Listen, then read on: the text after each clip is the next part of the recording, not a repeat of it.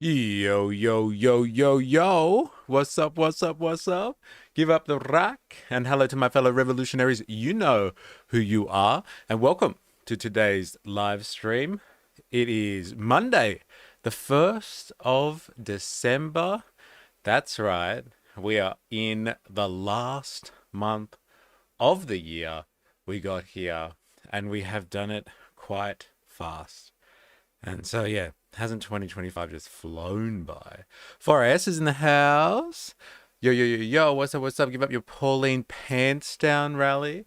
Yes, yes, actually, that's quite an apt comment there, 4AS. It's good to have you actually in the stream. I know you've been pretty busy recently in the service of capital, so it's good to have you able to interact. There's a couple of other people, I think, or a few other people that might be in the house with you. If you are listening, please do the roll call, even if you're going to be lurking later, just so I know you're there. And if you're joining us on YouTube, please hit that like button straight away. And so this kind of bumps up a little bit in search on people's home pages and stuff like that. So before I'd like to mention today's sponsor, Ground News. Yes, fuck Ground News. There it is. There it is. So yeah, if you're joining us today, and like I said, from the world of YouTube, make sure you hit that like button. Ninja Nurse in the house. Keep it down, kids. Daddy's stories are on TV. Yeah, keep it down. It's time to do the weekly stream. So yeah, we're going to be dissecting today what happened over the weekend with uh our Put Australia First rallies. I guess yeah, rallies. I was looking for a word to describe them appropriately in the video description, and we're going to go with rallies. So yeah, we had a rally in Sydney and a rally in Melbourne over the weekend. I attended the one in Sydney. It was, and as described by people I was interviewing, it was lackluster. It wasn't what people are kind of expected it to be. It definitely wasn't, the original March for Australia style vibe. It was, a fraction of that audience, I guess you would say, that was there. Now, the Melbourne one, I can't tell. All I've got is like the mainstream media beat up over what happened in Melbourne. And the one in Melbourne has been framed like, the war between um, Nazis and anti-fascists in World War II that were both rallying in the streets of Melbourne, and the police had to put their bodies on the line and sacrifice a great many officers in order to try and keep these two worlds from colliding, etc., etc. You know the usual banter. So, um, there was right wing infighting in your comments after your stream. Yes, I saw that. At this point, I think it's just a bunch of bogans going for their weekly walk in the sunshine. They only do it once a week. When they get out, like, might as well do it through the heart of Sydney, right? And they had their own special mapped out route and everything. It kind of was hilarious actually, because I'm not obviously, well, not obviously, you might not know this, but I'm not versed in like the right kind of circles, I guess you would say. And so there was right wing comment warfare going on in the stream chat as well as in the comments. People are like, no, they kept on saying MFA, MFA this, MFA that, and I was like, wow, is this some type of code? But it's March for Australia. March for Australia, it March for Australia over Put Australia First, and there seems to be some disagreement between the two camps. March for Australia is the real Australian support rally, and then Put Australia First is some kind of dodgy offshoot, the Timu version of March for Australia, which is interesting. Dilemmas, what's up, what's up? Remember, paper always beats rock? Yes, that's very true, but rock beats scissors. This is a Futurama reference. I wonder where you're going with this, Dilemmas. Hopefully you are referencing Futurama there. Hopefully. So yeah, there seems to be some disagreement going on in right wing / conservative circles about who is the premier supporting Australia style rally, and it seems to be people didn't like Put Australia First. from the March for Australia crowd. I had a chuckle at the stream chat. If people still think it's about race, they aren't paying enough attention. What are you referring to exactly? I would like to know more. Build your position on othering people. Eventually, you other each other. Well, like, see, it's funny that you say that because that is, it's pretty good kind of analysis. You could definitely go fight in that line of argumentation. But the type of infighting I'm used to is leftist infighting. It's just like, no, you tanky, stop that. You stupid anarchist. What would you know? Like all that sort of stuff. I'm used to that. Style of sectarian fighting. Not that my rally's better than yours. We had more people, etc., etc. But you know what? From my well, if you're looking at the Roman salute or Black Power salute, but yes, Futurama, LOL. And look, 4 is given to it. Zap, rock crushes scissors, but paper covers rock, and scissors cuts paper. And GIF, we have a conundrum. Search them for paper, and bring me a rock.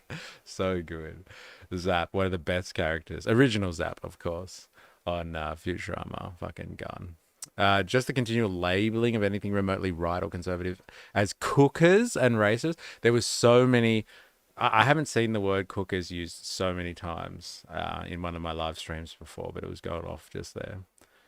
Yeah. Um, interesting.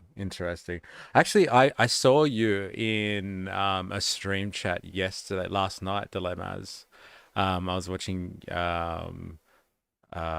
commanding the narrative for a little bit. I had some time yesterday afternoon and it just came up and I was like, oh, I've heard Dilemmas talk about this, and they were live streaming, and I saw you and some other person like, going ham in the comment section and stuff, and I was gonna write something but I was like, no, I don't want to intrude and be rude or anything like that. But yeah, commanding the narrative, I now have an understanding on what it is that it's all about, because I think you've put it in Discord. And so commanding the narrative, I think, is like a podcast then, but they do live streaming. And they were last night speaking about the burqa when I tuned in, and they kind of explaining Pauline Hanson's position on the burqa, and it being about the way that she was framing it in this piece that they were talking about was she's talking about women's rights over religious practice, and it's not something that's dictated to people in the Quran or something like that. And like, it's actually a choice, a cultural choice in um, certain parts of the globe. And it's all about the suppression of women. And so Pauline Hanson really is an activist looking to support women's freedoms and rights, which is conducive with Australia's own cultural values. And so like they were going back and forth on that one for a long time. Danielle B. Cooper 7160. Pauline has made it quite clear she's not against a person's race, only their culture. People are welcome to come here, but they must assimilate. Dilemmas. They really want people to join the chat live as well. They take callers, so to speak. Yeah, right. Well, like your comments came up a couple of times, like on their main screen. I was like, damn, there it is. Dilemmas, notoriety. Look at you coming up on the main screen. I wonder how they did that. I was like, damn, I need to get my text sorted so like I can like put like highlight chats on the screen.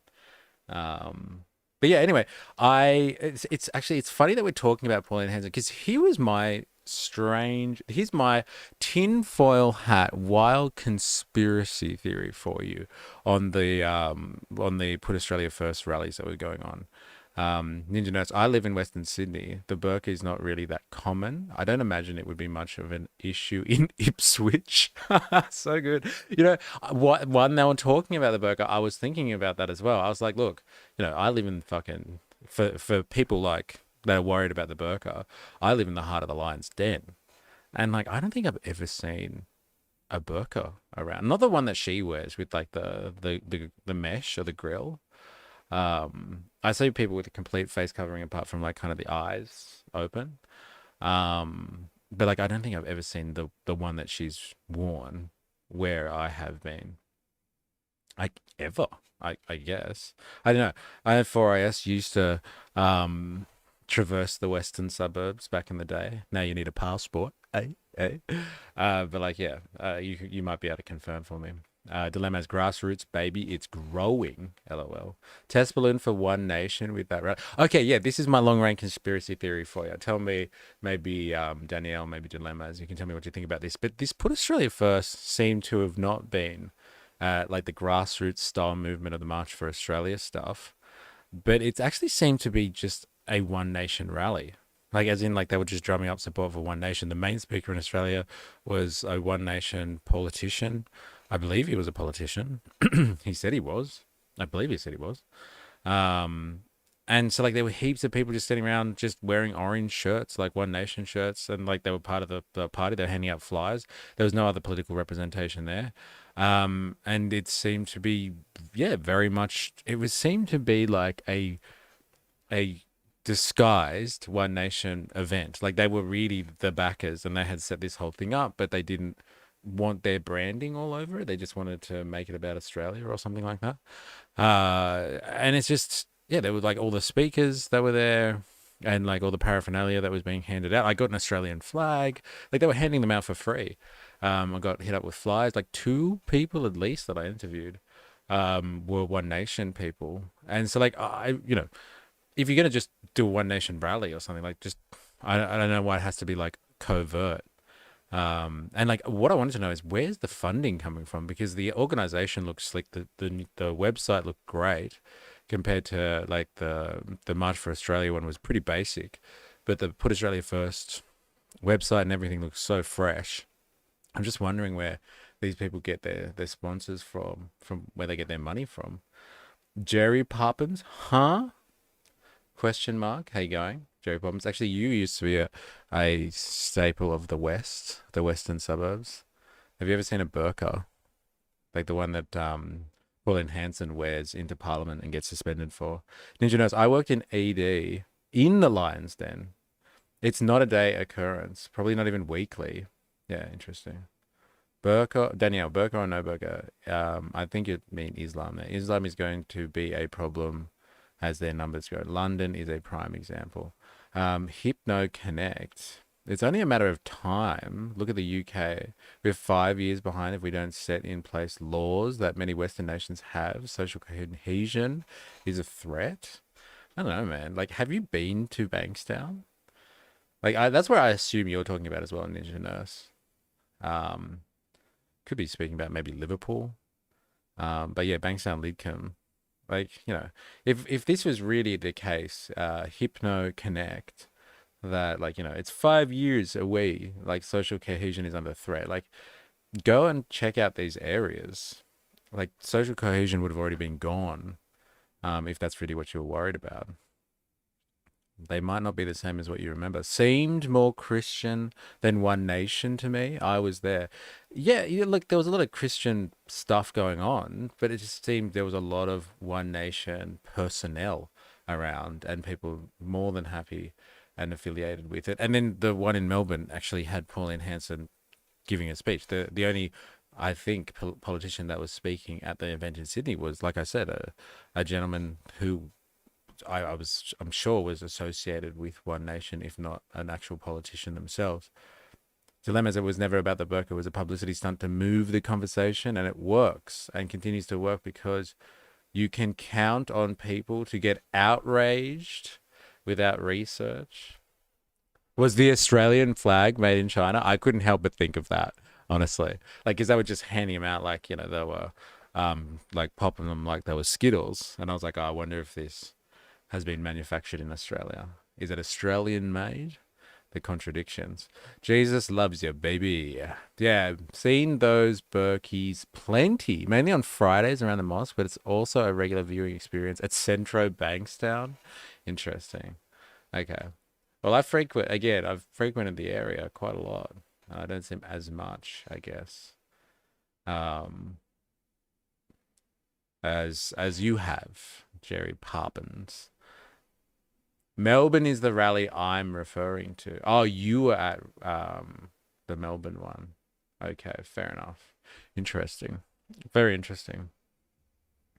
All right, so yeah, like I said, we're going to debrief on what I saw at Sydney Um, uh, Actually, no. Let's go and have a look first at what happened in Melbourne because I'm not really acquainted with that. But it seemed like I said before there was a counter protest going on. So, the mainstream media is obviously pinning it as, World War II incarnate, and it's the fascists versus the anti fascists. Trans Tifa out, there to withhold the fascist onslaught. And so, like, was it really like that? Was it World War II? I don't know, but Channel 10 will report that. So let's have a look at what the mainstream media is saying, and then we'll go back and dissect some of the stuff that I saw on Sunday's rally. We'll try and make it all connect, if that makes sense. Dilemma's 2 out of 3 shops I go to have had a stabbing in the past week. Assimilation is the issue, and too many people at once prevents assimilation and promotes enclaves. I saw you write that exact comment yesterday. Oh no, very similar comment to that. And so, like, are you assuming or asserting that these stabbings were done by people that are not Australian or haven't assimilated into Australian culture? It's a tough one. Like, it's not like people didn't stab each other in Australia before the end of the White Australia policy or something like that. Hypno Connect countries that have banned face coverings in public: France, Belgium, Austria, Denmark, Netherlands, Sri Lanka, China, Tajikistan. Friday is their Sunday, a holy day indeed, much like the plebs of capital as we are. It's our holy day. That's right. It's the holy day of the workers. Um, like the holiest days for working people is Saturday and Sunday, obviously. But like, it's so important to celebrate the weekend early and start your weekend on Friday, right? That's how it works. That's why it's so holy. Vex Riders 44. I'm literally driving now, but when I park, me and my squad are pulling up heavy to your next stream, and me and my Discord username is Goody23. We're pulling up heavy to your next stream. Okay, fair enough. Add me. My Discord name is Goody23. Okay, fair enough.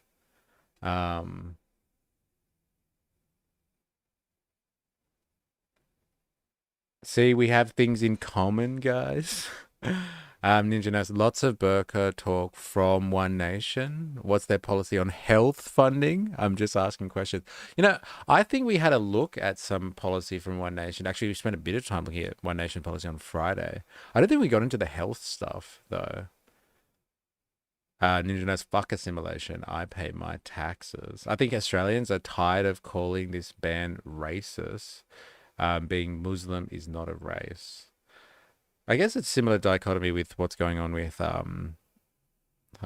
people claiming anti-Semitism is a form of racism, or is it being prejudicial to someone on religious grounds? They're like people go with the race card all the time. So you could argue about for days, right? Well, they haven't released the race yet, so I know they aren't white. There was a stabbing a few suburbs over as well, but we got all the footage of the guy who did it. 4AS plug. Yeah, fair enough. I'll do a little plug for you. If you're new here, you're interested in joining the community, here is a invitation to Discord. That's where we drop our propaganda. You can do the same. Just be respectful. And what else we got here?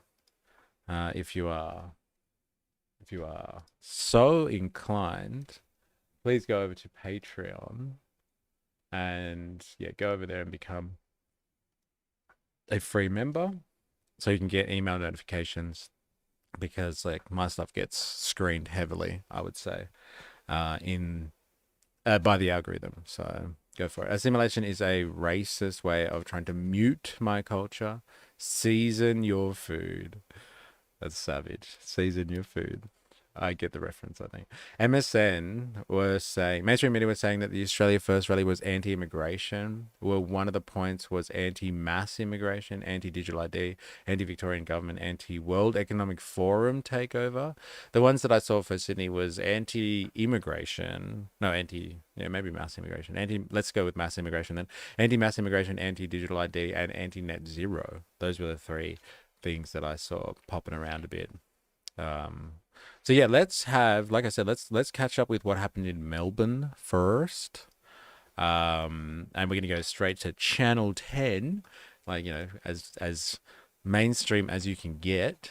Well, let's go straight to Channel 10, in terms of getting an understanding of how things really went down. There won't be any sensationalism at all, I'm sure.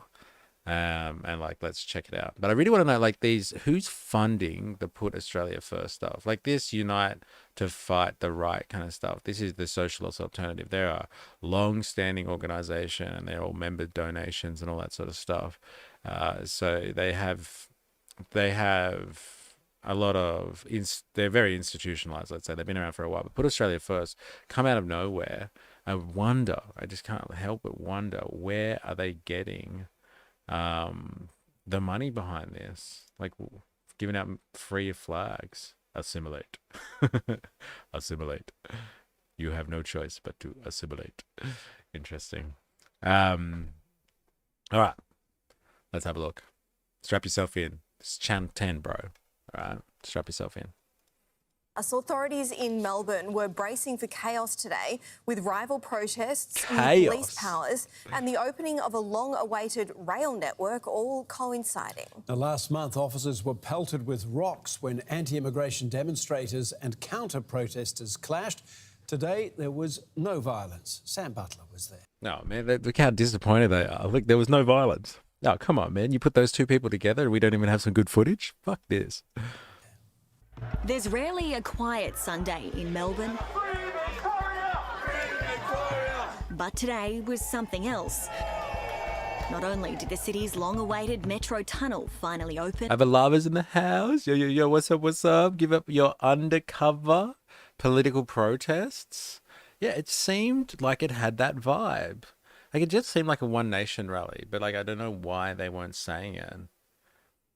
Yo, Dr. Nathan in the house. How y'all going? Hey all, how you going? I'm lurking today. No streams this week. At the moment, maybe Friday. I had something happen in my family. Can't get to it right now. I'm sorry to hear that. Hope everything's okay, but I get it. I understand. Life gets busy. So yeah, just let us know about Friday. Hope everything's okay. Please explain. Amazing. Anzac Station, here we are. With thousands flooding train stations to give it a whirl, fresh policing powers came into force, giving officers the ability to conduct warrantless pat-downs. How does everyone feel about this? I didn't realise this. But so there's new powers in Victoria. I don't know if this is nationwide. It seems to be locally mandated, this type of stuff. Sorry, on a state-based level. But so they can search people freely, like without a warrant. I'm pretty sure that they can do that on suspicion in Sydney. Like, you have to be kind of, associated with something, I'm assuming. But like, they're just randomly going up to people and patting them down now in Victoria. It's interesting, isn't it? Good luck to all your drug dealers out there, eh? Across the CBD, throw in two competing rallies, and you've got a melting pot of mayhem for authorities. A melting pot of mayhem. Look, somebody's got something on fire on the floor. It's so good. The mainstream media, so good. They can't do it. Hate it. Get a warrant. Pigs. Yeah, fair enough. Like, it's pretty, there's Jack's Law now as well. I don't know what that is. Can you explain? I would like to know more. What does the rail network have to do with anything? It's that evil commie public transport. It so is. It's the evil commie public transport. Remember when we were watching that thing about Mamdani and those Fox News people were just like, did you know that New York is basically socialist anyway? No, it's communist anyway, because it has like 300,000 government employees. It's just like, so that's it. Every time you see a government employee, that means that that place has fallen to the communists. It's crazy stuff. I had concerns. Now, after this week, I have genuine concerns when picking what shop to go to. If the immigration doesn't slow, then we'll need conceal carry. Then at least we are responsible for our safety. I don't see that happening. I don't see them giving you guns. Dilemmas. Just because you want to protect yourself. I don't know, man. I don't see that one changing anytime soon. Unless there was a good, strong gun lobby somewhere. Out here because it is long overdue for... Got a melting pot of mayhem for authorities. We're out here because it is long overdue for putting Australia first and putting our people first. And the only way that changes is not from the people on Spring Street, but from each and every one of you here today. So make some noise for the person standing to your left and to your right and all around you. Anti-immigration protesters descended on the city's centre, demanding a free... Like, how many people do you reckon were there? Like, if Danielle is still listening to this, Danielle B. Cooper, how many people do you think were there? Like, do you think it was on the same scale as March for Australia? Because the one in Sydney was much smaller, if you missed me saying that before. And demographically, like, wow. Like, the second March for Australia rally I went to, I was actually surprised at the diversity of ages in the cohort. But yesterday, it was old. There were a lot of older persons there, making their voices heard. And the only people that I saw that were like, the youth, you would say, were coming with their grandparents or their parents, and it's like kind of escorting them, as opposed to making the conscious decision to go with their mates or something like that. I thought that was interesting. Australia, an end to what they claim is an overwhelming number of permanent international arrivals. Why do you see it as such a big problem? Because they're bringing them in and it's not sustainable. There's too many at a time. We want to be inclusive.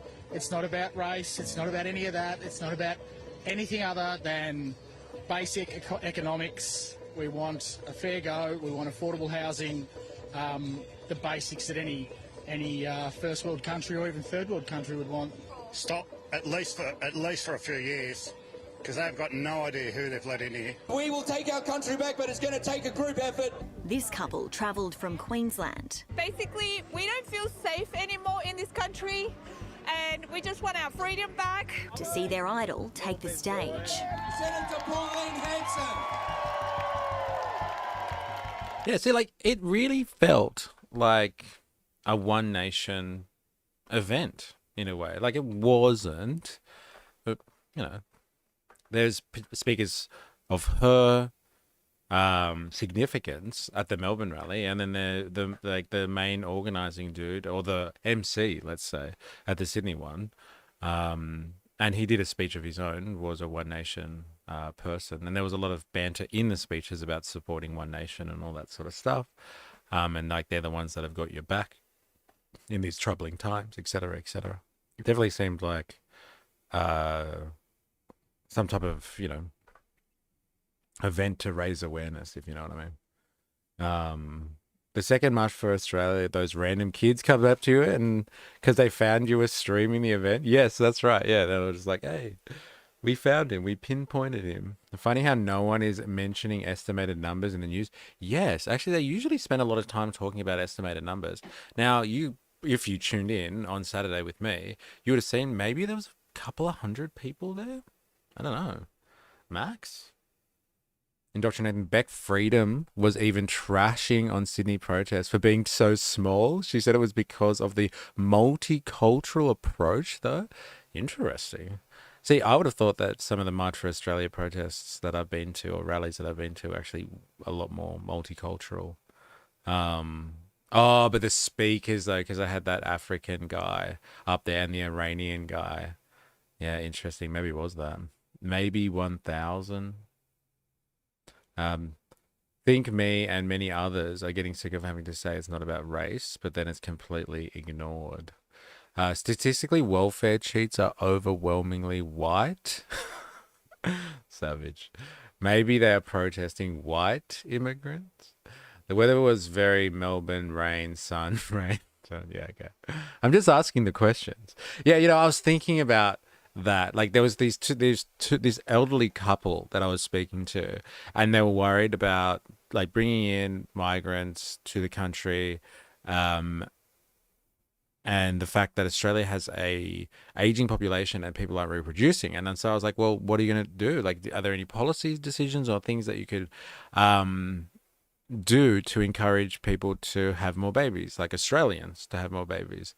And they were kind of like they were talking about like tax breaks and all that sort of stuff. And all I could think about was back in the day, they had the baby bonus. And I remember when they had the baby bonus there to like, give people financial support when they popped out kids, all the rage was like shitting on these bogans or these dole bludgers out there that are just having kids so they can get their baby bonus and, I don't know, go buy a really expensive handbag or something like that, or spend it in ways that are not conducive to, expenses for a newborn. They're just looking to get $6,000 from the government. So like when you do have policies, like in the past, when you've had policies about, supporting people and encouraging, bringing down the cost of raising a family, let's say, then they just go after welfare recipients. And it doesn't matter if they're, what race they are. It's not a racial thing. It's just about catching out dole bludgers.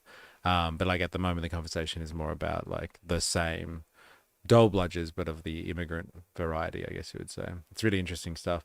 Dilemmas. Last election, the biggest complaint the right had was all the minor right parties not coming together. Everyone flocking to one nation is just the natural flow on from the election loss. People have realized that you need to unite under one banner. Well, see, but like we're talking about this kind of argy-bargy at the moment, and the argy-bargy is March for Australia. They don't want to share the banner with Put Australia First, apparently. Have you discussed the myth of supply and demand around housing mystery? It seems to be a common thread among those who asked. Capitalism's commodification of housing into assets seems to be missing from the issue. The LNP were all about pushing up housing prices because of property developers and others in the industry wanting to pad their portfolios despite screwing the working class. It's pretty interesting. Love, Jeff. Children. Hello, internet friend. How are you? Children. How are we? Fellow children, perhaps. Yeah, look, I try not to debate anyone at these things. I really just try to ask questions and like kind of prompt people, because people are uncomfortable, and like once they get a little bit comfortable, then they really start to give you their opinions, and that's where all like the interesting stuff comes out. But like a lot of, if not all of the people, just they were just like, oh yeah, we need to make it sustainable, or whatever the usual catch cry is. And then straight away onto the economic issues, like the pressures, the cost of living, cost of housing, cost of rent, cost of life generally, energy prices. Like it's all just classic working class survival rhetoric.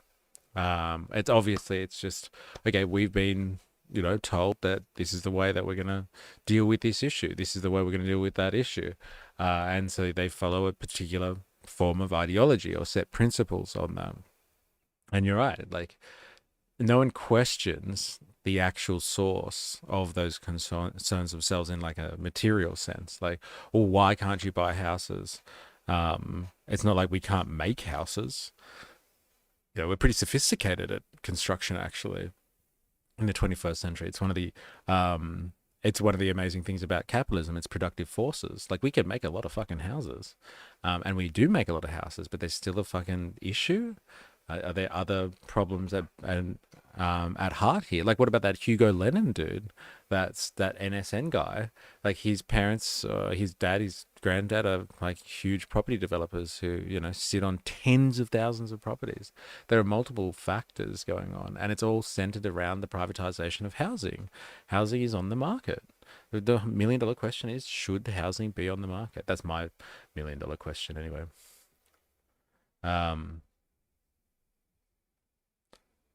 My upstairs neighbor is tip-top Wonder White sliced bread. He gets upset when I cook with onions and garlic. Flavor is a form of rebellion. Come on, that's pretty old school, man. Like, People getting offended by the smell of garlic and onions. Like, come on. That's really old school. Seriously. Wow. Hey, what's that smell? It's called garlic. Oh my God. Honestly, I think you're doing the right thing, making a space for them to say what they want to say. Also, does anyone know who Chris Coveries is? He commented on you attending the recent rally. No. I don't know who he is. Yeah. Was watching waiting for you to get up as a guest speaker. Could you imagine? You know, like sometimes they do their open mic thing. And I was like, you know, get up, say a few words and just be like, I'll tell you what the fucking problem is. It's capitalism. Everyone's like, oh, like kind of thing. A few old people in the crowd having a heart attack. Could you imagine? I see little bridges being built between the right and the teals, etc. Won't agree on climate, but everyone wants tax reforms. HypnoConnect, no one would protest if there wasn't an increase in homelessness, affordability of living, and longer medical waits. Both sides are suffering. Don't see how reducing immigration is bad, question mark. Yeah, look, I spoke to this, about this topic to a few people as well. And like even certain people that I was speaking to were like, look, you know, immigration is probably a factor. It's not the only thing. And so, you know, immigration is just, you know, not piling on top more crap that is like putting pressure on the housing market. But like, I don't think, to be honest, that if you just stop immigration, right? You put like a pause on immigration for 5 years, as I've heard some people speak about, especially at the March for Australia rally, the speakers, they were like, that's it, put a pause on immigration for 5 years. I think it's One Nation policy as well. Like, you know, you turn the tap off and tomorrow all of a sudden everyone's going to be able to buy a house. It's not going to work like that. You know, that'll just mean there'll be like more people out there that probably already have, you know, 5 or 6 investment properties or something like that, just snatching up the leftovers. They won't have anyone to compete with now. Anyone that's like coming into the country to compete with now. That's on par with vegans getting upset with smelling meat on their neighbor's barbecue. Yeah, I know, someone getting offended at the smell of garlic. Have you not had garlic bread before? What's wrong with you? Laugh, Jeff. And I say, these wokies have no right to tell me I can't drink and drive. Let's react to this Chris Coveries guy. Link it. Yeah, let us know.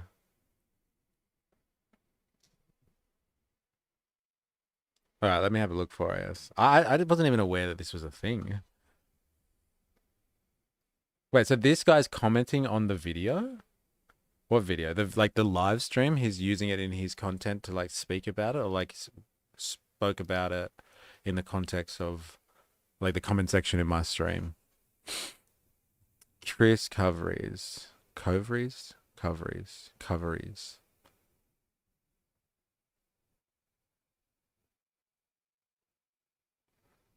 At the March for Australia, a young Asian. Yeah, who is this guy? More about this channel. Nothing. There's nothing about it. No, he just commented on the live stream. Okay. And I noticed that he was a content creator. Interesting. If you're here legally, I'm sorry. It's time to go home. Illegally, sorry. I should actually read properly. You don't get you don't get Australia out of Islam or India or China. China. I'm guessing it's like Discoveries, but with the Chris. All right, Discoveries. Thank you for interpreting. Very nice. That's hilarious. It's a factor, but it's their favorite factor because it justifies their xenophobia. So good. Yeah, you're definitely cherry picking, that's for sure. You got to pick the one that works, right? If you haven't seen the Chinese reaction to white people food, it's worth a read. Okay. I just want 1, 2 odd hour debate on the numbers and the science of climate change. Just 2 sides showing their arguments. But we've never had that in Australia. Interesting. Very interesting. Oh, wow.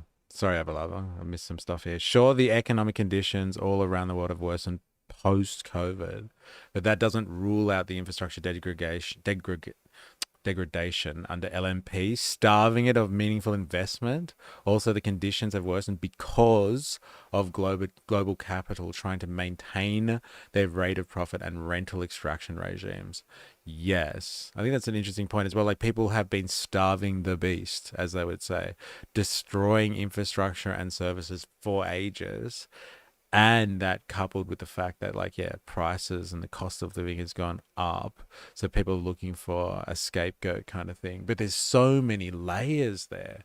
There's so many layers to think about. However, also, yes, I vote to go up to speak at the next one.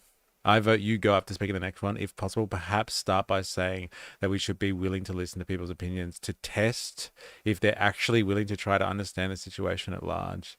Yeah, that'll be interesting. I have to go and reach out to one of the organizers. I'm sure Beck Freedom will have me, all right, after she's finished high-fiving Joel Davies. The Lunch of Suffering. The Lunch of Suffering. Okay, I'll have a look. No, he just commented on the last group. Yes, notice. We did it. The only way that we can get the burqa ban is to wear the burqa at schools, courts, libraries. Maybe mainstream will then address the issue. Well, hyperconnect. You know, maybe it's something for you to think about. Start wearing a burqa everywhere. Just to make a statement. Let's react to the China one. Which China one? Like this one here, that you don't get Australia out of Islam or India or China. That one, is that what you mean, Jerry Poppins? You want to do some reacting? Tell me if that's the one that you're talking about. I also want to just say to all the Anglo-Celtic revolutionaries are welcome to eat at my table. Come with love, leave with a belly full, and try some, and like tell your white bread, the tip top dude. And, you know, come ready to try some onions and some garlic. Like, I can get garlic, but, like, why onions? Like, Aussies have, you know, onions on their sausage sanger. Right there is what I'm talking about. Don't fight the argument. Just say the argument doesn't matter because it's just racist. And then more people move to one nation. LOL. There it is. The plot thickens. Yeah, so where is this? Let's find it, shall we? Damn. Nah, Karen can stay home. Ahaha. Not so inclusive after all. Hey, you don't like garlic? None for you. So good. So good. Take that. That's where I draw the line. I want to see this comment for us. I would like to know more. Look at this. I'm streaming my own channel while I'm streaming. Some Inception shit, bro. Where is this guy's name? Oh, there it is. Thank you for streaming, Mystery. Oh, yeah, right. Well, I'm getting highly commended here. You are welcome, sir. You are welcome. Somebody's got to document what the working class gets up to on the weekend, even if it is mostly an elderly working class. Potentially not engaged in work at the moment. I will continue the Melbourne thing until I get a confirmation from our friend Jerry Poppins that he wants to watch the China thing of Discoveries. We will get some confirmation first. But the sanger is on white bread, so it cancels out any cultural infiltration of what? Onions? The sanger is on white bread. I love how you know this term. Okay. All right. So good. You have no idea how proud you make me feel. It breaks my heart to see the division that is happening. The division especially that is happening in this state. It didn't take long to see that division on display. The scuffle broke out when a counter-protester interrupted Senator Hanson's speech with a loudspeaker. She was one of a handful of people to be hauled away. Fuck, that guy came after her hard. He didn't like what she was saying. I wonder what she did say. Get her! And ordered to move on by police. They had feared the anti-immigration activists would clash with a counter-protest staged at the same time just a few streets over.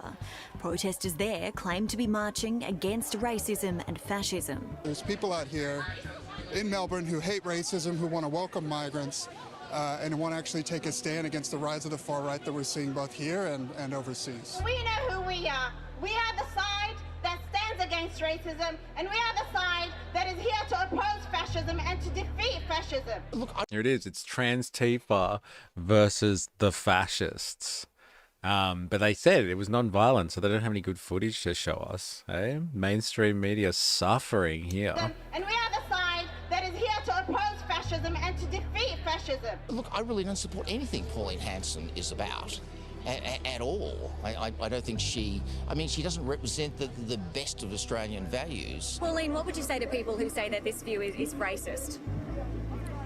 For Australians to actually stand out, be proud, we're saying, this is the only chance we have to voice our opinion because the governments don't listen to them. They're here out of pure frustration because they're not being heard or listened to. Despite being suspended from Parliament for 7 days for wearing a burqa, she's prepared to do it again. I have no intentions or plans to bring it out at all, but push me, when push comes to shove, then I will to prove a point. I won't say never. Opposition leader Susan Lee agrees Australia has an immigration problem. There is an infrastructure squeeze, and that the balance between I don't like infrastructure, it. including housing, schools and... Rise of the far right. Another 10 people to switch. You should get a counter going, dilemmas. See? How many times a day you get a factor where you're just like, see? They're just pushing them to one nation. That's right. Keep on pushing them. Well, it's like the same thing with the calling everyone anti-fascist kind of thing. Who this is the socialist alternative. They are very institutionalized. And while they might be anti-fascist by association, they're primarily a socialist outfit. They're Marxists, Leninists, and they're supposedly looking to fight for the working class and bring on some type of socialist revolution in Australia. But do they really get up to that stuff? I don't know, man. XNF. Sure is weird how people from Europe and Australia start repeating the same dumb propaganda as Americans, despite the extremely different domestic political situation. It is actually interesting. That's not a bad point, I must say, that a lot of the concerns that I heard people talking about were stories or framing that comes from the US or comes from the UK or something like that. And everyone is kind of concerned about things that might actually be happening somewhere else, but they're really worried about it happening to them. But it could be happening on the other side of the world. It's an interesting point. I'll give you that. Squeeb in the house. How you going? And if you're watching this from YouTube, make sure you hit that like button. Give a little boost in the algo. That'd be nice. hospitals, and the number of migrants coming. Why are we showing her? Anti-immigration protesters face off against counter rally in Melbourne, and we got Susan up there. Come on, lame. To this country, that balance is out. This government has not got the balance right. But isn't revealing her solution. That, she says, will come before the end of the year. Whether it was the wet weather or warnings from authorities finally sinking in, violent scenes like these just last month, where police were pelted with glass bottles, rotten fruit and rocks. Rotten fruit, so good, man. That's what you want to throw at people. Like medieval theatre. Take that. Take my tomatoes. Awesome. And look, they just keep playing this over and over again. Talk about the victimhood stuff here. This is it at its finest. You have riot coppers in riot gear, and this guy's like, look at these rocks. They threw rocks and they broke a shield. Have you seen protest footage from other countries? It's savage. It's fucking savage. And our protest, our coppers are spending money on riot squad gear that breaks when someone throws a rock at it. That's so bad, man. That's so bad. She turned me into a newt, Susan. Lame. A newt? Well, I got better. This is what was thrown at police today, and I think Melbourne has had a gutful. Thankfully, didn't eventuate today. Interesting. You know what I found at both of the protests now, like the styles of protest or rally, the Put Australia First and the March for Australia, they're very, very like chummy with the cops, I find as well. They're just like, let's give big rounds of applause and to the cops for coming out today and looking after us and all this sort of stuff. It's very, very interesting how happy they are to have police around.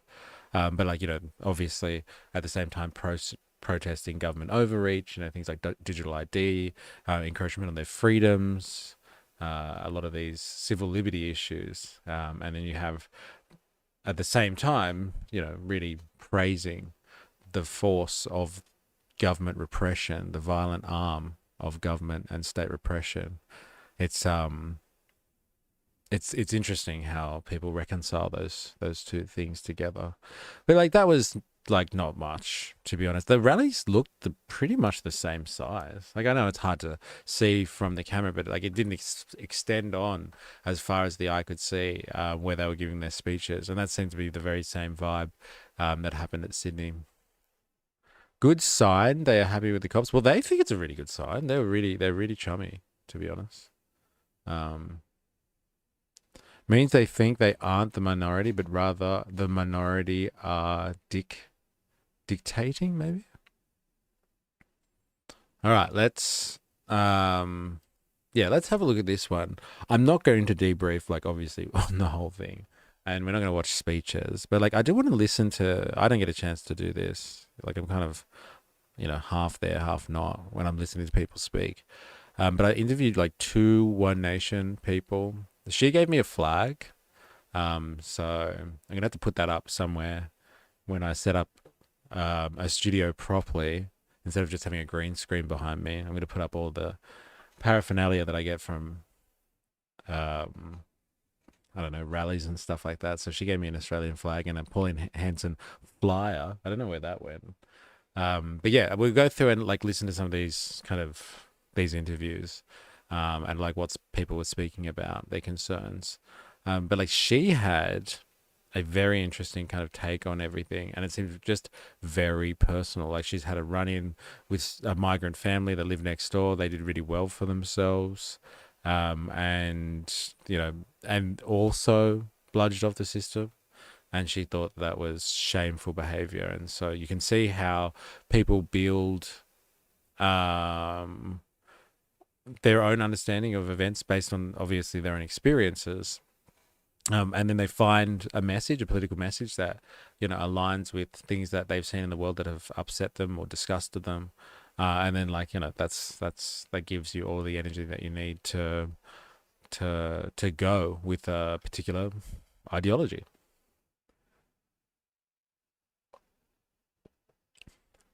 Dilemmas. I would argue the majority of the cops are right-leaning. Was wondering if they had any flag vendors on the day. They were selling the flags, but they were also giving them out for free, to be honest. Valentine's Day, the city is filled with people selling flowers. Assumed it may be similar here. Well, the people that were selling flowers were part of the march, actually. And maybe they just wanted to get rid of surplus stock, and so they just started handing them out. One Nation's Carlos, how do you say that? Koremba, the fight to fix South Australia. Interesting. Thank you very much. Two Worlds Collide. Hey, you're a big fan. All right, let's have a listen to what she has to say. Australia. Yeah. Why are you here today? I just want to support Australia, the Australia that I grew up in. Yeah, fair enough. And I think it's important that we get behind, our people, everybody that's here, already, and just to make a stand and say, listen to us as well. Okay. So we're not here to cause any trouble. Yeah, fair enough. Part of the stuff that I saw on the website had relation to mostly, I think, governance. People are worried about the government not doing enough for Australians, all that sort of stuff. Is that your view as well? They're not doing enough for Australians, but they're also doing too much against Australians. Right. Like okay. This whole digital ID thing is all about control. As far See, as I'm this concerned. is the thing that I'm a lot of the things. I'm interested in is the digital ID thing has been happening largely in the UK. Digital ID, I don't think they have finalised legislation here about digital identification, although they have brought in stuff that looks at addressing online identity. This is something that I believe is happening in the Five Eyes nations. So everyone that has some security pact amongst the Anglosphere, I guess you would call it. And I think they're all going to roll this type of stuff out so they can monitor the populations and keep them under control to a certain extent, in terms of controlling them via surveillance. But like, this is UK stuff as far as I'm concerned. UK have rolled this out and people are pissed off with it in the UK.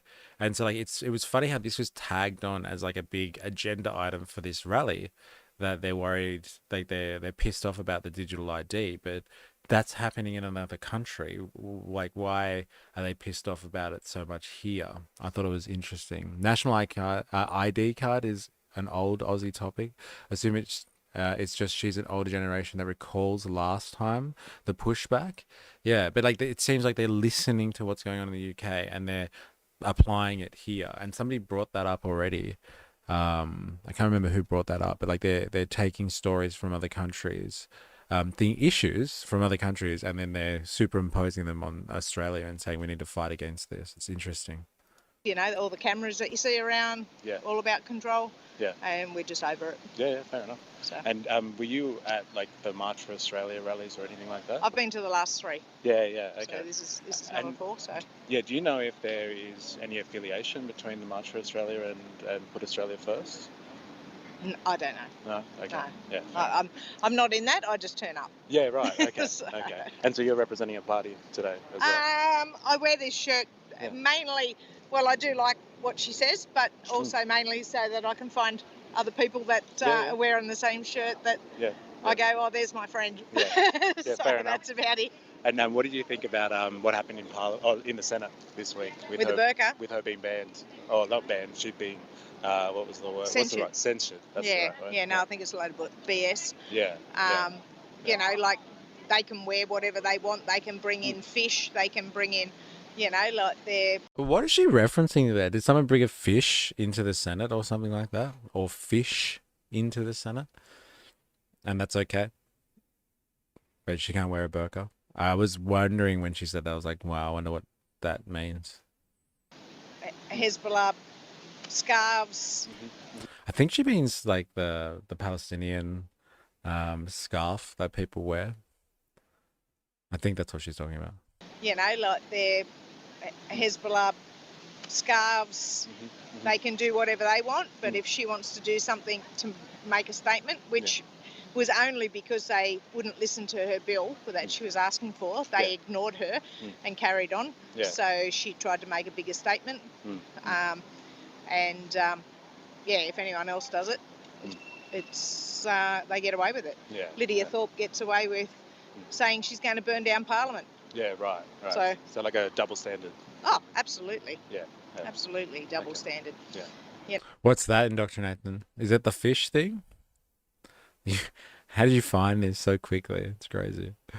Dilemmas. The march are just the vehicle. It's like carpooling in a Kia minivan. You don't want a minivan.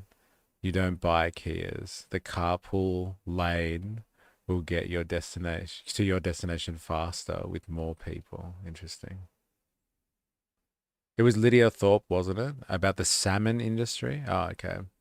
She brought one in during the fish kills in 2019. She brought in a salmon? She brought in a fish? No way. Oh my God. Right. Oh, Senator Hanson did it. Hanson-Young brought Senator Hanson-Young, second supplementary. Thank you. Australian Conservation Foundation, the Australian Marine Conservation Society, WWF, Greenpeace, the Australia Institute, they've all condemned these laws. On the eve of the election, have you sold out your environment credentials for a rotten, stinking extinction salmon. Extinction salmon. Senator Hanson-Young, remove the prop from the chamber. So good. Remove the fish. What if she got suspended for that? Huh? Take that. So good, man. Senator Hanson-Young, you're not in a debate with me. It's a prop. Take the fish out of the Senate. My God. I can't believe she's holding the fish like that too. Eh? So much for the animal rights there. All right, let's back to this. I understand the reference. Oh, wait. No, this was last election. That's right. It was Lydia Thorpe, wasn't it, about the salmon industry? Maybe Jackie Lambie. Ashes in an urn count as a person for carpool reasons. So you don't need to overdo it. Oh my God. No props. Prop comedy is the lowest form of comedy. I don't know, man. There's some pretty good props there. That was hilarious. Treat everyone the same and we might get somewhere. Yeah. And that's all Pauline's ever said. Treat everybody the same. Yeah. All the time. And one of the other things, sorry, if you don't mind, one of the other things on the website for this event particularly is issues with mass migration. Particularly, do you share a view on mass migration? I don't think we've got the infrastructure to cope with it. Okay. Yeah. You know, like I live a little bit more regional, and a lot you're not from Sydney? No, okay. A lot of new developments going up. There was a couple of people yesterday as well. Oh, yesterday on Saturday that they travelled in for this event. So you know, it strikes me as something that really was associated with a political party almost. Or like a network, like a political network that's already grounded. And they're like, oh, let's all travel into Sydney kind of thing to do that. And, you know, they showed us before there were people that were traveling from Queensland to just go to the Melbourne one. Very interesting. Double standards are a real issue across the board and everyone is starting to see it. Hey, that's liberal democracy right there. That's capitalism right there. You can get away with murder and some grave atrocities in our capitalistic system if you've got the money to buy yourself an army of lawyers. They'll protect you from anything. Even, you know, a couple of weeks ago I was out in Vineyard in Sydney. Yeah, okay. And all the buildings that are going up there, all the new houses and all that sort of stuff, and the roads... they've all cut in and, you know, like you'd be lucky to have one lane instead of two. See, what she's talking about, you know, she's not wrong. There are problems with the way that we're developing houses and it's not a great way to sprawl out Sydney and put pressure on an expanding city, which means worsening infrastructure problems. So like if you keep pushing suburbs out and you don't have like public transport options, you don't have the roads built, you don't have social infrastructure, schools, parks, hospitals, community buildings, like sporting complexes and swimming pools. Like if you don't have all of that sort of stuff, that puts a real strain on the existing infrastructure and you know pushes people to get into their cars and then drive back into other areas and use other people's services from other areas. And like these are big problems, but like I've got to say I don't know how that relates to migration. That's just shit planning. That's shit urban planning. Hey, like it's just bad governance out there. Yeah. Some of them are dirt roads, and yet they've got like 2 or 3 suburbs back to back full of houses. Yeah. And they're not ready for it. Yeah. Nobody's ready for it. So migration is like linked to kind of infrastructure or like problems with overcrowding or housing or. I think you bring in another 1 million people. Mm-hmm. You know, which is 4%, 5% of our population. And we don't, the hospitals are overloaded, the ambulances are running low, the police can't look after it, the roads can't deal with it. You know, like, I don't know if it's the only problem because of the migration, but it's definitely like a factor. helping. Yeah. And so there it is. It's probably not the only problem. It's not the only thing. it's a multitude of issues, all that have a compounding effect. Didn't state government just say to the local council, find a way to build more or we will choose where for you? But hit this number. Yes, and overwhelmingly in Sydney anyway, overwhelmingly in the West, let's see them put the same amount of housing in the eastern suburbs, put it in Vaucluse, eh? Or put it in Manly. I think not, eh? Not a chance. They'll just push it into the West. Rezoning, redeveloping industrial land to housing just reduces work opportunity.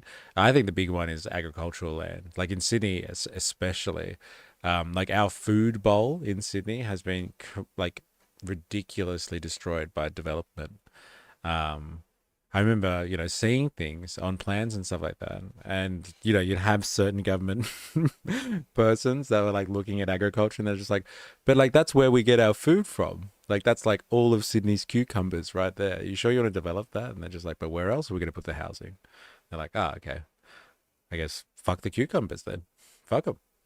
We'll get them somewhere else. Okay, let's do this. And like people wonder why the cost of living goes up. It's crazy. Interesting. So the solution is to keep the same infrastructure, not build better infrastructure and create jobs. Yeah. And like in the neoliberal mindset, which is don't spend, we need to save so we can pay back our debts. Like you're never going to get the adequate spending on anything. Dilemmas. Bad governance is the problem. Good governance would be drastically slowing immigration to allow more time to build infrastructure to support more people. Squeeb Westfield will be the big winner as they can build 60-story buildings now over the top of existing 2 to 3-story shopping malls. Eh? Interesting. So good. It's true as well. Like commercial land does get treated differently there. And then like they have like thousands of people living on top of their shopping centers. Thousands and thousands of people. And it's like a built-in consumer market. Where else are you going to shop? Nowhere. You don't have a choice. Our issue is legal immigration, not illegal. So the government could do something, but chooses not to. We can always import them, but it's heritage. All right. So is there like a number of people that you think is suitable in terms of migration? Or no migration Well, I wasn't at all? actually watching the numbers before. Yeah. So I don't know exactly what numbers we had, but we had a steady stream.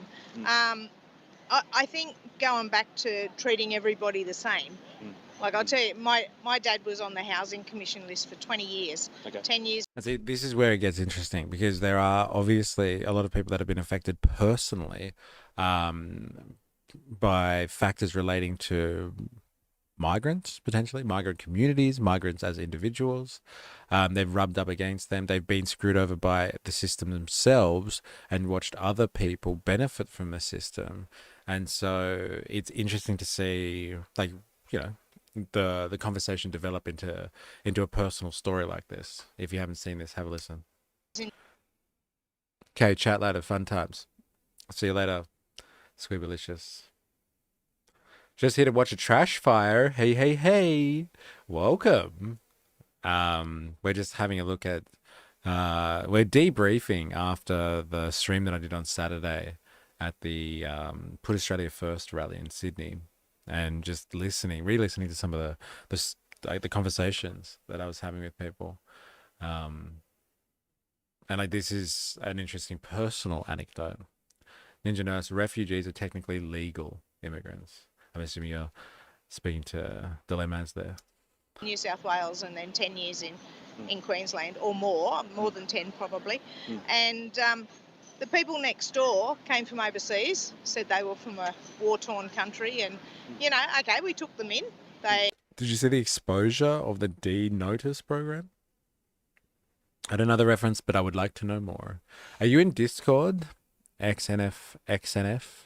Let me know. I'll give you an invite.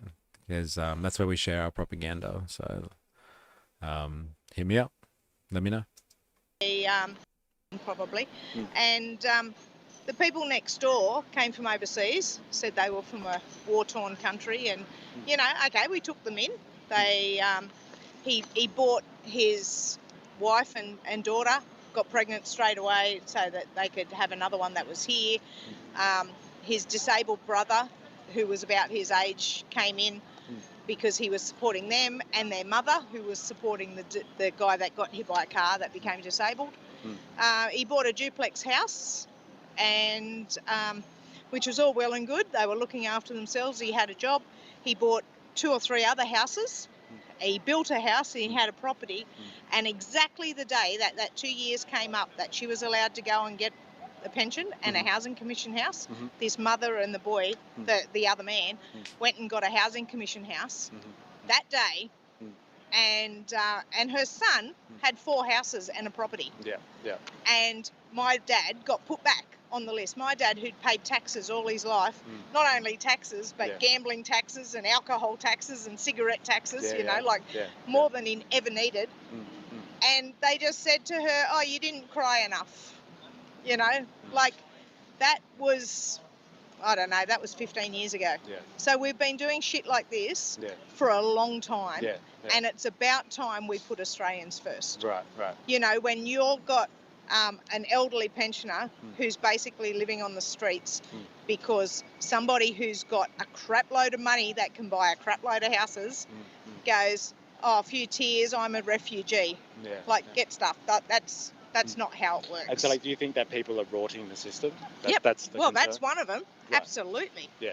Absolutely, because every year he went back to Bosnia, where he came from, and every year he brought back a whole heap more money and built another house. So I'm not saying that everybody from that country does the same, but this guy did. This sounds like neighborly gossip, not a case study. Well, that's what I say. Like she's definitely, like many people, I would say, using personal anecdotes and their personal history, which pushes them in a direction about they've been affected by something. They've obviously the catalyst, I think, for her is that her father was in a situation where he was looking for housing commission, has participated in society all of his life. She's used more of the rhetoric of, he's always paid his taxes kind of thing. So where was his kind of assistance from the system? And then you have people that coming in and rorting the system. Now, I don't think she's wrong in her assessment of that story being, you have one person who has existed and has, participated in society, and they went through the right channels and got fuck all. And then you had somebody else that was playing the system and knew how to rort the system. That's why I asked the question, and they're benefiting from it. And it's and that's at the base of that, at the material level, you have one person who required assistance and didn't get it, and then you have another person who was playing the game like a douchebag. And so the obvious assumption or the leap that she's making is then, well, this is what migrants do. They're douchebags that play this system. And so that's why this is more just an anecdote than really any type of empirical evidence or anything of that nature, because you can't just draw the line to say that this is what all migrants do. So she's gone on, though, in fairness, to say that we need to put Australians first in that regard. But how do you measure what an Australian is? And the most typical way to do that would be anyone who is, I guess, a citizen, as opposed to using some type of cultural gauge or test. You have this kind of set of values, or you've been here for this long, or you're first or second generation, or if you look a particular way. And so what she's really describing here is that there's people that know how to fucking play the game, and those people have no shame. And I think we can all rally behind that. If you're social security is important in the system that we have, the capitalist system that we have, where people do fall through the cracks. It's important to have social security. Okay, it's very important to have social security. So if you're out there gaming the system, you're a fuckwit. You're a fuckwit. That's just how it is, because then it just destroys it for other people, and it allows people to make comments. This one is obviously charged towards migrants, but when it's not charged towards migrants, it's just charged towards like, poor people, dole bludgers and, welfare recipients and people that are just like trying to, have an easy life at the taxpayer expense. If it's not migrants, then it's just like, poor people or, dole bludgers or something like that who are public enemy number one. It's all kind of very similar. I find these types of grievances that people have. It's people that have, that have gamed the system somehow. I don't know if that's what they really said, but interesting anecdote. In Dr. Nathan, you have to prove they or you can care for them without taxpayer help. Maybe 15 years ago, but not now. Just here to watch trash fire. I'll match her anecdote with I know a white Aussie lady on welfare with investment property and she lives in public housing. Like, that's the thing. Like, it's just this person. There's people out there that wrought the system. And I'm sure there are plenty of, Australians that have, were born here and have been here for generations and all that sort of stuff. And people that just know how to fucking play the game. Also, you don't get birthright citizenship. Your mother has to be an Australian. I give opiates to my patients at work. In this context, I'd be described as a state-funded drug dealer. I also work in pediatrics. So I'm getting Aussie kids hooked on drugs. Damn those ethnics. XNF seems good to exploit the welfare system of economies that fund global terror. Interesting. That's funny. I'm assuming you're talking about Western imperial nations there, that fund the global terror, that causes things like a refugee crisis. Anyway, let's say you don't need to have a clear understanding of economy at scale or tax law to know that government is no longer looking after your personal self-interest, which is the main point of government. Yeah. Fair enough. Most people on welfare are pretty honest. On average, people claim unemployment benefits for 6 months. Let's not forget the real welfare cheats are big corporates who claim government bailouts during a financial crisis. As revolutionaries, we have to keep in mind the welfare state is a device to give people a leg up in an imperfect system. If it's imperfect, then we make the system better for more working people. Yeah, I think that's the best part. Oh, sorry, I missed the first part of the message. Trust me, as someone who looked into bringing family over. Oh, what she's saying is BS? Okay, right. Got it. Sorry, I don't know why I can't see the rest of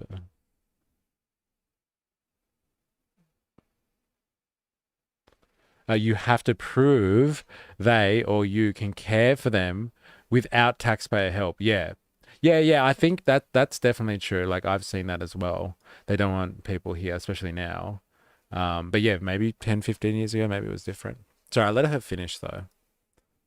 And if he ever listens to this, shame on him and his mother, because my dad died with nothing. Yeah. I'm sorry to hear that. And yeah, but that's the government. The government doesn't care about Australians. Yeah. See what she's talking about? She's like, and this is like poor governance. And like, is it the migrant that she's blaming at the end? She was like, no, this is government. Like, this is just the way the cookie crumbles, and it doesn't care about the right people. Like, there's someone out there who desperately needed to get on. He was on the housing commission list and desperately needed to get into fucking public housing and couldn't get access to the housing. And then you have other people that have multiple properties and like still get benefits. That is essentially a governance issue at the end of the day. And like, with the spending cuts that we have given government and its services throughout the neoliberal age, I'm not surprised there are not sufficient people out there to regulate the systems and make sure that they're serving the right people. It's just the way of the land. All roads lead to government being the issue, but when the government ignores the will of its people and even blatantly acts against the people's will, what happens then? Potentially some type of revolutionary event. Eh? She had one request. You're not holding up your end, mystery. What was the request? Are you talking about what was the request that she had? Like, that she asked me to wear the flag? Is that what you're asking? Is that what you're talking about? And so do you think then controlling migration will have an effect on that? Then? Well, it'll probably slow it down a little bit if they actually went back to the 1%, maybe. Yeah. But 4 or 5%, it's killing us. Yeah. And you hear stories about things like this all the time. You hear about guys coming in with 6 wives. Well, you're not allowed to have 6 wives in Australia, so they're all single parents then, and they've got 6. I remember like hearing people talk about this a lot in like the golden days of Alan Jones and talkback radio and all that sort of stuff. I'm sure there's still golden days of talkback radio, let's be honest. But like, is this a thing? Like, do you reckon there's like a large percentage of migrant populations that come in with 6 wives and all that sort of stuff? Or it's one of those kind of tropes that they use, like, the dole bludger that's out there, getting pissed on your taxpayer money is the migrant with 6 wives kind of thing, one of those tropes. And they've caught like one person doing it and they're like, see, all of them, they're all like this. Is it like one of those types of tropes kind of thing? So what? I blame Albo and migrants for this shit. That happened 15 years ago when checks notes. Trumbull. Trumbull, so good. I can't believe that. So good. Trumbull was in power. That's what Trump originally called Turnbull, right? Again, I admire your patience with these people. Look, I think the most interesting part of these types of conversations, and especially with her, is like when she, was able to start expressing where her real grievances were. And it seems like she's had some issues with her own family, like directly, immediate family. Her father struggled, and she witnessed people that were, again, rorting the system. Now, it's how you interpret these important inroads, these crossroads at your life. That's the main thing. Is like, how do you interpret them? What do you do with the shit hand that you've been dealt? Like that's what it really all comes down to at the end of the day. But like, it's interesting to see when she was comfortable enough. I did get the vibe when I first started talking to her that she was like, oh man, this guy's like gonna grill me or something, or he's not taking this seriously. But like, she was able to open up at the end of the day. Kids each, and they're single parents, and they're all living off the government. Right. Well, don't come here if you don't want to follow, what's good for our country. Of course. If you don't like it, leave. Yeah. That's pretty much it. If you do like it and you want to be Australian, you act like an Australian, you care for Australians, then be Australian. Yeah. That's carry the flag. Yeah. And like, and stop burning our flag. Yeah, okay. And like with the event today, just because I've been to the other ones as well, like the March for Australia ones, what do you think of the numbers today? Oh, pathetic. Yeah, so you were expecting more people. Yeah, I was. I'm not an organiser, but I would have hoped that there was a lot more people. Yeah. I think people are tired. It's close to Christmas. It's, the change of date, the change of venue probably didn't help. But I'm here. What happened with the venue? It was supposed to be somewhere else? Well, I think they were trying to get somewhere else. Okay, yeah. And they couldn't. But anyway, we're here. Yeah, perfect. Thank you very much for your time. Appreciate it. Good luck today. Cheers. I just get the feeling when they say someone's a cheat or rorting the system, what they really mean is brown or yellow people are. Yeah, well, like in this context, most probably, let's be honest. People that aren't like Australian in the traditional sense, I guess you could say. But like, outside of that, this conversation is as old as kind of the what's the word? The social security state itself, as long as there has been some form of welfare that like redistributes wealth from one group of people to another. And I'm not even talking about like, redistributing from the 1%, like kind of thing. I just mean from general taxpayers to some other group that needs assistance. There has been people and people that have hated that. There have been the people that have hated that. Like we were talking about before, if it's not migrants, then it's dole bludgers. And then it's just the poor generally, and like poor people that are just lazy. They're not productive. They don't contribute to the economy. And so like, you find the media will pick through stories of like the worst case offenders that they can find, and they'll plaster that all over the papers and then discuss it ad infinitum until everybody knows about, that one welfare recipient that, used their dole money to, help buy a flat screen television or spends it all on cases of beer or something like that. And everyone's like, oh, see, they're all dole bludgers. I knew it. You know what? I knew it. It's the same style of thing. It's like when we found out about like why Americans have this deep mistrust of socialism and communism was after the Civil War in the US, and there was the Restoration period. They were trying to get government to assist with Reconstruction. And so there was Reconstruction in the South to ensure that like blacks were liberated, slaves were liberated, and there were systems in place to ensure their liberation. And so the people started to argue, and people in the media as well actually started to argue that like creating a world in the South where blacks had the same rights as whites, these newly liberated slaves, was a taxpayer expense. And so this is a redistribution of wealth from white Americans now to black Americans, and that's an injustice of the system. Why should white people have to pay their tax dollars to liberating people in the South, despite the fact that like people had already died for that in a civil war? Like was it 800,000 plus people died fighting in the Civil War in America, and like so people have died for it anyway, so you might as well follow through with it. But no, this is where I draw the line, where it becomes a taxpayer expense. People could die for that shit. That's okay, but not if they take money out of my pocket. That's the worst. So crazy. Yeah, this stuff is just as old as kind of modern society or the welfare system itself. I just get the feeling when someone says, "Oh yeah, I read that before," and also the old reject your culture, adopt Western Eurocentrism. Sick, yeah, we're going to get along fine. You cut out her request. That was what was her request? What you said that twice now. What was her request? Are you talking about like putting the flag on?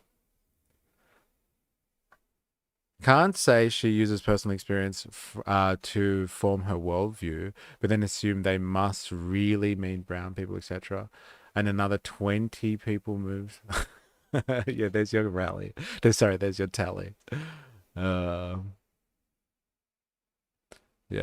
interesting. But like she was talking about Bosnians as well. So like, hit play. What was her request? And thanks for the flag. Yeah, that's all right.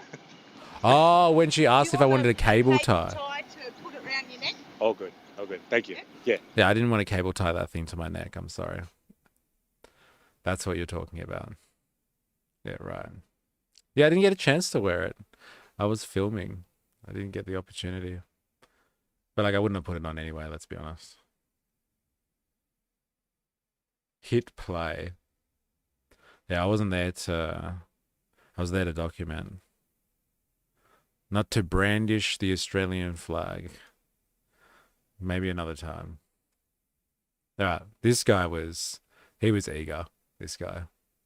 Can I ask you a question? Yes, of course. Yeah, I'm going live, just so you know. Yep, that's fine. That's fine. Why are you here today? I'm here to support all my fellow Aussies and this country that we so love and care about. Yeah, lovely. Okay, fair enough. And on the event page, they said that there was a number of issues. One of them, digital ID. Do you have any thoughts on digital ID? I'm all against it. Yeah. I do not agree with it. I do not accept it. It is a ridiculous policy that should never have been tabled. Like, is this a thing? Like, unless I have missed something and there's been some policy decision or legislation that has come through, have they said that we're about to implement digital identification in Australia? Does anyone know about this? I'm giving my research assistant out. Or is this just like people have been watching what's happening in the UK and they're superimposing that on Australia and getting upset about it? Like, I find that really hard to handle. Like, if people are just going to like superimpose other people's problems onto this country, like, what are you going to do? It's news to me if we have. It's scandalous if it's true. I still think there's always been an underlying element of racism, even to welfare narrative. Like, you look at the most common stereotypes of housos back in the noughties and 90s. It's a lot of Lebanese, Aboriginal and Islanders with some white gronks sprinkled through. Less likely to see Italians or Greek stereotyped as welfare frauds. Interesting. All right. Has Australia or is the Australian government planning to bring in a digital ID? Something like what has taken place in the UK.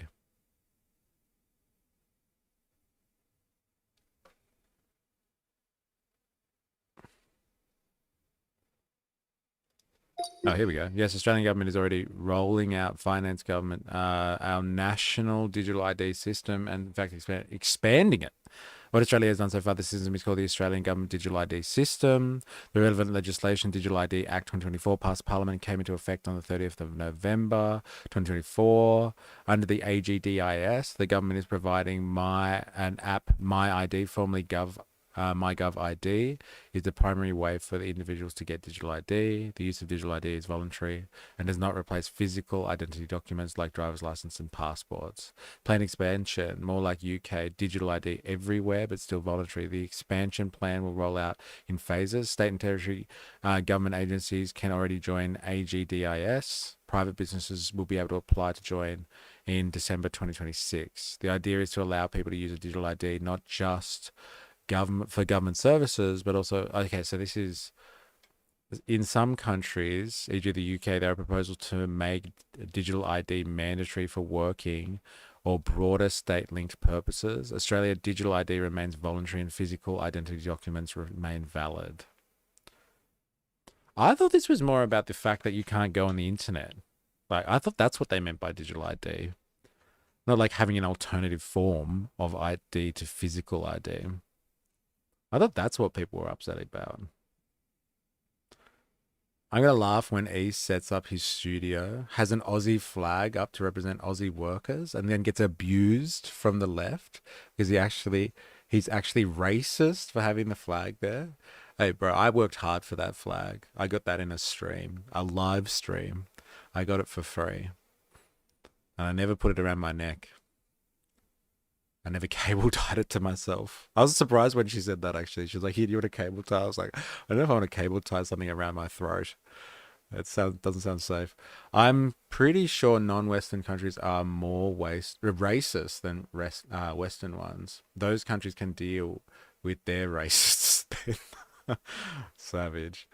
It sounds like they don't want to know what they're upset about. They don't know what. Yeah, it's very much an exploration of like people's feelings and sentiments. And this is what somebody mentioned this before in the chat. Like, this is the thing. This is potentially the problem with social media. Is like you get all these stories from overseas, and you know, fucking this is coming and that's coming, and you know we're under attack and like, you know, they're clamping down on our rights and like all of this sort of stuff. And so people are confused as to what's actually happening in their country. Now, this is a form of digital ID. This seems to be a form of digital identification. What I am talking about is in the UK, there is digital ID required online in order to access particular services online, i.e. particular websites, etc. You need to verify your identity in order to use those websites and services. Is that planned or happening in Australia?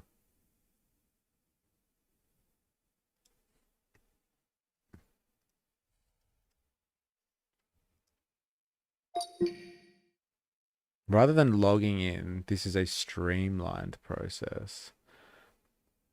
LOL.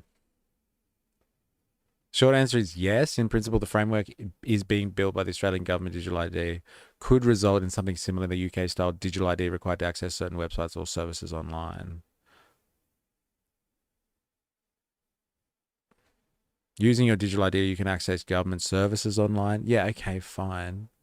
That's not what we're talking about. You know what I'm talking about. Don't you, research assistant? You know.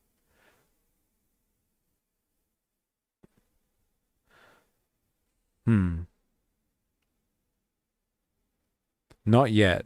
but moving in that direction, the architecture is in place for a nationwide, economy-wide digital ID verification system that can cover both public and private services. Whether that turns into UK-style digital ID login everywhere internet users go depends on how many private businesses adopt it after 2026 and whether they make it a requirement for accessing their services. For now, you have a choice.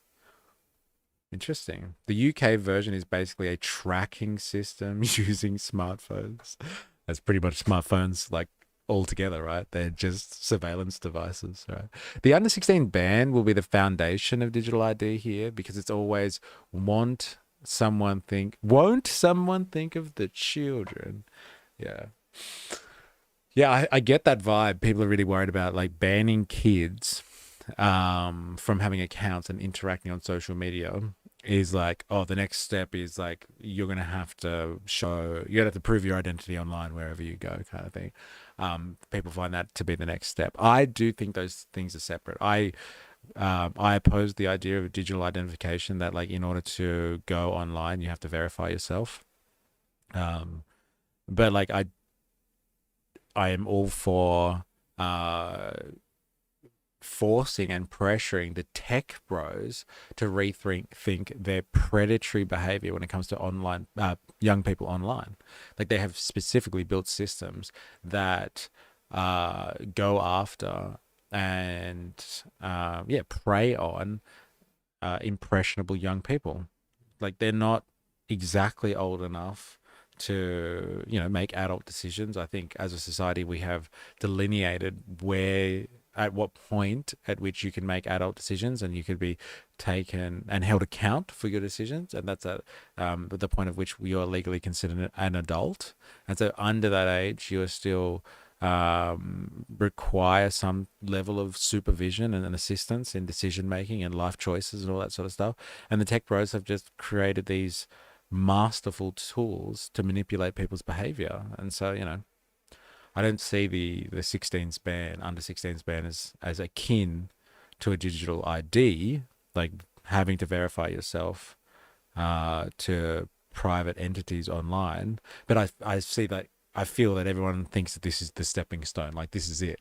Like after they come for the kids, then they're coming for you online. The Trump administration definitely keeps thinking about the children. Yeah, that's why they're keeping the files under wraps. Also, have to wait for the lawfare that's going to come down the pipe from media giants.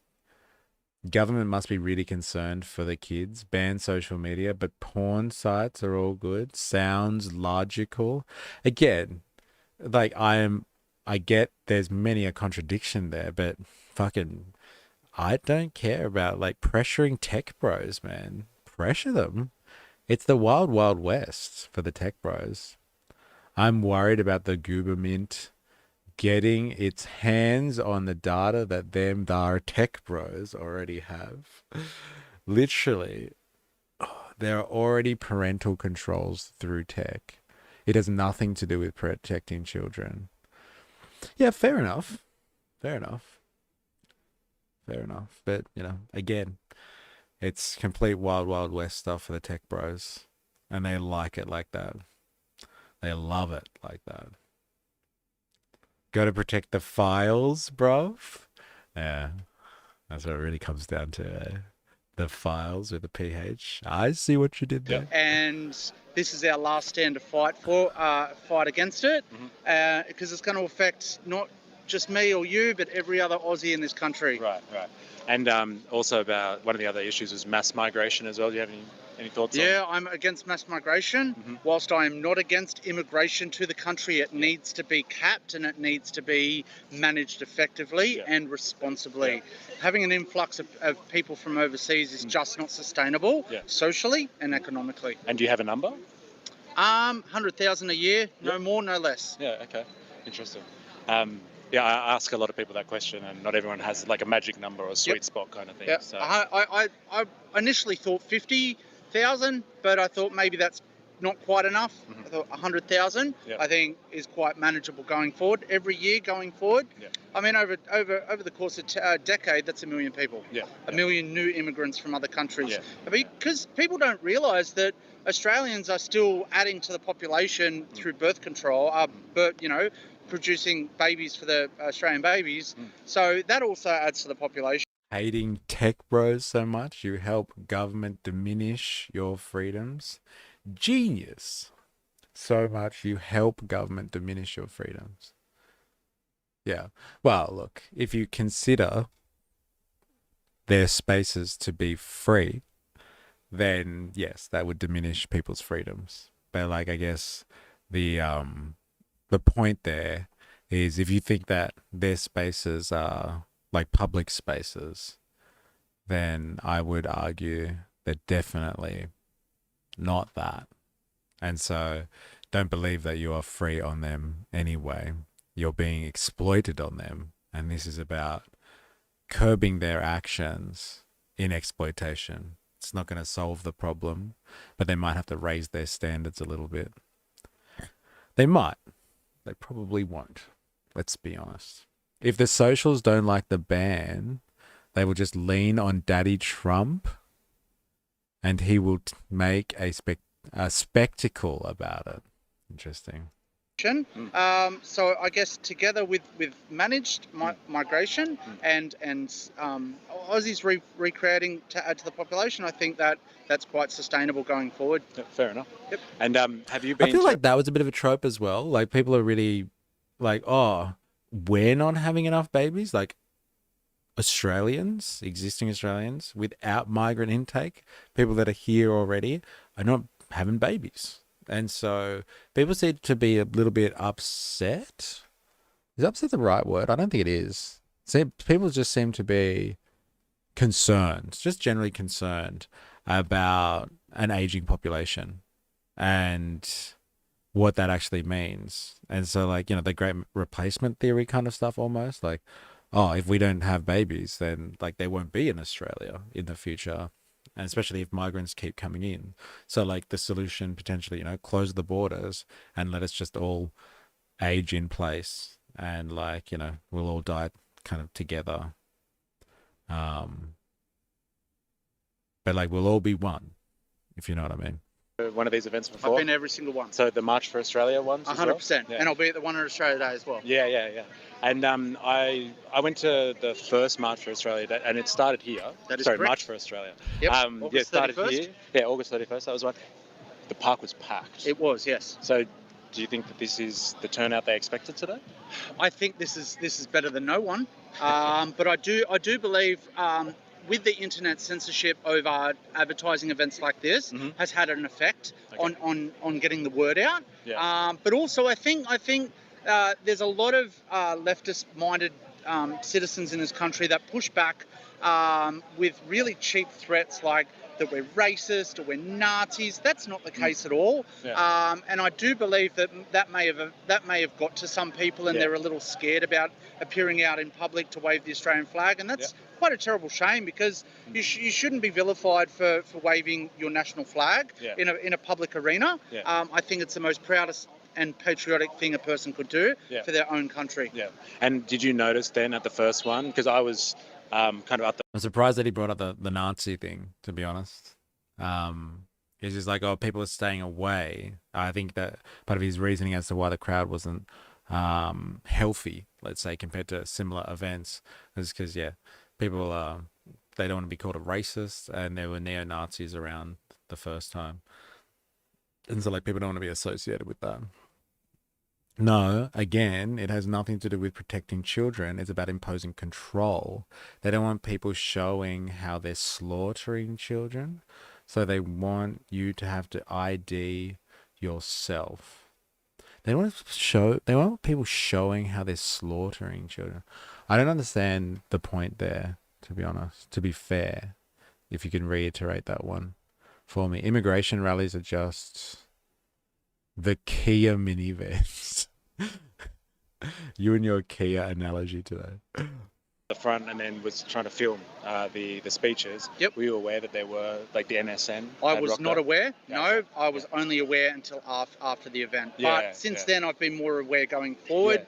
Just keeping a keen eye out. Trying to spot anybody that wants to try and hijack any of the marches for their own agenda. I think that's quite selfish and rude, to be honest. Because they weren't at the second one. No, they weren't. Yeah. No, they really made an effort to stamp them out for the second one. Yes, that's correct. Perfect. Well, thank you very much. Yeah, see, he got really kind of like, oh, look, we've taken it upon ourselves to ensure that they're not here. It was kind of like, hey, look, it's our responsibility to make sure Nazis don't show up to this event. And I've been keeping an eye out for it. I thought that was a really interesting response. Like, he feels like it's his responsibility to point out the Nazis and make sure they fucking, they're not part of these movements in the future. I thought that was very interesting, actually. It was like, it wasn't like, oh, well, yeah, it was a shame that they were here. I hope they don't rock up again. He's like, I'm watching, I'm vigilant, just in case they come back. We're gonna fucking, tell them where to stick it. I thought that was really interesting. Actually, there was a level of ownership there, or responsibility. Maybe he feels guilty about it to a certain degree.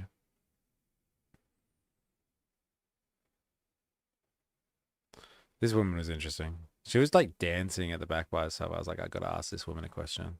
But she was a bit camera shy, I think.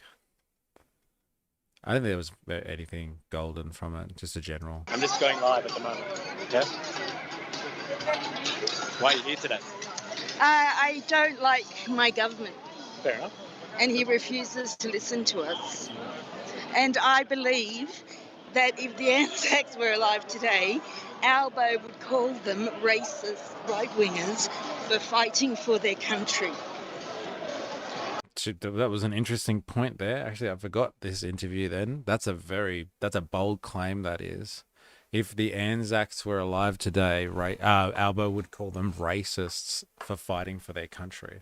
I wonder what type of propaganda she is digesting currently, which would give us such a cynical outlook as that. And she looks, she looked upset when she said it as well. She was not she wasn't fucking around when she made that call. And on the website, it was talking about issues like mass immigration. Do you have any thoughts on mass immigration? Yes, it's not anti-immigration. It's look at the numbers and look at the services. We must not sacrifice the Australian lifestyle. We need to accommodate for all the numbers. Okay. And what about another one of the issues was digital ID? No, I don't know anything about that. That's that? big Google business, and Yeah. I don't think we can stop. Fucking Google. They're the worst. Fuck Google. I mean, don't say that. Don't listen to me, please. If you're on YouTube right now, I don't get censored again. Did that get through? That's funny. I can't see your comment coming up on this side. Oh, no, there it is. No, wait. No. Like on TikTok, they were upset. So many people turned against Israel and learned about Zionist insanity through social media. So they forced sale of TikTok and started censoring it. Or they gave it to Larry Ellison. But people can still go post stuff anonymously.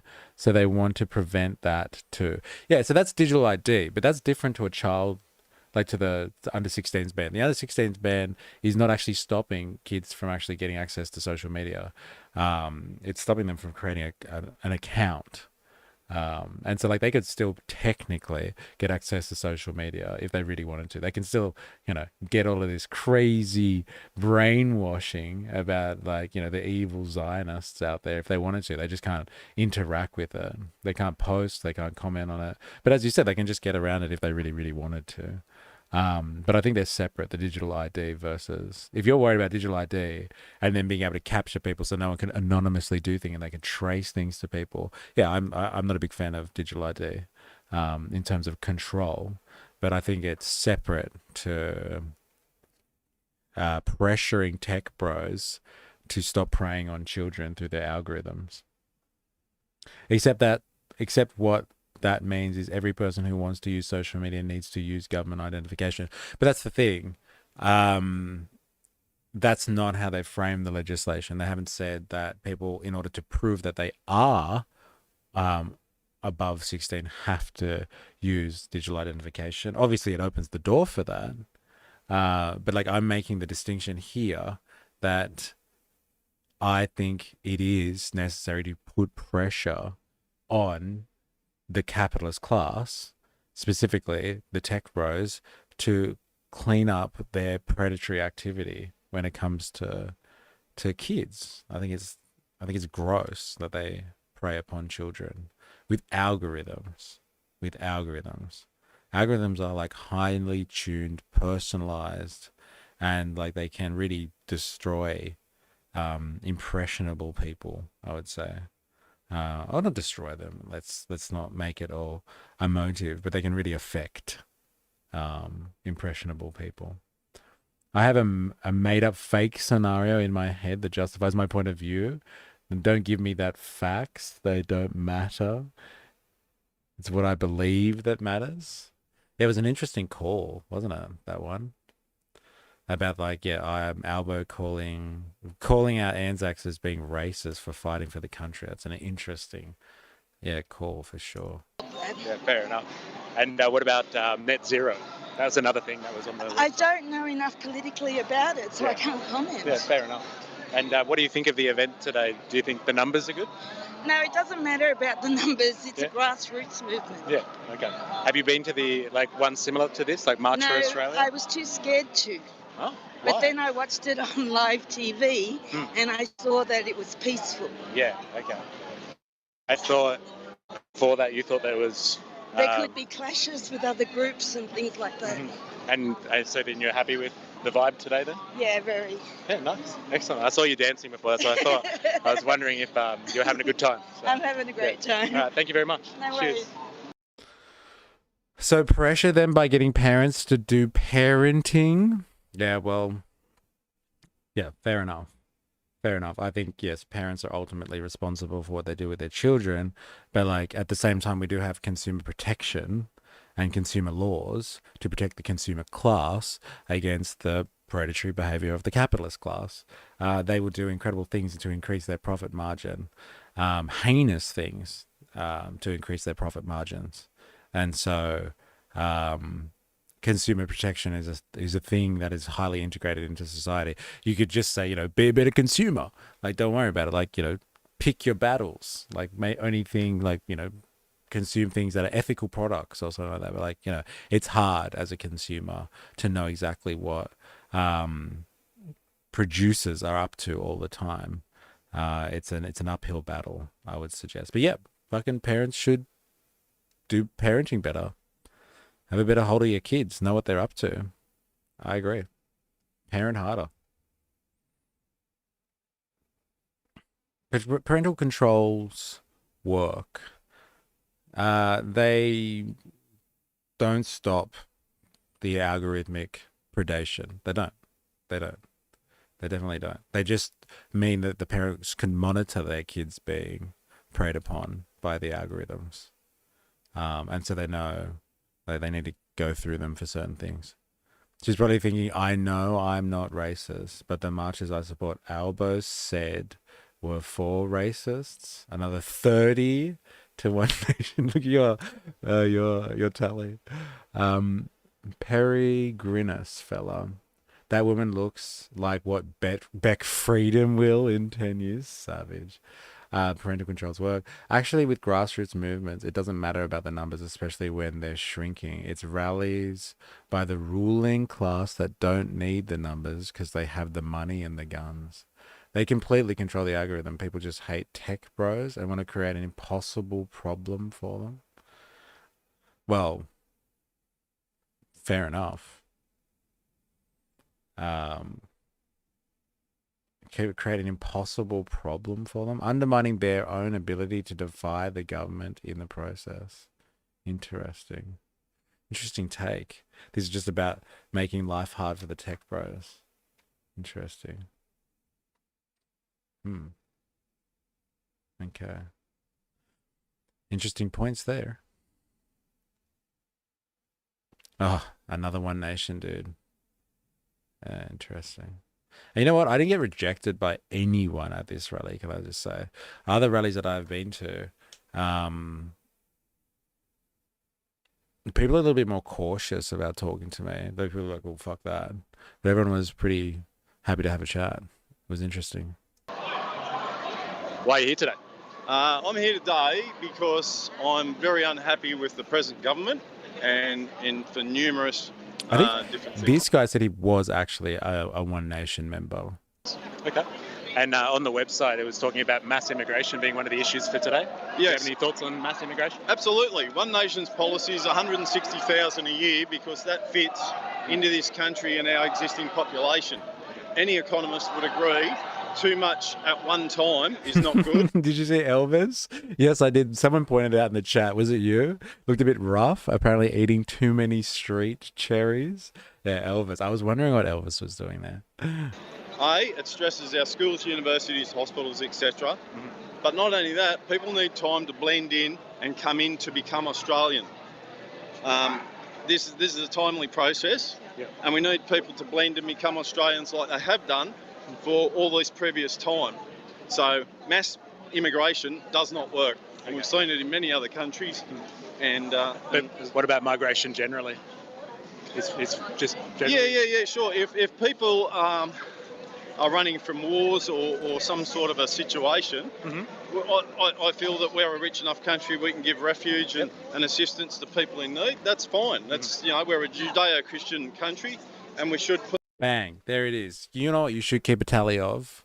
Dilemmas of Judeo-Christian. I have never heard so many references to Judeo-Christian before. I've used to hear people talk about like Christian, okay, like Christianity, but now the complete narrative from everyone that we've streamed from now, the narrative is Judeo-Christian. Australia is a Judeo-Christian nation. Like, what's with the Judeo thing? Christian used to be just enough. Now it's Judeo. I'll tell you what it is. It is Israeli state propaganda.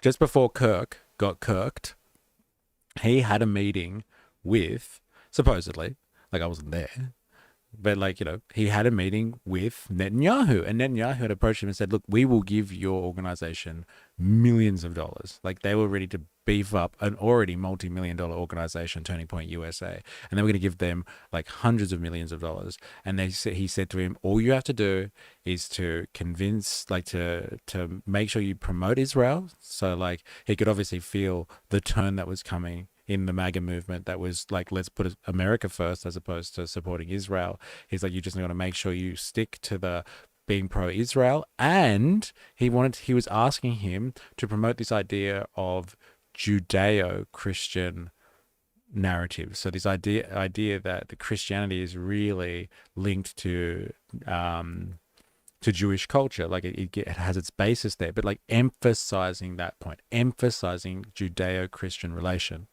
Like, that is the big thing. And so it's very interesting that old Netanyahu has like been like pressuring social media, so influencers, large scale influencers within the MAGA movement, to ensure that when they start to talk about Christianity, they start to use the word Judeo-Christian, and not just Christian in isolation. And like, it's everywhere. It's everywhere now. It's really something that you wouldn't hear of a few years ago. You wouldn't hear that being the way that people describe their Christian roots as Judeo-Christian roots. I'm very, very surprised about this one, and it's popping up everywhere. That's the propaganda, but you have to realize that you aren't going to knock them boys off the power perch first go around. We need to get some actual power first. Very interesting. Very interesting. Got the hand of friendship out there. Fair enough. And you mentioned before about One Nation policies. Are you a member? Yes. Okay. And are you from Sydney? No, Labor Quarry. Oh, okay. Fair enough. Another person who travelled, and someone with a One Nation shirt on. So you travelled down for this? Yeah. This is the fourth one. Yeah. I've been to a couple others. They were March for Australia events, though. Is this affiliated with March for Australia? No, I don't believe it is. Okay. But, it's just the fact that there's so many Australians that are unhappy, and we want to protest to try and wake other people up to the fact that this country is going downhill. It's not getting better, it's only getting worse in every possible way. And what do you think about the turnout of today compared to the other ones you've been to? Well, it is a little lower.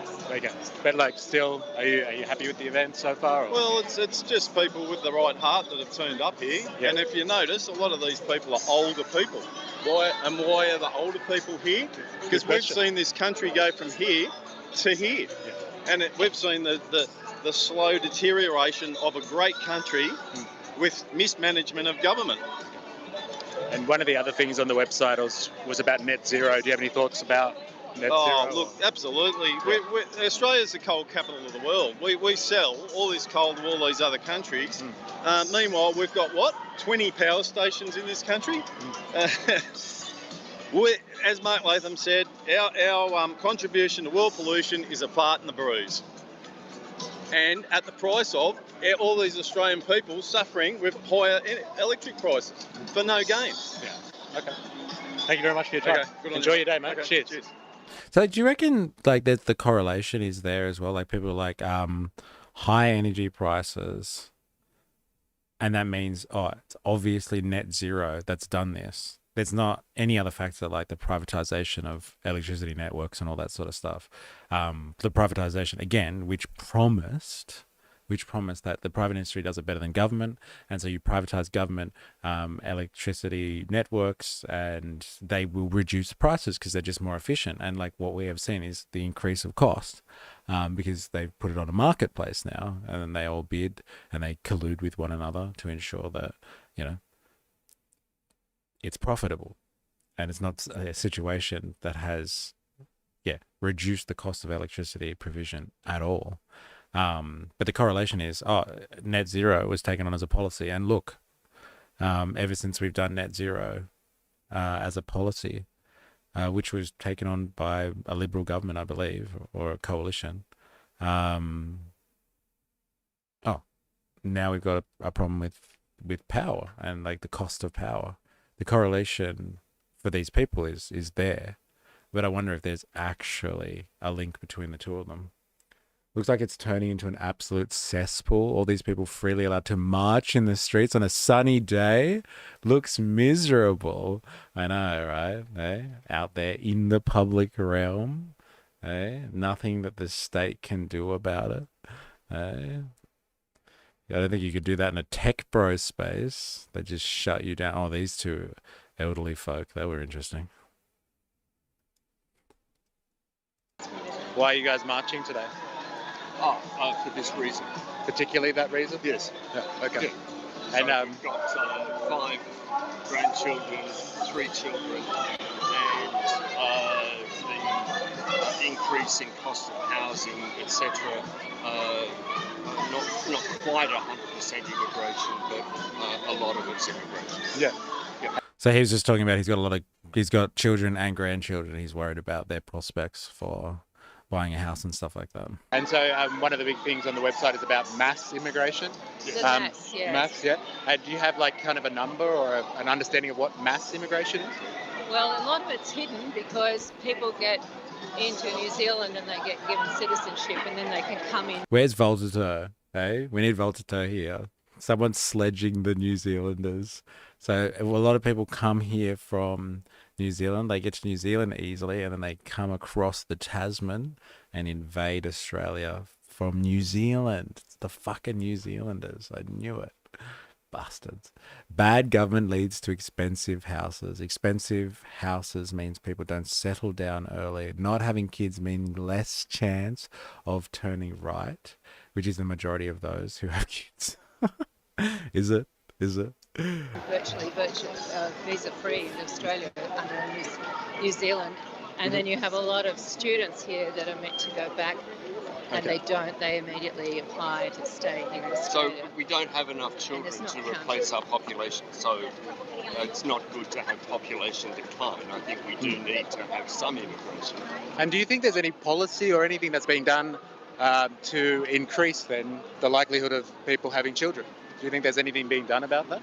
Any support or anything on that front? Because why would you have children when to afford a house you've got to have 2 full incomes? It simply can't be done. So all government policy discourages child rearing. Okay, and is there anything that people could do then, governments could do to encourage people to reproduce, basically? As they're doing in some countries in Eastern Europe, reduce taxation on people who have children. Right, okay, interesting. Easy. Yeah, perfect. Thank you very much for your time. Cheers. Interesting. Oh, this guy was funny. So there's a guy there who was like protesting, I think, in support of Ukraine, and the war.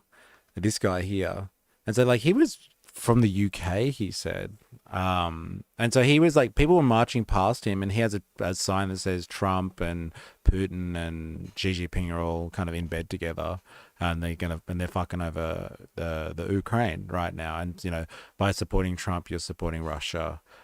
Because he's a Russian agent and all that sort of stuff. And so like not all of them, but like there was a big section of the people at the Put Australia First rally who were walking past this guy, and they obviously very ardent supporters of Trump. Were pretty pissed off at this guy, and they were right in front of me. I don't know if you could see it in the video, but they were like having some back and forth, and they were just like, "We love Trump, you know, fuck you, get your Trump sign away from us." And so he said there was a Ukraine kind of rally every 2:00 on a Saturday. And so he was waiting for that. And so he was just heckling people as they were walking past.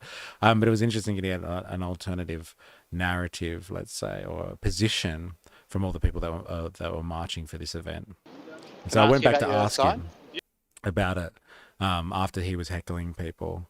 And they were like giving him, like yelling obscenities at him. Yeah, sure. Is that okay? Yeah. I'm just going live at the moment. Yeah.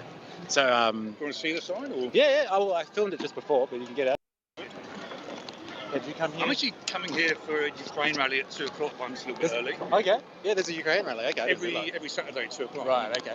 And what were you saying to the people that were walking past just before? Basically, well, I think their position is that the enemy is migrants, but I think the biggest enemy is Russia, China and Trump. Right. Trump seems to be a Russian asset. Okay. So, I mean, and they're going to throw away everything that my granddads, probably your great granddad or whatever, everything they fought for, getting rid of the Nazis, they're letting the Russian fascists take over again, and Trump seems to be keen to enable them. Yeah. See, this is interesting, I think, because he's talking about the Russian fascists here. Now, but depending on where you sit on this spectrum, on your support for the Ukraine, or support for Russia, or support for whatever, it's the American imperialism through NATO that are supporting fascists in the Ukraine who are like kind of destabilizing the region to fight against the Russians, and the Russians are trying to kind of, you know, come in to the Ukraine to give themselves more of a border zone away from NATO. And are like trying to right the wrongs of past color revolution attempts in the Ukraine to destabilize the region, and like, you know, put more pressure on Russia. But like his piece is definitely no, the Russians are fascists and they are supporting fascists in the West to destabilize the West, which is very interesting. Position on all of this, but like he's coming ideally I think from the point of view that it's the Ukraine that is just the meat in the sandwich here that's getting fucked on by all sides. Did the previous guy say reduce taxes on people not having children? No, I don't think so. I think he was talking about, he said there was examples in Eastern Europe where they're reducing taxes on people that are having children. Yeah, it was interesting because, like, you know, they seem to be, I thought those two were really interesting because, like, you know, it was just about, like, we need more babies. We need people to have babies. And like, well, you know, not having migrants coming in isn't going to make people just start having sex.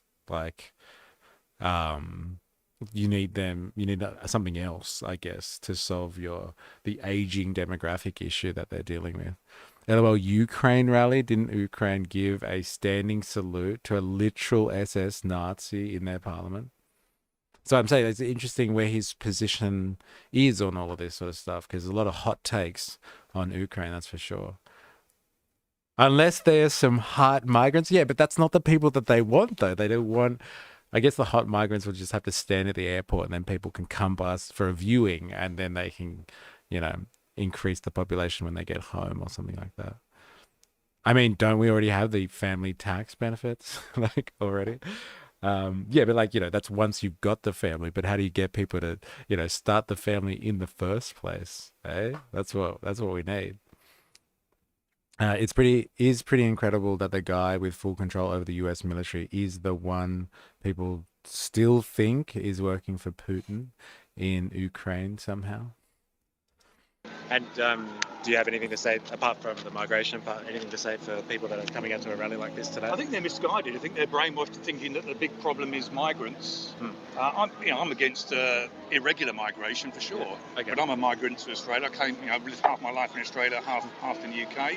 I think migrants are predominantly a good idea when they're skilled and when they comply with Australian laws. Obviously, irregular migration is a problem, but we don't really have that problem anymore. It's sorted out some time ago. And what do you think about Trump's migrant policy then?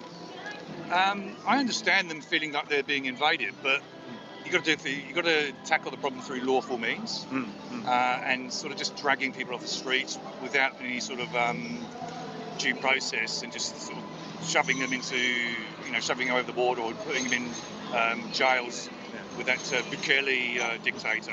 That's not the right way to deal with it. I think it's the Ecuadorian dictator. I think El Salvador, I believe. Oh, maybe. Yeah. And do you think that then Trump and the Trumpian phenomenon is having an impact on people like this? Absolutely, yeah. They think they're in the ascendancy. And let's face it, there's far-right parties in France, in Germany, in the UK, many of them backed by Russia.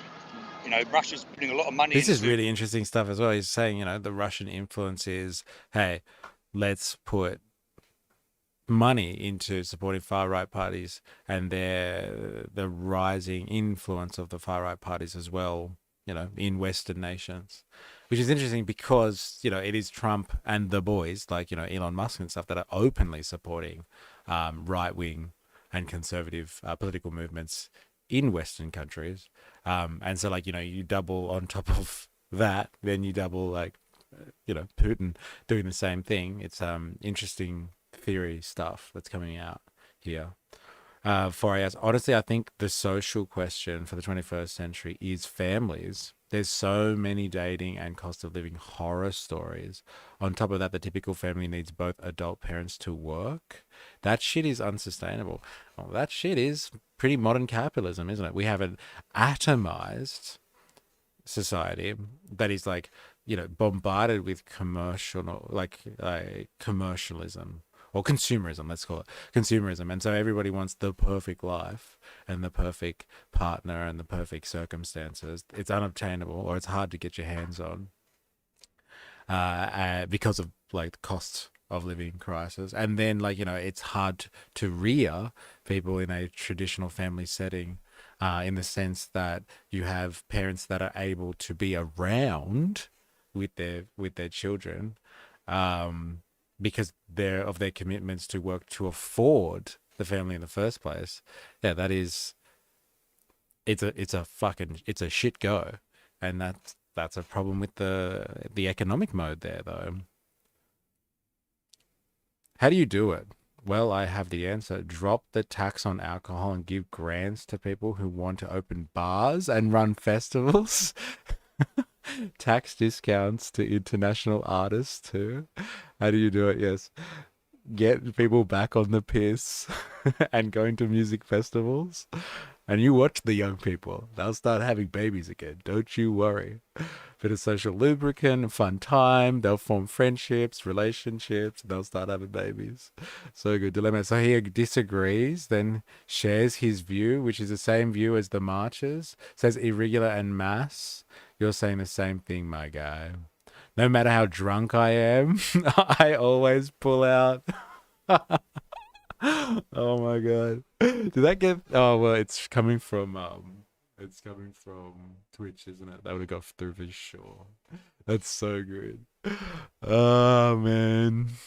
It's so good. It's a fucking policy, trust me. It's a good fucking policy, trust me. If that's what Putin is doing, then it's probably to get NATO disbanded, which would be in his country's self-interest. Yeah, but like, is that what the right wing? Yeah, I guess some of the right wing parties at the moment have been like, our nation's first. Let's stop the forever wars, and like stop funding NATO and stuff like that. But like, at the same time, we have Trump, who's the president of peace, who is literally starting wars with people right now, and like threatening to invade people. So like, it's pretty long play though. Putin isn't Chinese after all. Fair enough. To far right parties in European and Western democracies. Some say that Russia is behind sort of Trump and MAGA and all the rest of it. Yeah. So that's like a destabilization effort. Yeah, absolutely. Yeah. I mean, look, we have to deal with irregular migration and also make sure migration's an orderly process and doesn't sort of. Setting fire to immigration hotels and throwing Molotov cocktails at police isn't the answer. Right. Like, you have to do it through lawful means. By all means, protest. I welcome their chance to protest, but I think that all too frequently it's all about they're hating, Jews and immigrants just regardless, Muslims, etc., and it's just not the right way to deal with it. Have a lawful process, have a fair process. Don't be firebombing hotels and throwing Molotov cocktails. And you're talking about experiences in the UK with the firebombing. Yeah, exactly. There was a big, massive riot because someone killed some girls at a Taylor Swift party or something. Yeah. Turned out there were UK citizens at a Taylor Swift party. All those idiots like Nigel Farage and Tommy Robinson stirred up all this hatred, and then we end up with them throwing. The police are there to protect us. They're not to be throwing Molotov cocktails and rocks and stones at these people. It's disgusting. And so will other people be joining you later today? Yes, hopefully, yes. Okay. I'm very early because I had to get a different bus and all that sort of stuff. Yeah, fair enough. Well, good luck for the rest of your day.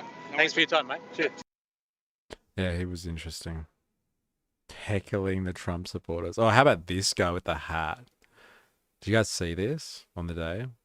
There was a few people I was thinking, in the stream, they're going to love this hat. This is the best hat ever.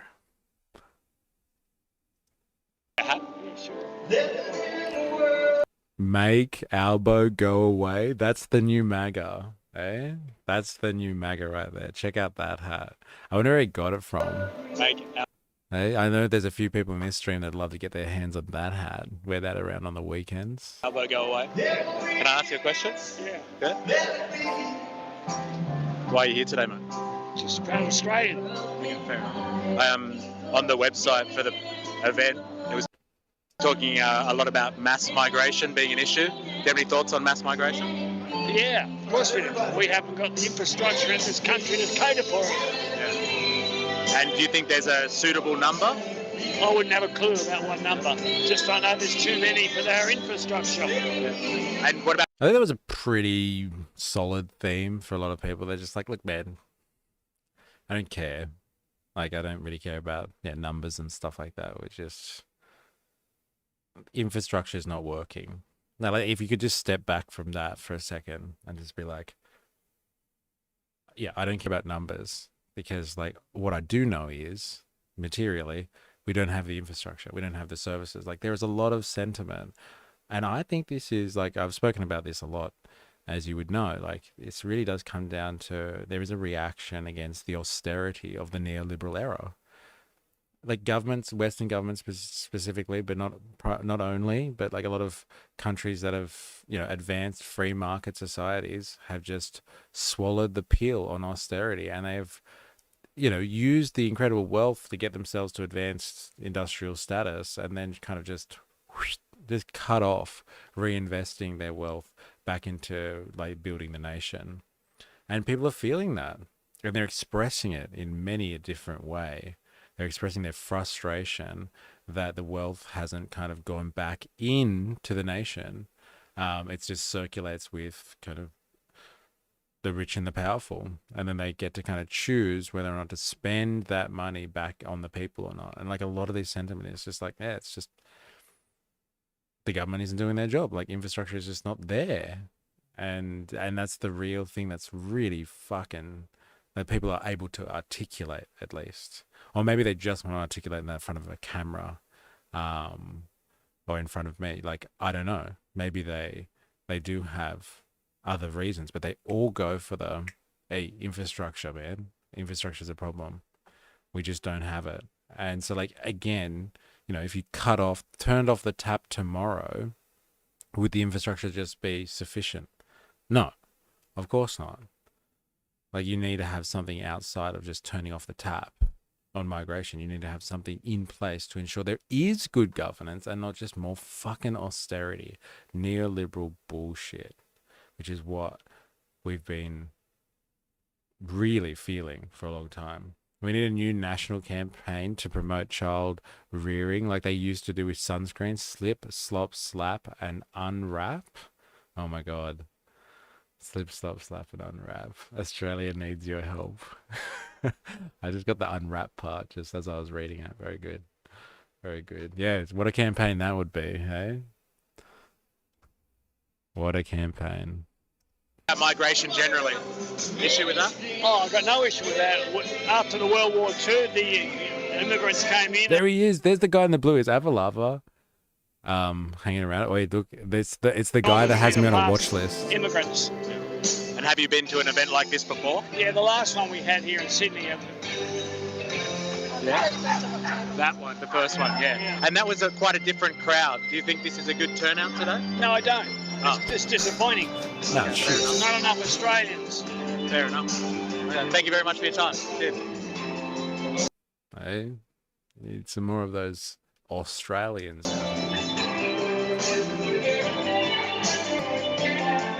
So much music. Oh my God. I got copyright hit up for this one as well. Bastards. Like the one young person I was able to get my hands on. Here he is. They're special. They're hard to come by these days. Almost every Aussie I met when backpacking was slaying puss. I don't think getting laid is the problem. Yeah, well, when you're overseas, you know, I guess the accent helps a little bit. And there's some like cultural stuff that comes with it as well. You've swum with crocodiles before, right? You swim with sharks, you surf with sharks. Yeah, sure, I do all those things. Anything else? Yeah. Oh, yeah, that's fine. So yeah, why are you here, mate? Mostly my dad. My dad encouraged me to come down. I think it's a great cause. You know, I think we really need to stand up. And I think it's getting to a point where we start having to do these sorts of things. Yeah. And like the event seems to be about a number of issues, but one of them being mass migration. Yeah. Do you have any thoughts on? I think migration is perfect. I think I'm totally happy with migration. I think. You eat Vegemite, slowly spread it. I don't think that's ever worked ever. Especially if you had the Vegemite on you. Like giving a foreigner Vegemite and just be like, smell this. They'd be like, no, get away from me. You don't eat that, do you? No way. Do you eat Vegemite? So good. The actual issue is that the economy is designed to pressure people to work as much as possible and prevents them from getting too comfortable. Then, where the economy is successful and is used to import a bunch of people sense something is wrong but can't bring themselves to believe their own country has been betraying them their entire lives. That's not a bad summary of it, actually. I'll take that. If it's done unsustainably, that's when it becomes a problem. I think letting in, hundreds of thousands of people, every year isn't particularly, perfect. But I think all of the next generation want to be able to afford a house. And I think at this rate, I don't think it's going to happen. And so you think migration has a big impact on housing? I think it does, yeah. And I think the solution of bringing, more people to build the houses isn't a great solution either. I think, we need to train up the people we have and, Fair enough. And a couple of the other issues are things like digital ID. Any thoughts on digital ID? Digital ID, I think, massive, privacy breach, and I feel like, it's just sort of the next step towards a social credit system, and I think it's, not great. I think I'm... Social credit system, that's an interesting one as well, I must say. Making the connection there. Once you've got the ID and everyone has to log on or like identify themselves online, then like you can hold them accountable for everything, and then you can give them a score, and then who's a good and upstanding citizen and who is not. Who determines? That is the real issue, I guess. I ride my kangaroo to work. Here, have some recycled yeast byproduct byproduct from the beer we make. Yeah, Australians, very resourceful people, man. Fight against it. Yeah. Any thoughts on net zero or anything Net like zero. that? That's another one of the things they listed. Not much. I think, yeah, one that's been changing for years. I think, yeah, but yeah, that's all. I guess. Yeah. And have you been to one of these events before, like a March for Australia or anything like that? This is my first. Okay. I'm quite enjoying it. It's a nice day. Yeah, sun's out. What about the crowd? Crowd seems perfectly fine. The media has been portraying it as something that's, something that's very hostile bunch of people. But I think, it's great. I've had a chat to a few people, and I think, they're all great people, just looking for. What about young people? Not many young people today. Not many. I have seen a few. There's a couple of people, but Do you think there's a reason why young people wouldn't be here today? I think, listening too much to the media. I think the real thing is you've got to come down and see that we're not, a horrible bunch of people. Yeah. I think the media is portraying it as something, we hate immigrants, we hate, a very racist group of people. I think, it's perfectly fine. Were there any people of color there? They were like, apart from the speakers, there were a few Asian people here and there, which is not uncommon for One Nation events, I find as well. A lot of Asian migrants that love a bit of One Nation in their life. So I guess it depends what you define as a person of color. Anyone who's not like Anglo, I guess. But yes, there were a few Asian people, I guess, and a couple of Islanders I think I saw. But that was pretty much it. But like it was a very small crowd as well compared to other times. And on rewatching it, it's very interesting how many people I've interviewed that have actually come from somewhere else. So I wonder how many there were that were definitely not Sydney-siders. Of course there were. LOL. Yeah. To get around it. Yeah. Perfect. Thank you very much for your time. Yeah, no Enjoy your day, mate. Cheers. Do you mind if I ask what your handle is? Yeah. Yeah. So, like we've spoken to, well, we've seen young people speak to this before at like March for Australia stuff, and it's like, oh, why aren't the young people here? Oh, they're scared of being called a racist, so they come along. So like there is that concern there that happens at a lot of these events where people don't want to be classified as a racist and they're worried about turning up because they think they'll get hit up with that labeling. You need some business cards. I was thinking that I just need to be able to like here's a QR code or something. You just print it out and just be like fucking here, take it. I need to think of these things. It's a good point. Yeah, it's so much easier than be like, here, get your phone out, type this in. Yeah, that one. See, it's live streaming right now. You can see it. You can see yourself if you want. Just go back. Yeah, definitely need some business cards. All right, that's a wrap. I didn't speak to anyone else. That was just all speeches after that. And weren't they interesting? Some of those speeches. My God. I went to the Tool concert on Saturday. If NSN want to recruit, they should roadie on metal tours. LOL. Interesting. am Asian. We try to be one of the good ones. Too much, in my opinion. That's funny. But yeah, I don't know. Like there wasn't really anyone else represented there. The guy in the blue shirt that was kind of watching me, as Avalava had pointed out, was kind of following me around. Like he might have been Arab, potentially. But yeah, that's very interesting. Just here to watch a trash fire. Very, very funny. All right. Yeah, that's it. I don't want to go into it anymore. I definitely don't want to go through the speeches again. I think people can they can watch that if they really want to. But like the feeling is really or the vibe is just the same as the other ones we've been to. Like people are concerned about economic issues at the core of it. Like again, how you interpret the meaning behind that, or you draw meaning, from that, is completely up to you.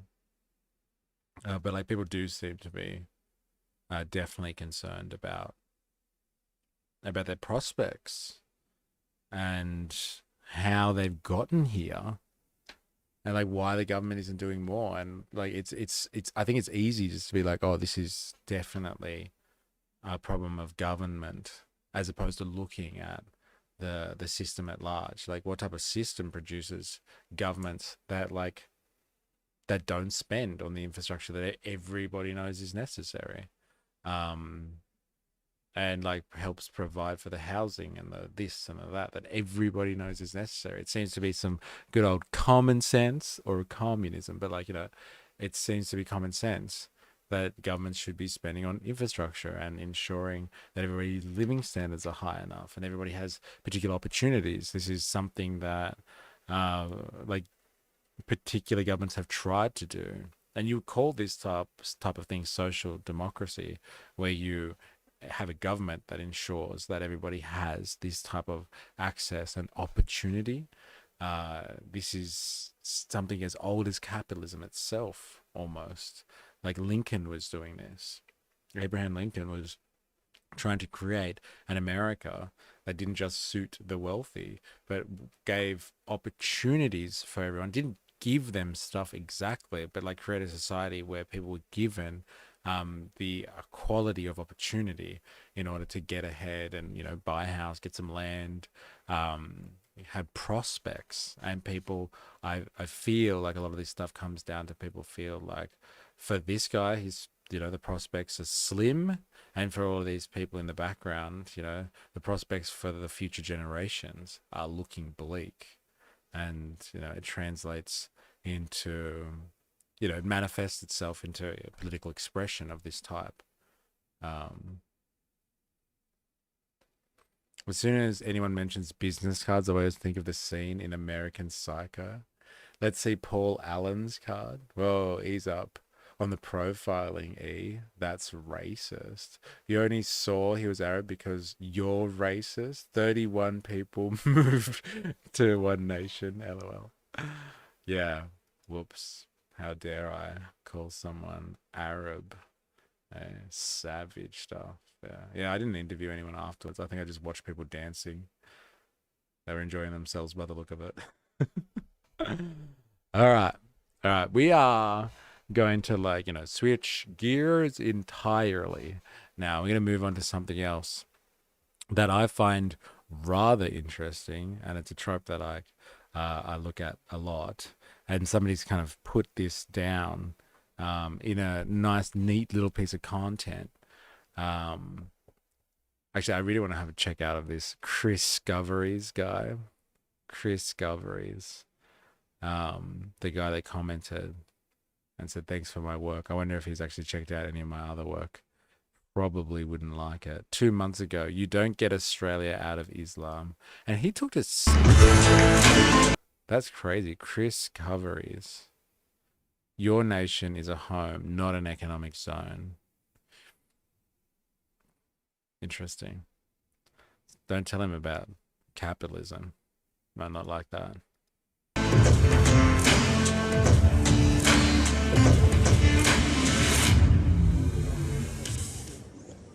Hello, everyone. So Andrew Cooper decided that my remarks at yesterday's panel were not enough to get me banned from your wonderful country, so we thought we'd try again. I want to start off with a land acknowledgement, because I'm sure that's very popular in your country. Yeah. I stand here today on land that should have been occupied by a wonderful patriot by the name of Jack Posobiec, who addressed you yesterday. Now, Jack is a loving husband and father, and he would have come over, I'm sure, and told you about all of the excellent things that the Trump administration is doing for his country. Unfortunately, he's currently in Arizona today, as you know, attending the funeral of his friend Charlie Kirk. Charlie Kirk was killed in front of his wife and children for the unforgivable crime of having conversation. I've heard this one a lot. Like, Charlie Kirk was killed in front of his wife and children. Was he? I didn't see them in the audience. Does he mean, like, as in it happened because people were, like, capturing it on social media? And that's why? I've heard that one a few times. So this is the guy? If you're listening for us, this is the dude. He's been speaking at CPAC Australia. Hey, damn. that his political opponents didn't like very much. And might I say that Charlie Kirk was a moderate compared to the people that will come. His wife did give a fuck. Is that what you wrote there? I love when people fuck around and find out, making these let's see them cancel me jokes, and then it happened. Oh, sorry. Doesn't give a fuck. Oh my God. Okay, right. Kind of want to see it happen now. After him, because Charlie... His wife doesn't give a fuck. Yeah, well, there's a lot of stuff circulating on the internet about Erica Kirk now, isn't there? Hey, she doesn't seem to give a fuck. So the story is... so the story goes.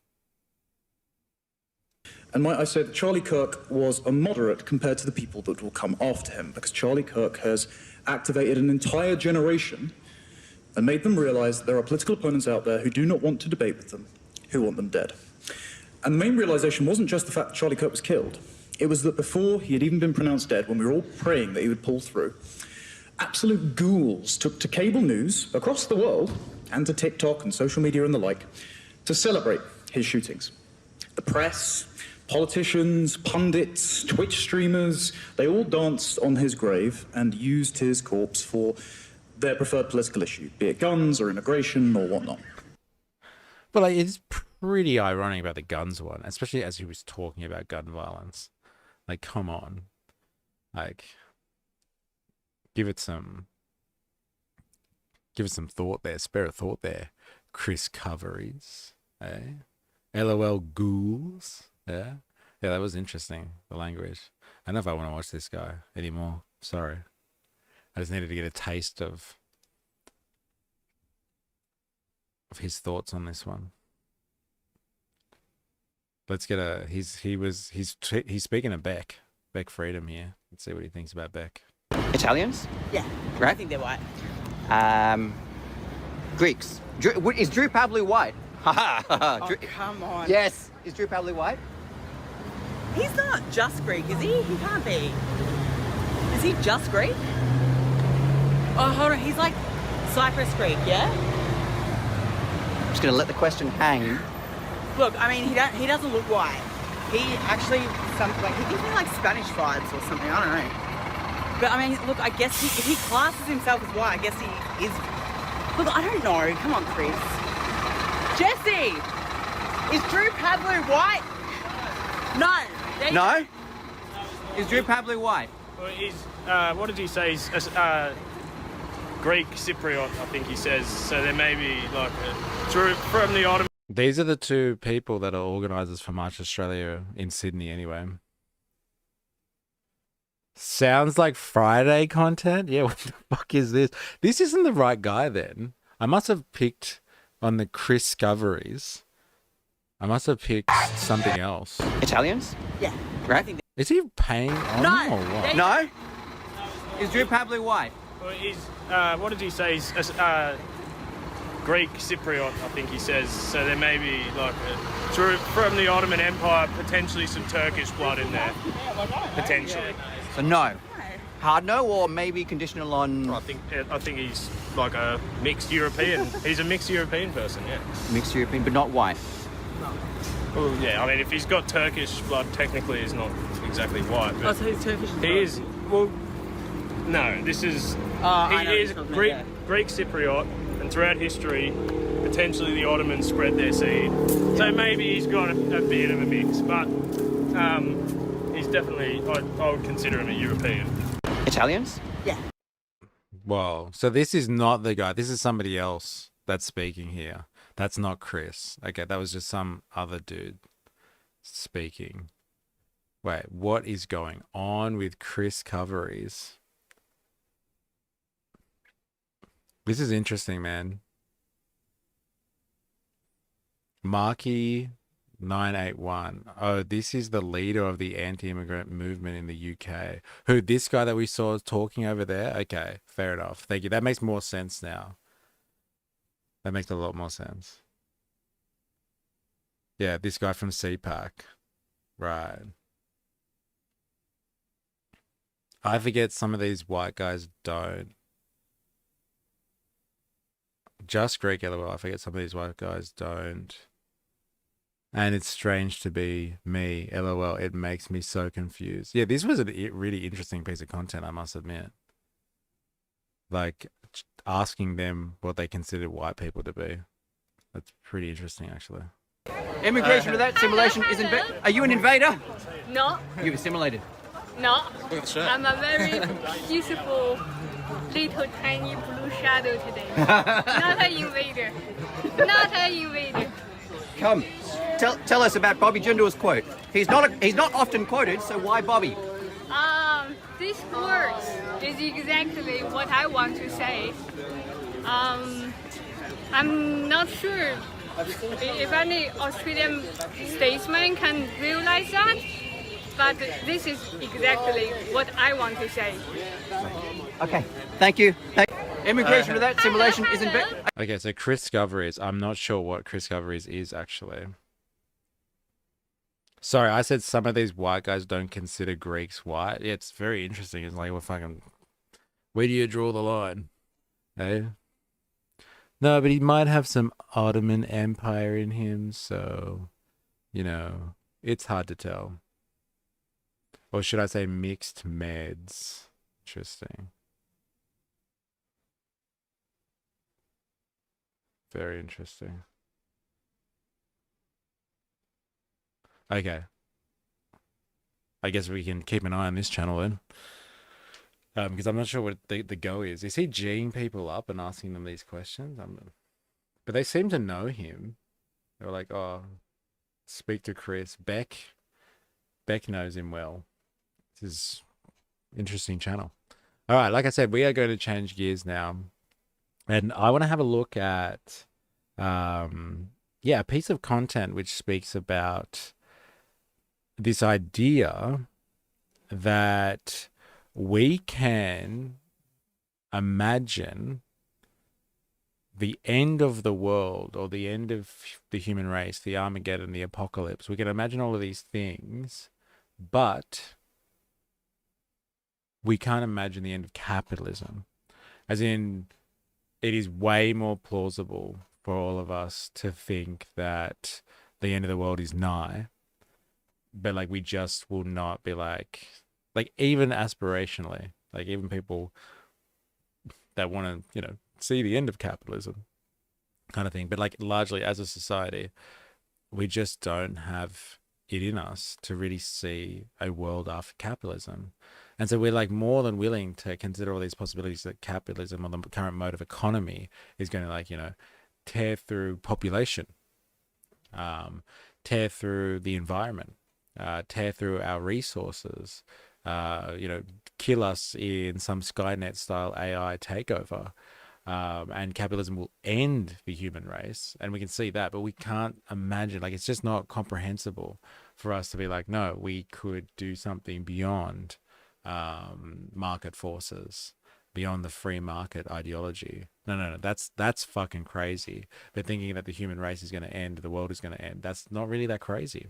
And so there's an interesting piece of content that takes this concept on board. And so I thought we should all have a little look-sees together, and it raises some questions, philosophical questions, I guess you would say, about some of the most content creators and what they're really doing, if you know what I mean, out there advocating for the end of capitalism, the little stooges they are, and they're on some tech bros platform advocating against capitalism, and he kind of asks the question about whether that is just fruitless behavior. So it's called Why Wall-E is Capitalist Propaganda. And before, a day ago when I saw this, the title was not that. The title was something like, why can't we imagine the end of capitalism? And it's changed. Obviously he wants to get kind of more people watching the video. He's not happy with that yet. But anyway, I think this is an interesting talking point. You saw this pop up in your feed. Our algorithms converge. Yeah. LOL, I watched this on Friday. Yeah, so the algorithms are definitely converging, like for all of us. So yeah, I wanted to have a look at this, and finish it off anyway, with all of you, because yeah, like from what I saw, it was interesting takes, but like, interesting critique of like content creators specifically. And we had a pod speaking about this Wall-E phenomenon. And like, is it an anti-communist story? Is it an anti-capitalist story? What is it really about? Like, I think he refers to it as an anti-consumerist story at times. But like, I guess we'll get to that. But like, yeah, strap yourself in. It's a longie.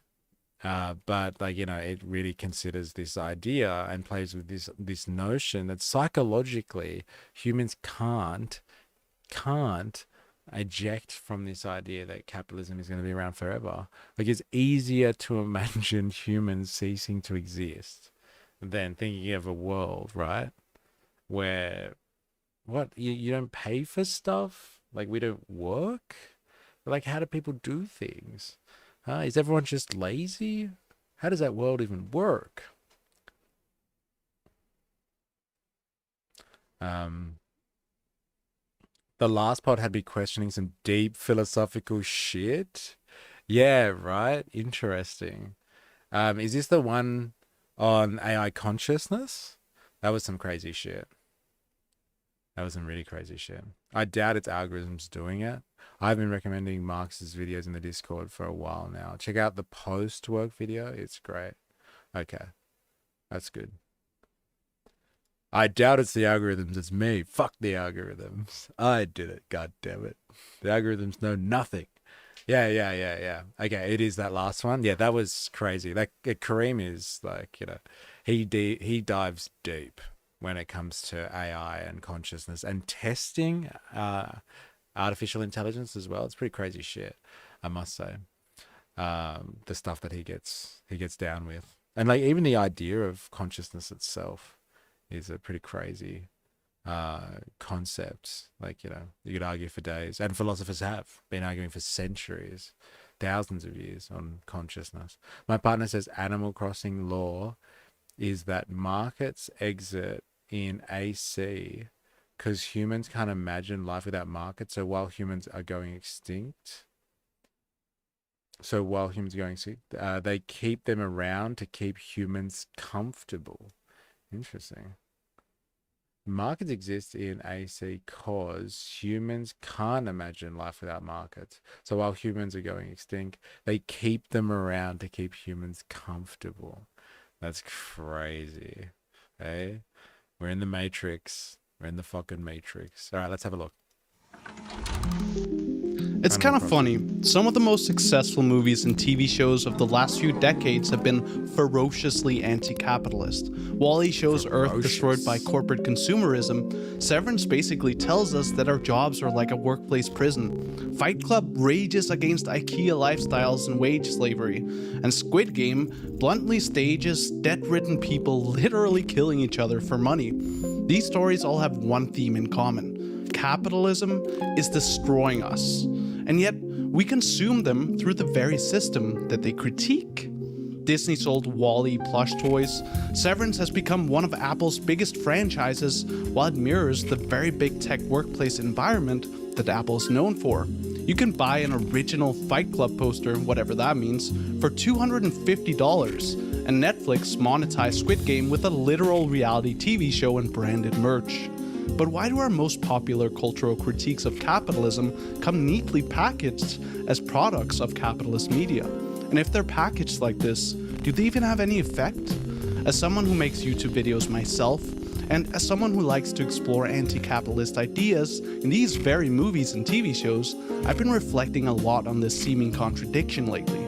I've made a lot of videos about sci-fi shows like The Expanse, where I try to break down the injustices it reveals about our own society, about resource extraction and human exploitation, about the ills of capitalism. But every time I publish these videos to YouTube, which itself is a monetized platform, well, it's hard to escape the irony. here I am on YouTube, advocating for an anti-capitalist future, but doing so within a profit-driven attention economy that rewards content for clicks. It's easy to think I'm doing something good by critiquing the world we live in, but I also think I need to face a simple, hard truth here. This script that I'm articulating right now, the video that you're watching, well, does it really change anything? Or am I just feeding the content machine by repackaging revolutionary ideas as entertainment for you to consume? You know, just like someone would buy a Che Guevara t-shirt made in a sweat. This aesthetic is too much.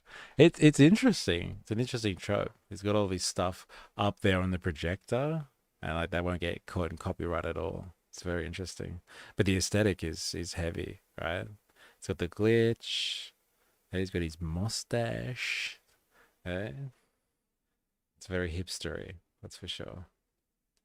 You know, interesting stuff that he's talking about here. Like, can you exist in the system and oppose the system at the same time, or do you have to eject yourself from the system in order to oppose it?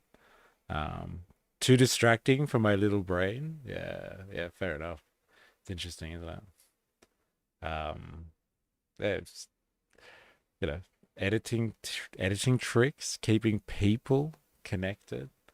I think there's a 5 to 7 second rule in editing. If you watch like people that do editing for social media and stuff like that, they talk about having visual stimulation and audio triggers going every 5 to 7 seconds, because people are so used to getting bombarded with content.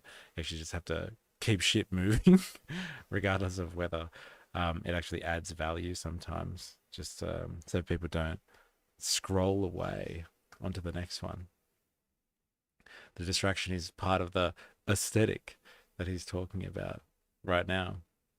But like, here's the fundamental question: like, can you be anti-capitalist and like profit from a capitalist system at the same time? Like, can you partake in capitalism and be anti-capitalist? And this obviously is something that this paradox plagues people and you know, paralyzes them at night, stops them from doing anything constructive, because hey, you know, if I'm working in the system, I'm adding to the system itself, and like I'm not really opposing anything.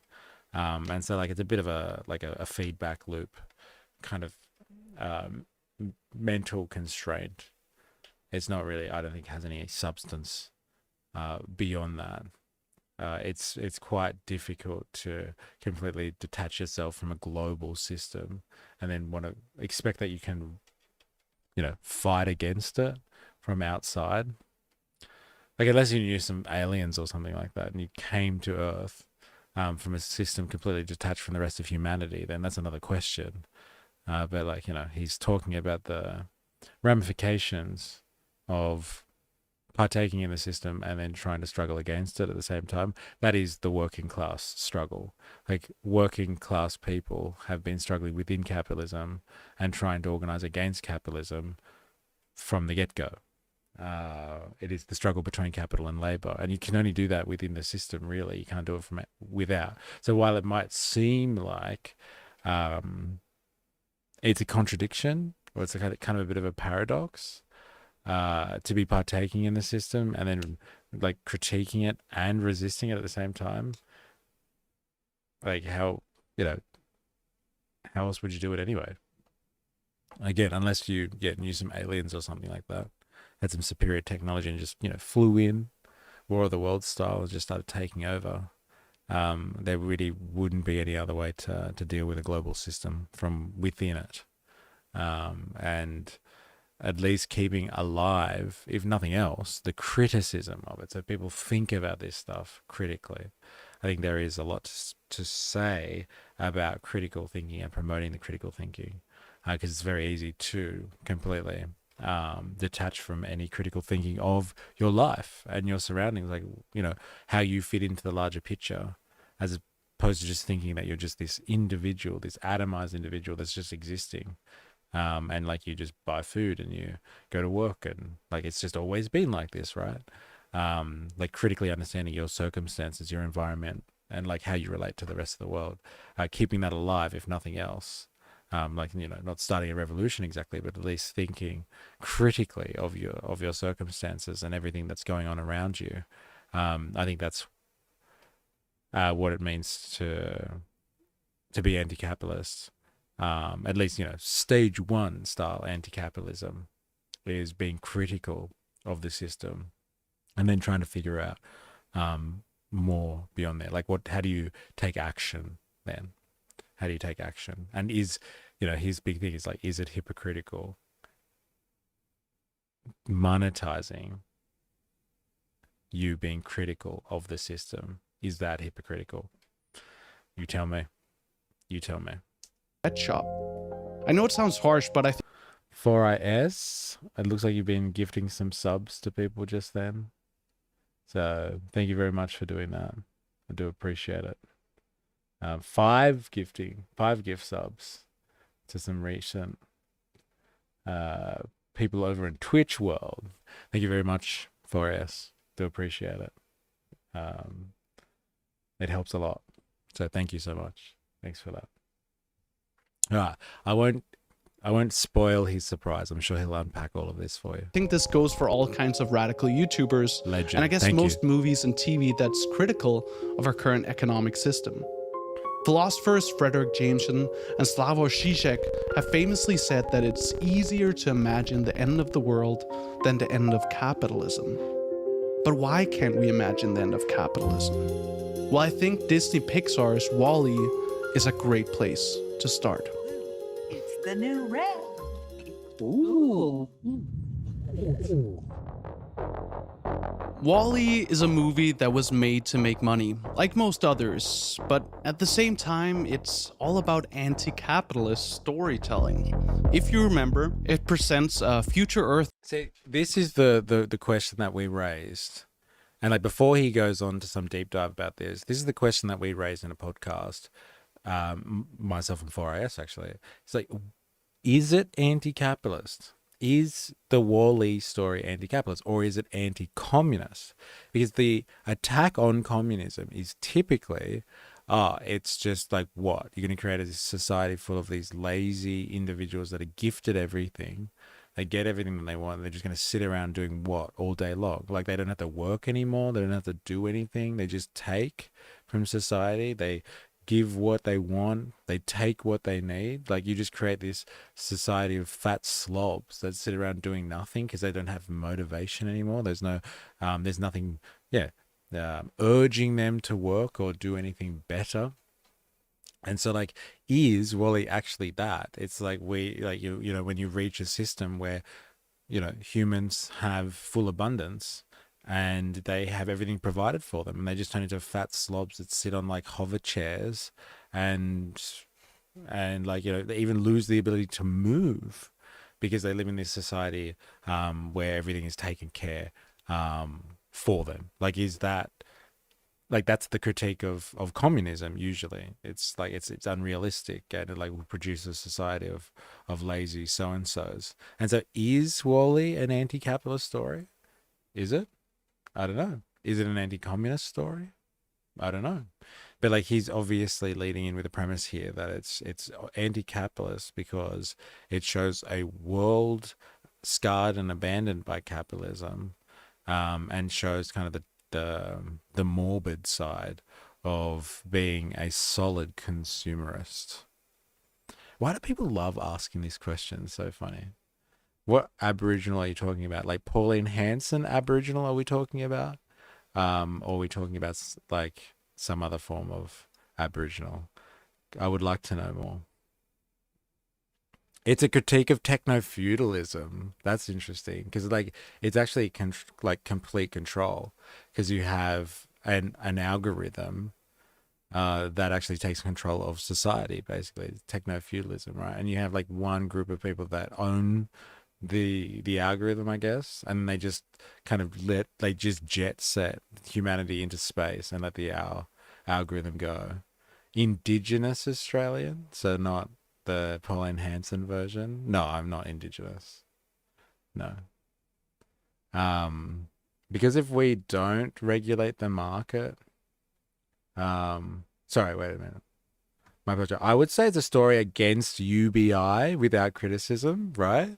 Right? Because they just get everything that they want, right? And like, what else are they going to do?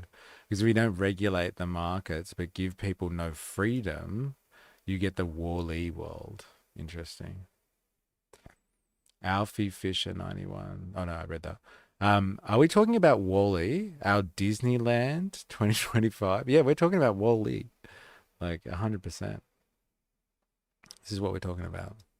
Is it evil communism? They ask to work out where you sit on the victim totem. Sorry, I don't understand the reference there. Can you flesh that out a little bit for me?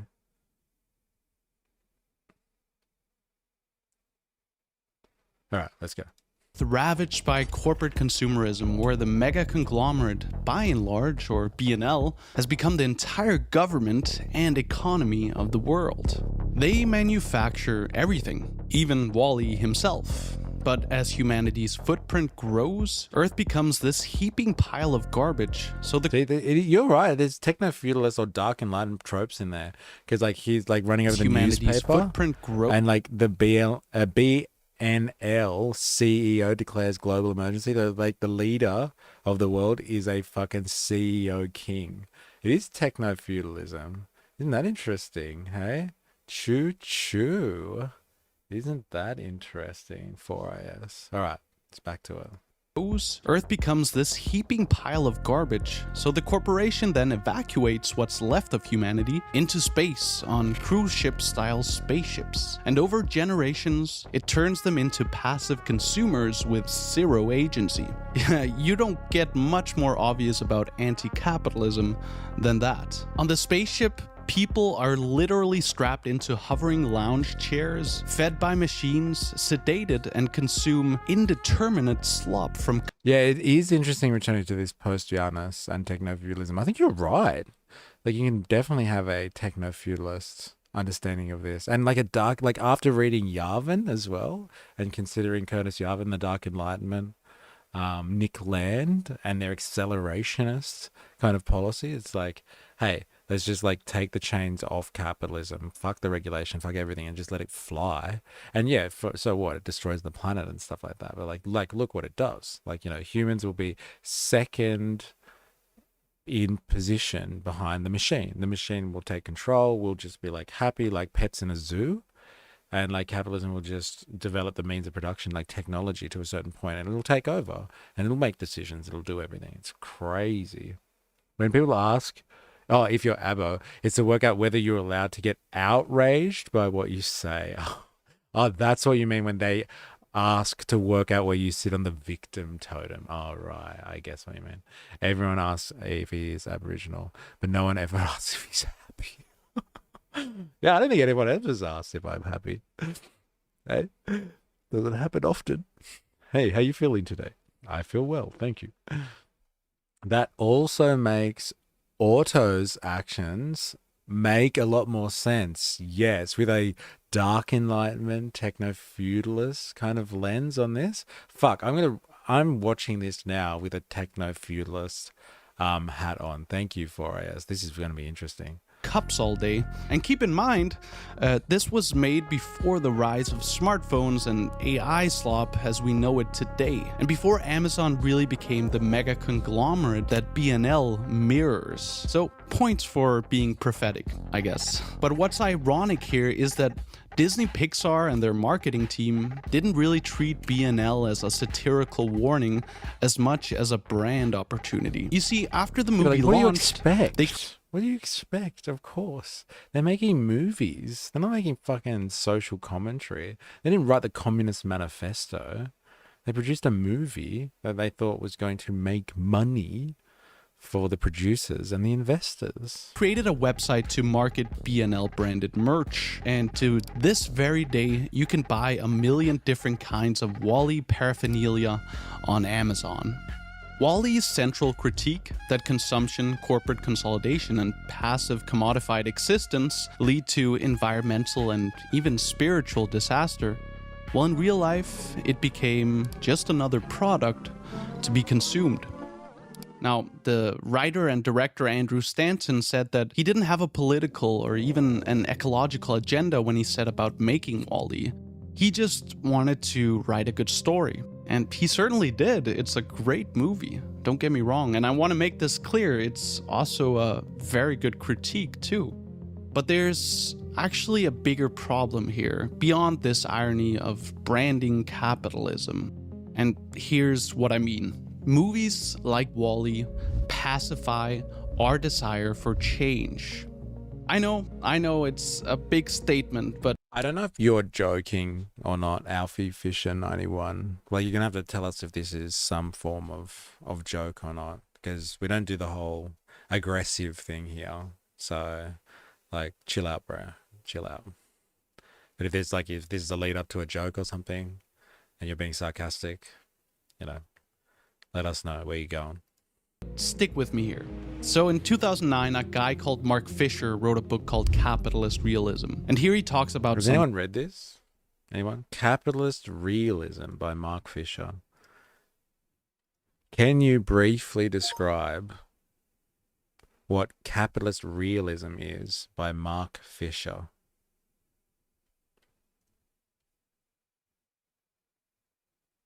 Oh, right. Okay. Right.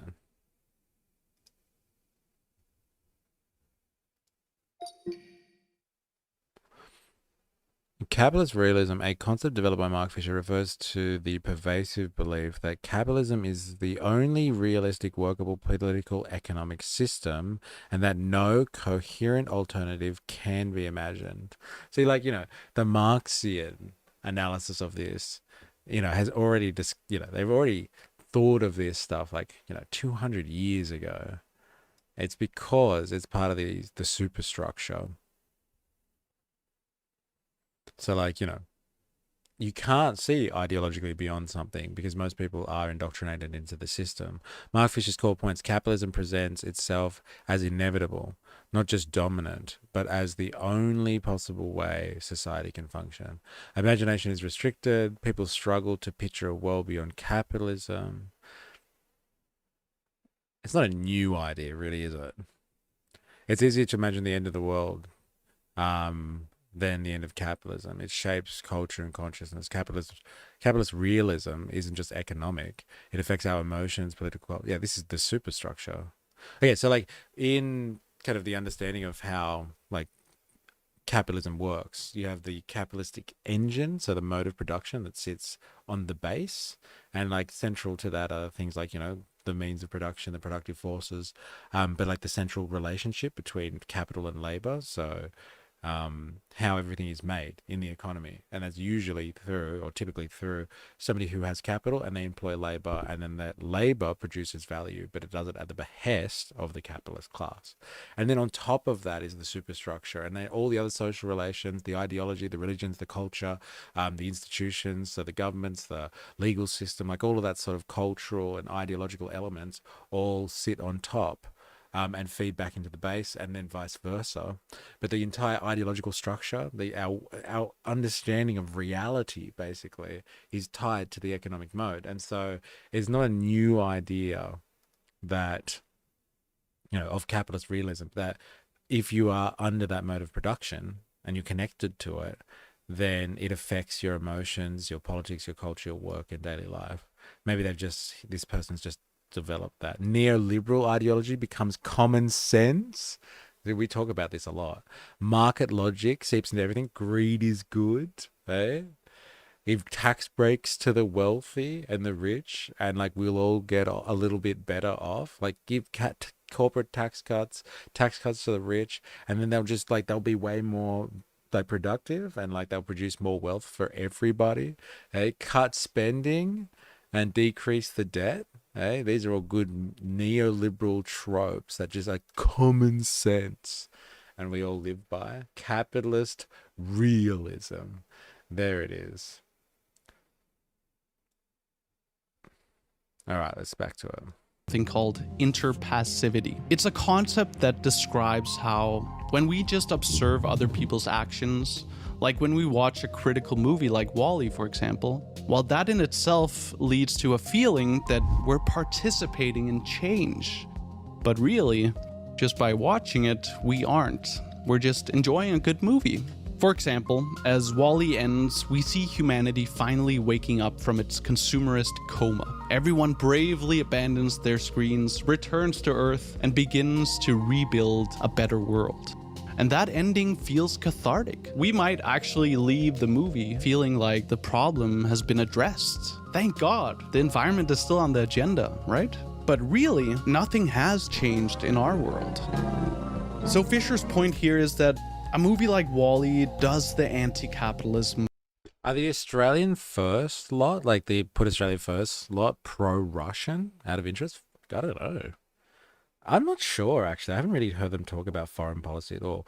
But, like, I would say, given the people that were there, and, like, kind of the one nation kind of trope, like the way they present themselves politically would be aligned with like whatever Trump is doing at the time. So to be honest, if Trump is like feeling nice and wants to talk up Putin, then I'm assuming the Put Australia First people would be pro-Russian, and like they'd want to stop the war in the Ukraine, and like bring down the world government and all that sort of stuff. But like if Trump was having a bad day with Putin and like wanted to arm up Zelensky for some reason, because he feels like he's been embarrassed, then they'd probably be, happy to turn the other cheek in that regard. So I don't know. It's a good question, but I haven't heard them speak about it. Here we go. Dilemmas is part of that scene. It's not pro-Russia or anti-Russia. This is Australia, and Russia is on the other side of the world. So who cares about Russia or Ukraine or Israel or Gaza, etc., etc., etc. Yeah, don't think, consume, says 4IS. Yeah, Alfie Fisher, pandering to white people, LOL, especially the racist ones. Yeah, fair enough. All right.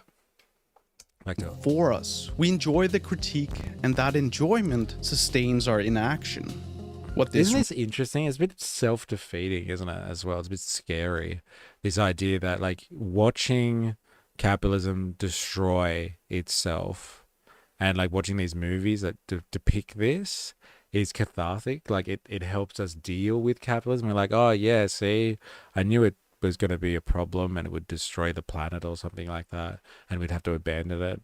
Ah, look, it worked out for them in the end, I guess. They returned to Earth with their one plant.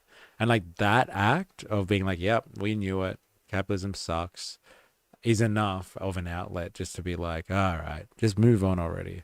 Isn't that a scary kind of conceptual view on all of this? It gives the illusion of dissent, like you've done something because you rocked up and you watched a piece of you watched a film about the end of capitalism, and you were just like, yeah, that's right, I always knew capitalism sucked. And then that's it. And then you go home and you fucking go to sleep and you go to work the next day. It gives the illusion of dissent. It's crazy. It's kind of unfortunate, but if this is reinforcing the ideology as capitalist realist thinks, then that's why it's produced by capitalists. At the end of the day, they're producing stuff that they just know will win. And if like being anti-capitalist is just another trending topic, and like it's gonna sell millions of dollars worth of tickets to make millions of dollars worth of ticket sales, then fucking let it ride, baby. Who cares? Let it ride. You got to buy something on Amazon before bed. Thoughts on China? They're a bit closer at dilemmas.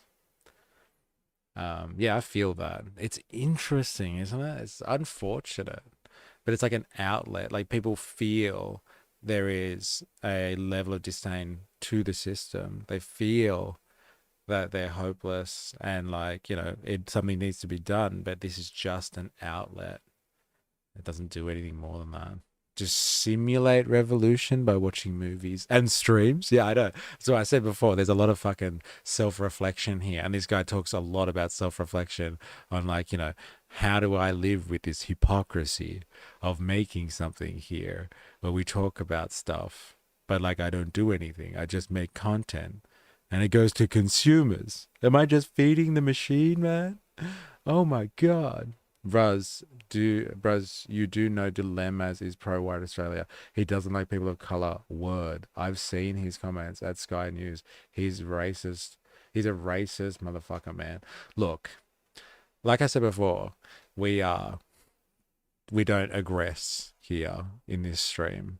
Now, what Dilemmas has contributed to this stream, I can't speak for other streams that you've been talking about, is he contributes an opinion of the working class. I haven't seen stuff that is outrageously offensive.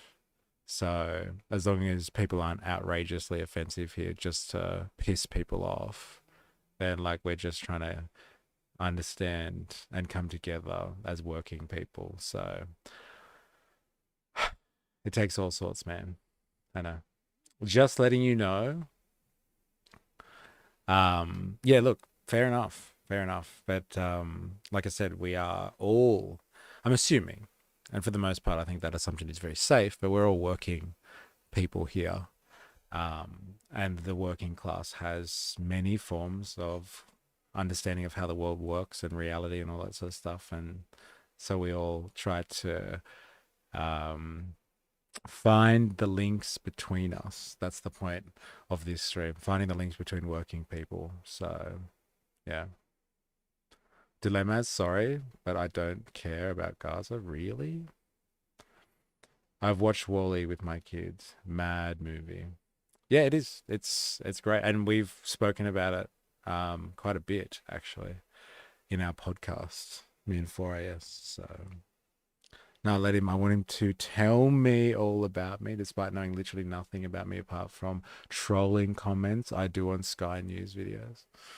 Fair enough. Sounds like you two have history then. I'll let you guys duke it out in the comments section. And see, when you duke this stuff out in the comment section, then other working people get to see what you guys are saying and then like understand the world better from that conversation. And that's what we do here.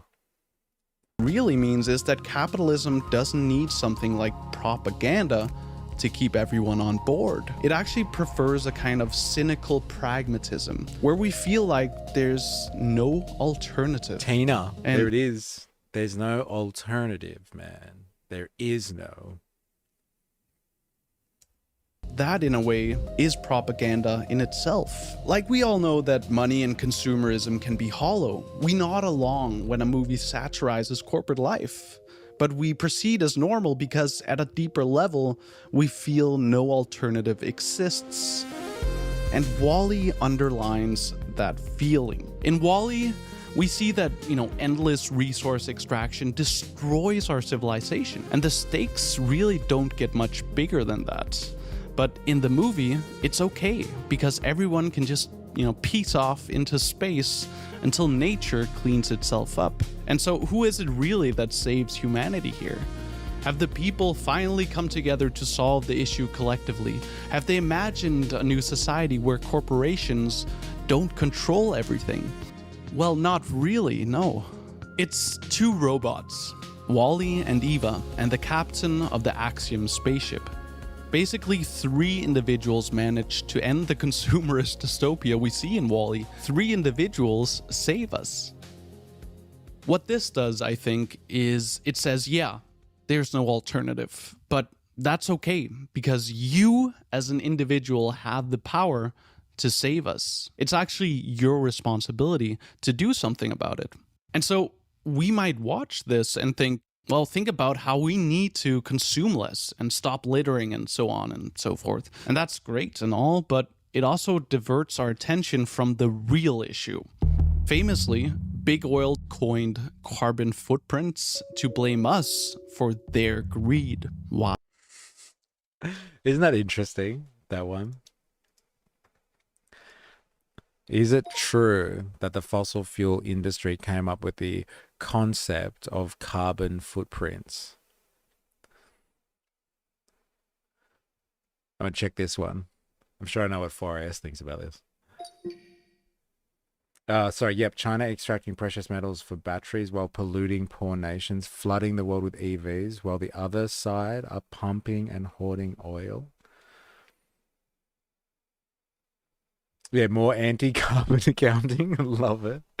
Yeah, but isn't that crazy though? Like, if it's true that, like, Yes, they just came up with it because then it puts it on you, the individual. If you don't make it in the system, it's your fault as an individual. Like, you know, if they're really going to go on with this whole stuff about like defaming the fossil fuel industry for little like destroying the environment, you know, destroying the planet, then like let's just put it back on people. It's be like, well, you used the car. That's your fucking problem. You got on a plane. It's your problem. It's your carbon footprint, not ours. We just extract it from the earth, market it to you, and force you to buy it through elaborate systems. But it's your fault. So good. Yes, there is evidence that the modern notion that the carbon footprint was popularized, if not only originally invented, by parts of the fossil fuel industry, especially BP. Oh, there you go. The role of the fossil fuel industry. In the early 2000s, BP launched a major public relations marketing campaign, the Beyond Petroleum rebrand, including what is often credited as the first widespread carbon footprint calculator in 2004 and 2005. Interesting engineering is the source. There you go. That's crazy. Gaslight the plebs. It is a bit like that, isn't it? Far out. It is a massive gaslighting campaign. Well, it's just like the idea of like neoliberal ideology itself, and is like, you know, the world is, there is no society. It's full of individuals, which is like a Thatcherite kind of thing. And like, if you don't make it in society, it's not society's fault. It's not that there's a problem with the system or the economy or anything like that. It's actually you. You're like, you don't get a job that you can afford the cost of living now. You can't afford a house. All of these things we've been talking about all day. It's your fault. You failed as an individual. It's not society's problem. You should have just got a better fucking job. Like, you know. Why don't you just earn more money? You suck. You're the fucking problem. Gaslight, greenwash, girl boss. Hey, it's the 3Gs. 4IS and 4Gs. It's 4G and 4IS. I don't know if there's a separate conversation now happening.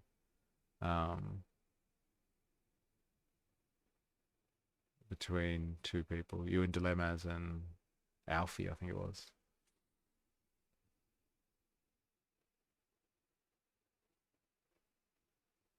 Alfie Fisher. All right, back to it. So we forget that big corporations are in fact the ones who need to change things. And how? By changing the system they work within, not our individual consuming habits. Because production comes before consumption. So Fisher's point here is that I feel that the suffering of any people affects me. I have a heart. Where's yours? Oh, there's a big side conversation going on here. Radio. All right. I'll let you guys ride. Hasn't imagined some new paradigm or political system.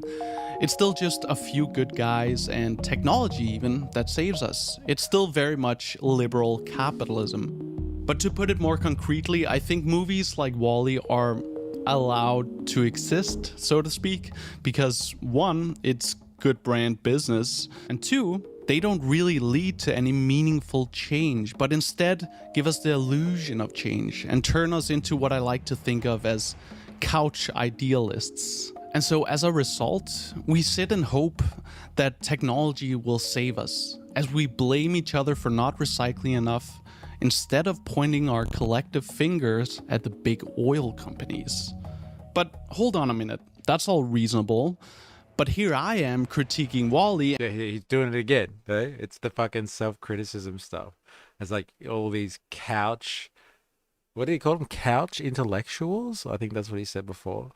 Is that what we are? We're all just sitting on the couch now, watching this stream together, listening to this guy talking, be like, yeah, there's a problem with capitalism. Is that good enough? Eh? The hypocrisy comes back.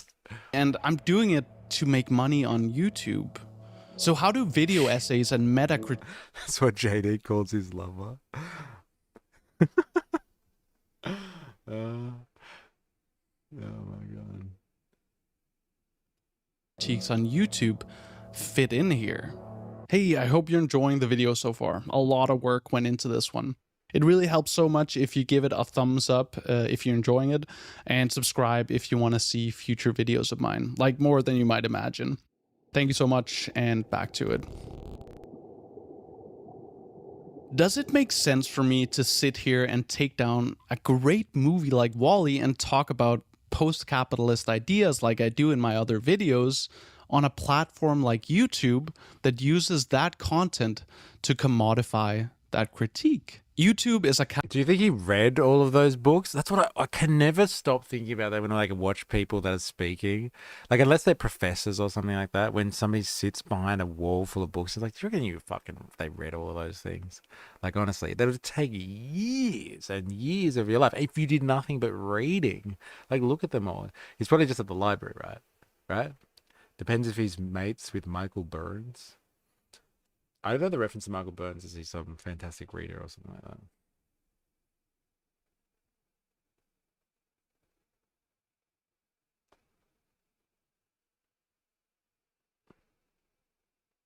They never read all of them. They're just like decorations. I don't know. Ever. Oh yeah, they're just decorations. Just looks cool. Maybe I should do that when I finally open up my studio properly. I'll put my Australian flag in there that I got at my Put Australia First rally, and I'm going to put my books behind so people can be like, is that what Mr. E's been reading? It looks like he's read the Communist Manifesto. I knew it.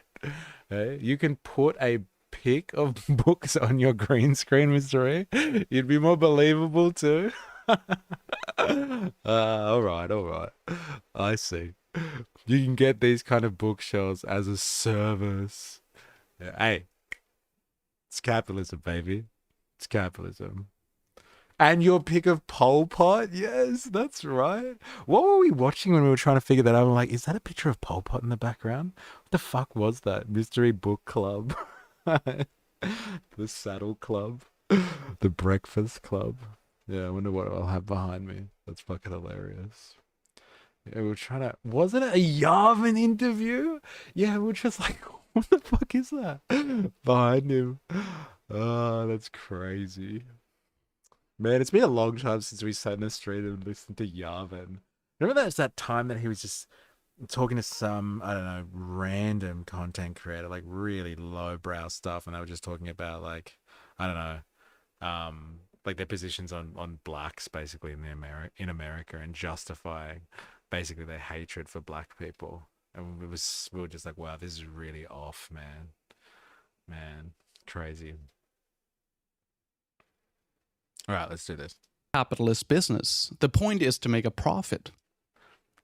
Is that the girl and the guy who wore huge glasses? No, that was pretty painful too. There was some other dude. It was just like interviewing, and they were like in his, like, I don't know, in his house, and it was just really low quality. And that couple with the shitty beard, it was some other guy that was interviewing, and they were justifying their hatred for black people, in a weird way, like justifying segregation, I think, basically. Yeah, but yeah, those people pretending to drink the shitty beer, that was hilarious.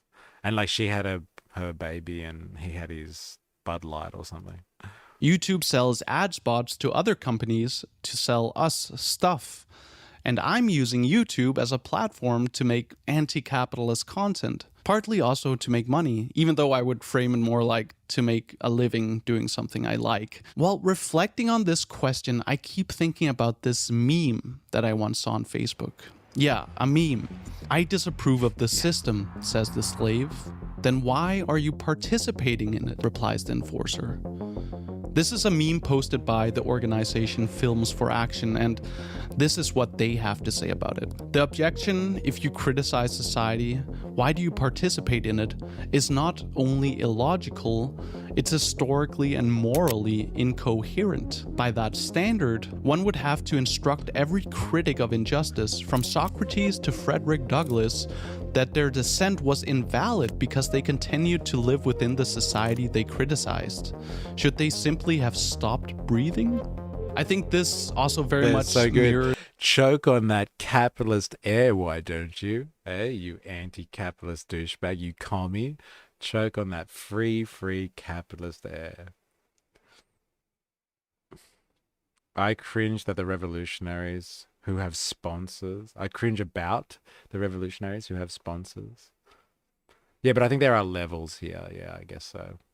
Yeah, burn money. Sweeps back.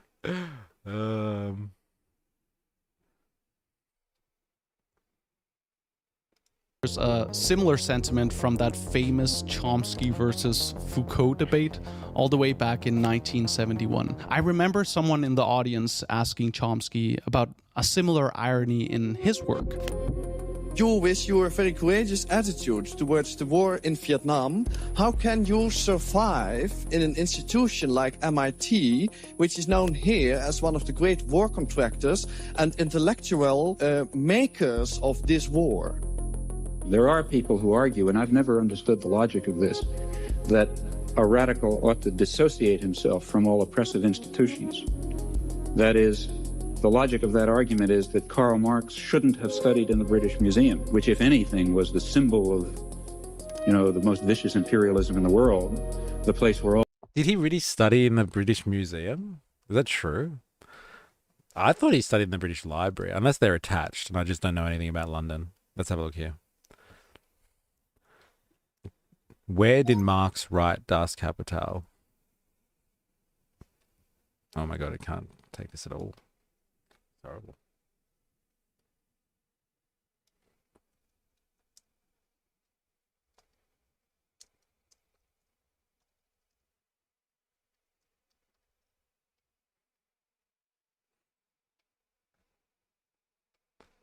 Oh, the British Museum. Okay, there we go. The reading room of the British Museum. Marx spent countless hours studying their historic and government reports. Volume 1 was completed mostly in London. No, so it was... Marx wrote Das Kapital primarily in London, researching in the British Museum and his Soho home. But it was in the museum. Okay, I thought it was in the library. Interesting. Was the symbol of, the most vicious imperialism in the world, the place where all the treasures of empire were gathered, the rape of the colonies was all poured in there, and so on and so forth. But I think Karl Marx was quite right in studying in the British Museum. He was right in using the... He should have been studying in the street among the poor like a real commie, even before that was a thing. resources and, in fact, the liberal values of the civilization that he was trying to overcome against it. And I think the same applies in this case. What I'm getting at here is that it seems illogical, or it just doesn't make sense to say that anti-capitalist or anti-consumerist critiques are worthless on a consumer-focused platform like YouTube. Because at the end of the day, radical YouTubers, or whatever you want to call it, well, they do get the message out. The least I can do is make use of the liberal values we have, like free speech, right? Well, at least while the algorithms still promote my content. But wait, hold on a minute. Yeah, there's the real alienation right there.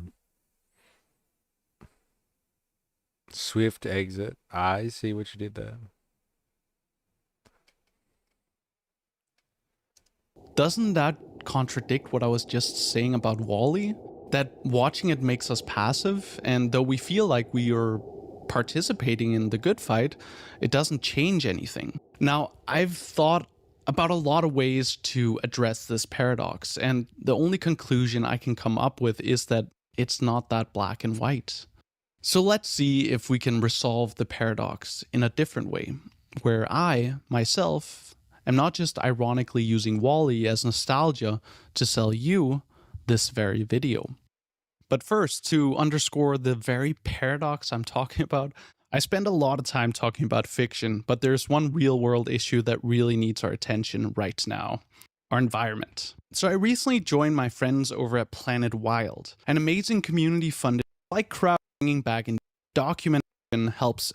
That's pretty amazing. It's rewilding the land where insects are actively having an effect. Now this is so your if you want it, or sound feels right 100 people or by me. This is a great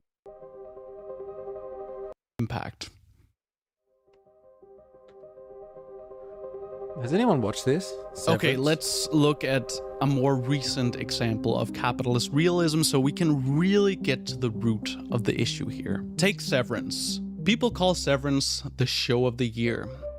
It very obviously critiques working culture in our current system by imagining a future where it's gotten so bad that people prefer to sever themselves from reality than to actually work.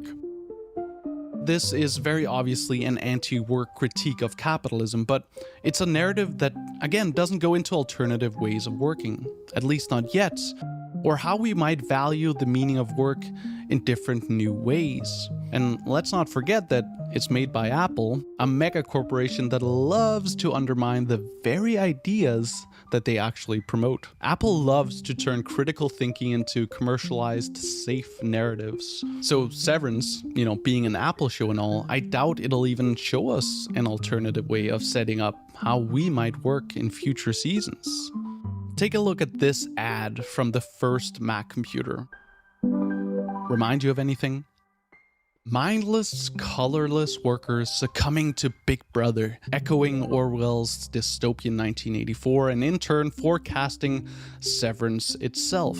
But oh wait, here comes the colorful revolutionary, the embodiment of the Apple Macintosh. Basically, all I can think about when I say that is the Futurama one. Hey, I was watching that. Hey. On January 24th, Apple Computer will introduce Macintosh, and you will see why 1984 won't be like 1984. The message here is that buying a Mac is the way out of slavery, the way to become a mindful, vibrant worker. But from our perspective today, the irony is undeniable, to say the least, because nowadays the iPhone spies on us just like Big Brother would. Funnily enough, Apple doesn't let bad guys use iPhones on screen. What I'm getting at is that Severance is pretty on brand for Apple. A corporation that likes to think of itself as progressive through shows like Severance. But in reality, it runs as a corporation that harvests our attention for data for profit. And so the critical message behind Severance, Fisher would argue, is that it's just another product that we can consume because it doesn't imagine or offer us an alternative to our current system of work, right? But at the same time, it still feels like we've participated somehow just by watching it. It's just like in WALL-E, where the movie conveniently ends right... Show it? What, show the Futurama one? Yeah, if I can find it. Let's go for that. What was it? It was like an ad for Planet Express, right?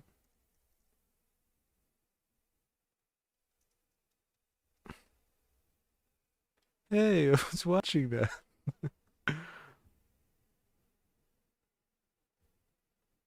Yeah, this is the one.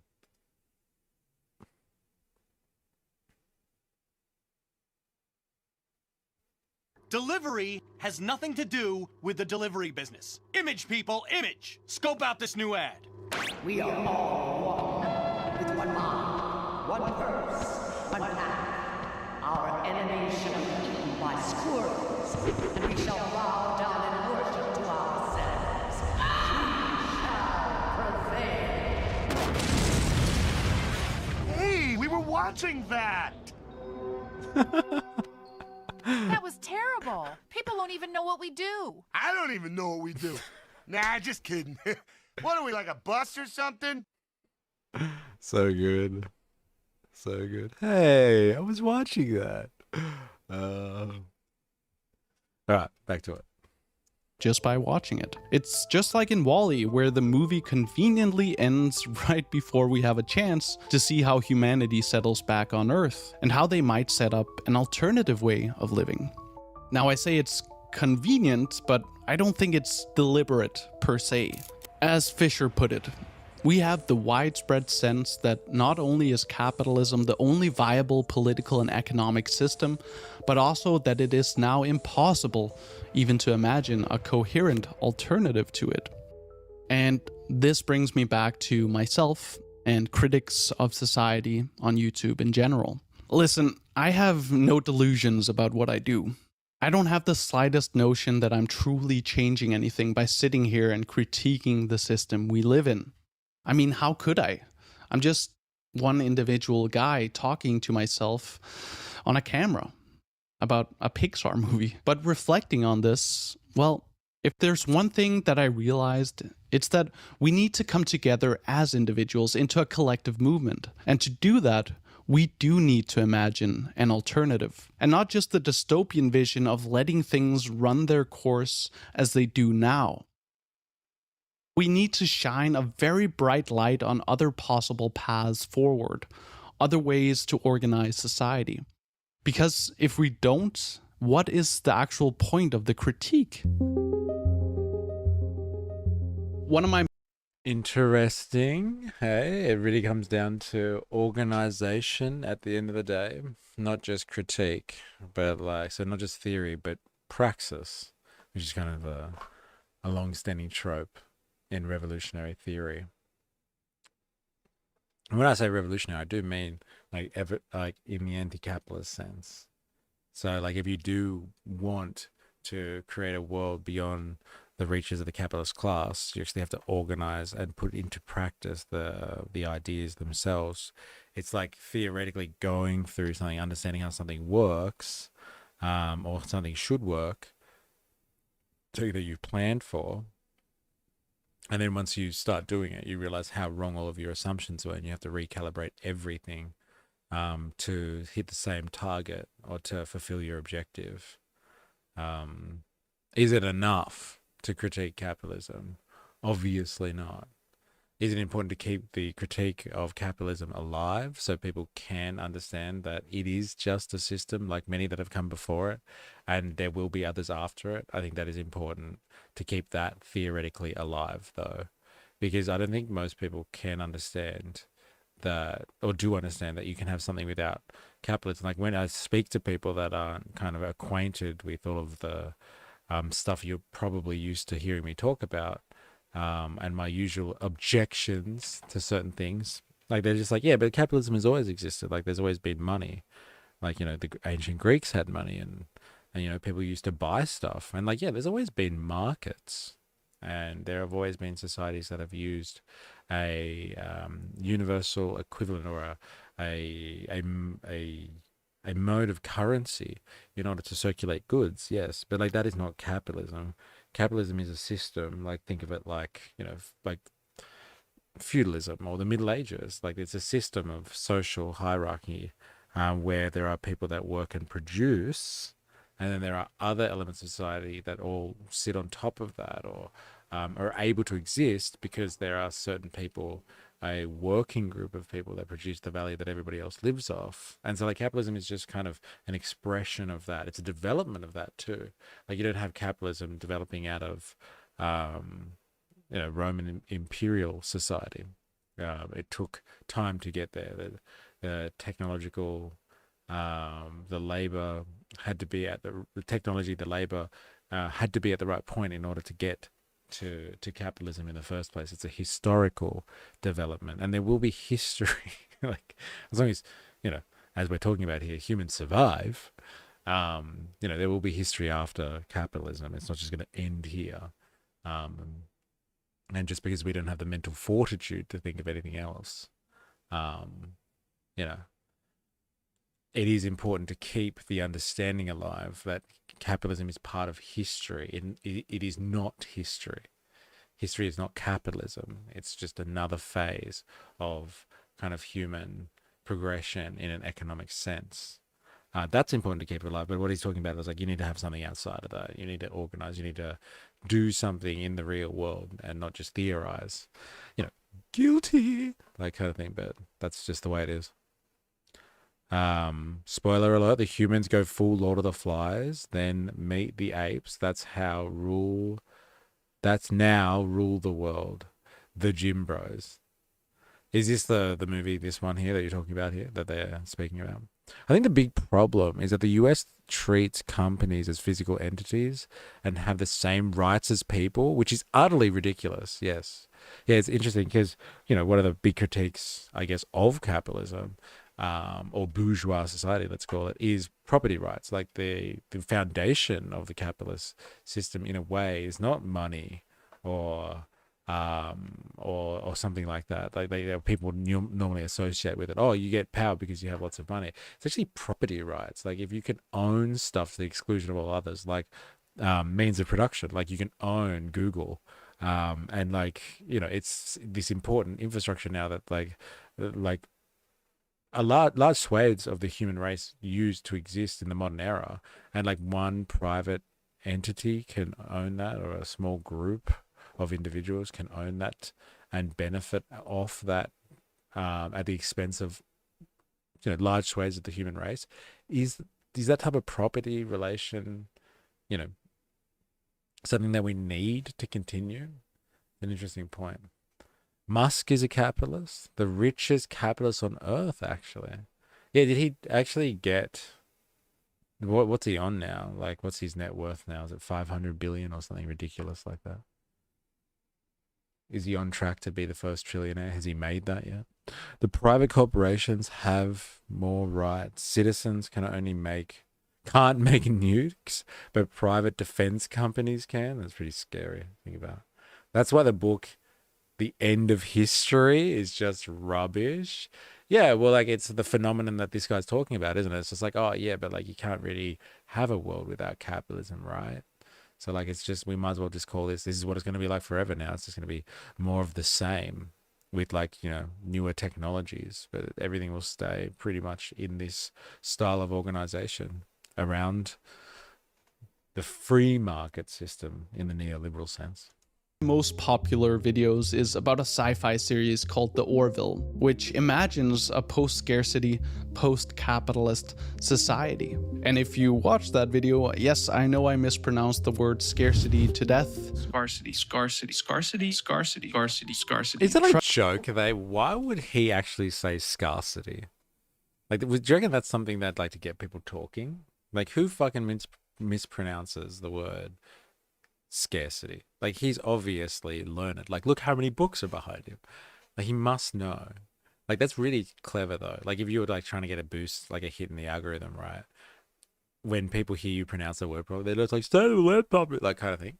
And then they'll start commenting and everything. I wonder if he did that on purpose. I'll just say scarcity over and over again. That'll get people going.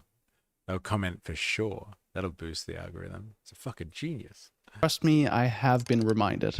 But yeah, I think the video really resonated with people because it actually does try to imagine an alternative way of setting up society. In this case, it's a society where reputation is the currency. Orville or something like that? Was it? I don't know what it is. Post-capitalism. What are we on? Oh, right. I don't know what that is, though. Do you know what it is? Have you heard The critique. One of my most popular videos is about a sci-fi series called The Orville, which... The Orville. The Orville?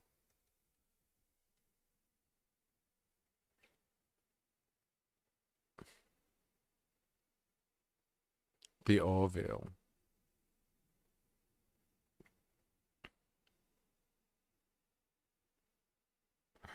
I heard a new reporter mispronounce patio. What do they say? Patio? That's probably a good thing to them, as I don't think people like you should own nuclear weapons. I don't think anyone should own nuclear weapons. Orville. 4AS. There it is. It's got the Family Guy creator in it. Interesting. Oh my god, is that Seth MacFarlane? Is that his name? Yeah. Interesting. Alright. Alright, back to this hit piece here for those dirty capitalists out there. That's Seth, yeah, right there. Now, if you're watching this on YouTube, make sure you hit the like button. It helps with the search and the discovery. So hit away, please. which imagines a post-scarcity, post-capitalist society. And if you watch that video, yes, I know I mispronounced the word scarcity to death. Scarcity, scarcity, scarcity, scarcity, scarcity, scarcity. Trust me, I have been reminded.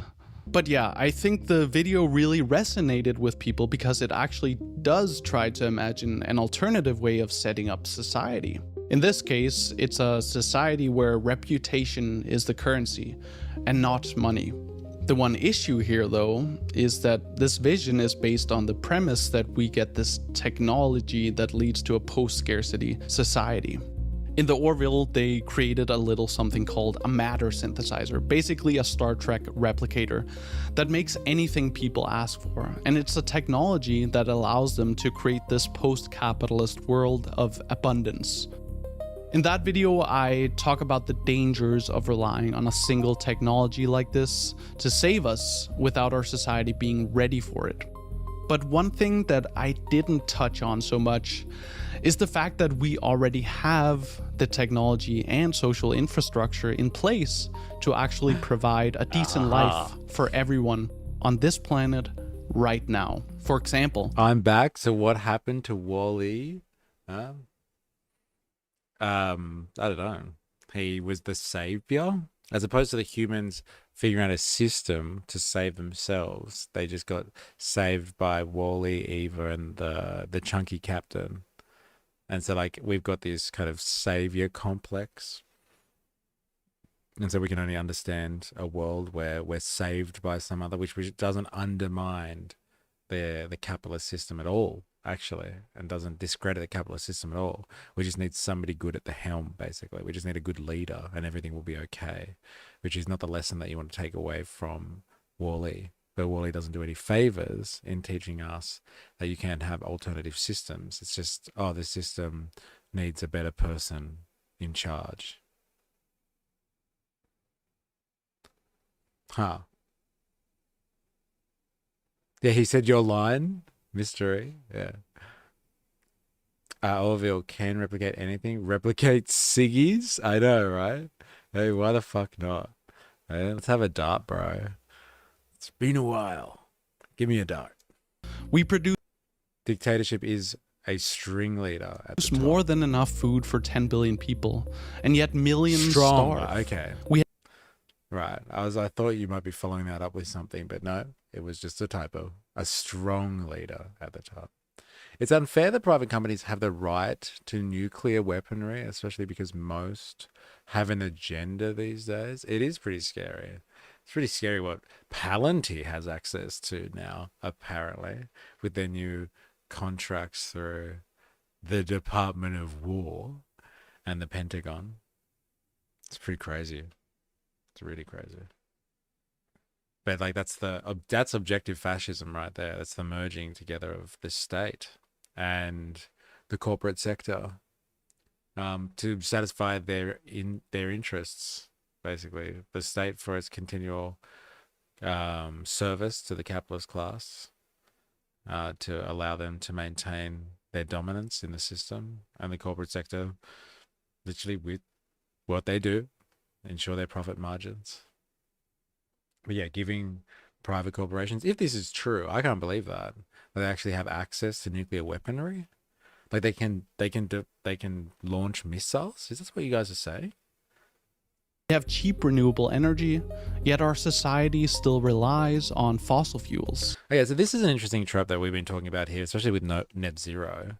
And like a lot of people say this, but is it just woke rubbish? Has anyone fact-checked this? Is it true that green energy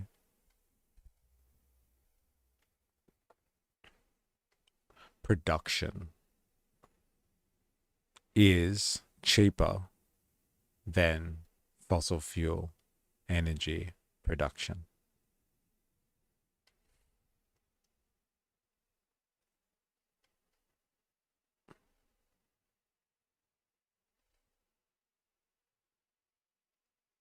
Yes, in many circumstances, green renewable energy production is now cheaper than most fossil fuel energy production, but it depends on the context, new builds versus existing plants, type of energy. So there's factors where green energy is. According to International Renewable Energy In 2024, 91% of the new utility scale renewable energy projects, wind, solar, etc., produced electricity more cheaply than the lowest cost fossil fuel alternatives. Specifically, onshore wind reportedly averaged about US 0.034 kilowatt hours. And solar photovoltaic PV about 0.043 kilowatt hours, significantly lower than comparable fossil fuels. Conditions and caveats. It's not always straightforward. The cost advantage mainly holds for new projects. Building wind or solar farm now tends to be cheaper than building new coal or gas plants. That's interesting, isn't it? Existing fossil fuel plants, especially where infrastructure already exists, represent a different cost calculus. Okay. Renewables are intermittent. Sun doesn't always shine, baby. The wind doesn't always blow. Unless paired with energy storage or backup generation, integrated grid transmission infrastructure, intermittency can complement cost comparisons. Some model critiques argue that simple LCEO comparisons, have we got that accurate? Levelized cost energy comparisons don't capture the system costs, storage, balancing, backup, grid upgrades. So it's not as black and white. It's interesting. It's very interesting. Very interesting.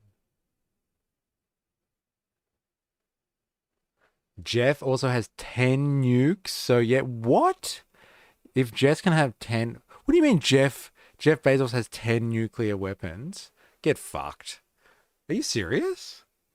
Where did you get that one from? But what about when it's cloudy? Oh, the wind isn't blowing. They said the thing, bro. They already said it. What about when the sun doesn't shine or the wind doesn't blow, eh? Superpowered by Ross Garnett. New projects. That's why they don't want us to shut down the existing coal plants in southeast of Dilemmas. Before I leave, look what happened when I asked a simple question of what this man's ethnicity is. You put up the Abo word, which is literally a racist slur at Indigenous people. Ask your assistant if Jeff has nukes. What the fuck? Where did you hear that? Does Jeff Bezos have nuclear weapons?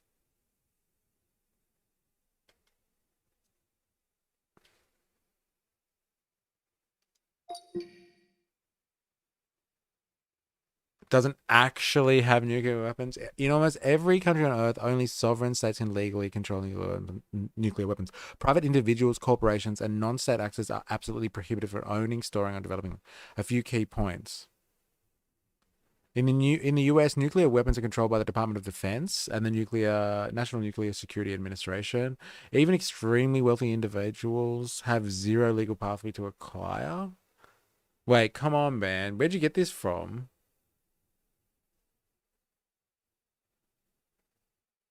Oh, Jeff is an acronym. Ah, damn. I thought you were saying that tech bros, like the billionaires, have somehow got access to nuclear weapons. Oh, Jeff is an acronym? Ah, that's disappointing. Ah, too bad. Okay. Sorry.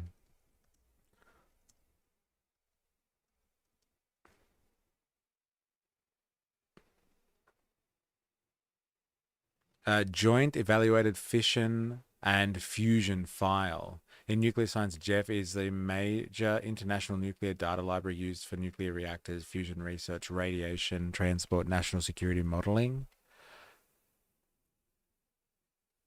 Jeff, internet slang meme. Sometimes Jeff is used humorously online as a generic guy. Okay. Oh, man. Oh, I'm pulling your leg. Oh, fuck. I was like, no way. I was gonna get like, oh my god, this is why they're doing the space race. They're developing rockets and stuff like that. They're giving them nuclear warheads to play with. That's crazy. My name's Jeff. So good. My name's Jeff. There you go.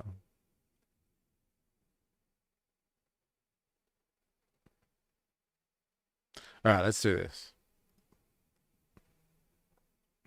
So it's, yeah, you got me good. But like, you know, so it's one of those things, like, it depends how you account for it. Because the argument is always along these lines. Because a lot of the people that I was speaking to on the weekend, or listening to people speak, I guess, in the speeches, and we're like, look, we've got gas, we've got coal. Like, why the fuck are we not using this? And it seems to be, hey, it's going to be good for the economy. And then people also make the correlation that, like, by using it, it'll bring down our energy prices. But like, if the conversation is, or like the technology has reached a point where it's really undisputable that green technology is actually cheaper, then like the argument goes out the window about, oh, it's actually more cost effective. Like, it'll reduce our energy prices if we stick to coal and gas, let's say, in the Australian example. But if it's not actually a cheaper option and it won't affect prices, then like, is it important for us to continue digging coal out of the ground and exporting natural gas? Like, is it just so we can benefit off the royalties of it, like the revenue off that, which we don't really benefit that much off anyway? Like, people are always complaining that we're actually getting rorted by corporations that make a killing off our resources. So if it's not going to make our energy prices cheaper, because, you know, it's reached it's beyond the point of no return now, and investing in green energy would actually make it cheaper, then it changes the argument. It changes the argument massively, I think, anyway. All right. Have you ever thought about how much money, like specifically the size of the check it would take to solve the climate crisis? Probably not, right? But scientists, well, they've actually estimated a number for this. And it's totally doable. And that very thought is liberating. The number is around 2% of global GDP to avoid a rise in global average temperature of more than 2 degrees Celsius by 2050. And that's completely reasonable. That's less than the 2.4% of global GDP we spent on the military in 2023. Even though an actual utopia may not be around the corner, a dramatically better world, a sustainable, more egalitarian society is actually within our technical grasp. So the real issue here is actually with our institutions and the way we distribute our resources. And yes, with our imaginations that seem to lag behind. Now, I'd love to see more entertainment that... See, this is the problem. Like, he's analyzed it quite well before, that like the ideology, like people are, their imagination is captured by the capitalist mode of production. They can't imagine anything before it. And then he basically says, look, you know, we just need to imagine a better world and we can make it happen. Like, is that what it really comes down to? Like, we just need to think that we can move beyond capitalism and then the ideas will get us there? Or do we need to deliberately change the mode of production and then the ideas will come from there? I think, you know, if this guy had a Marxian background, I don't know much about Marcus here, but if he had a Marxian kind of background, he'd probably be arguing that, no, it's not just enough to be like, oh, everyone just needs to imagine an alternative kind of thing. Like, you know, it needs, like, you actually have to develop the alternative itself, and then people's kind of, the culture will shift towards that. You can't have a cultural shift first. It's not possible, because that's the nature of the mode of production. It replicates itself in a way. Orville ships still had guns. What the hell? Why do they need them? For the cost of a coffee a day, you can solve global warming. We will sign up to the membership in December and quit by January. Oh my God. Actually imagines a different way of organizing ourselves, a different future. So to avoid being a total hypocrite myself, I've dedicated the rest of this video to a very specific idea that offers such an alternative based on what we have and not some miracle technology. It's not global warming anymore. It's climate change because the science is so accurate. What's your point though? As in, they don't talk about climate change anymore. They don't talk about global warming anymore. They talk about climate change now. They've changed the rhetoric, you mean? Jason Hickel is one of my favorite academics because he doesn't try to obscure his ideas in overly complicated, hard to understand language, but instead lays out the problem of our time at hand and then offers a very concrete path out of them. To be a little more specific, Hickel is a champion of something called degrowth. You might have heard this term. No follow through and just saying defund the military and fund the climate science won't be a realistic approach. No, especially if, and like, you know, this is my opinion on all this. Especially if the people that are behind the climate science and the green technology are like another bunch of capitalists who just want to profit off it.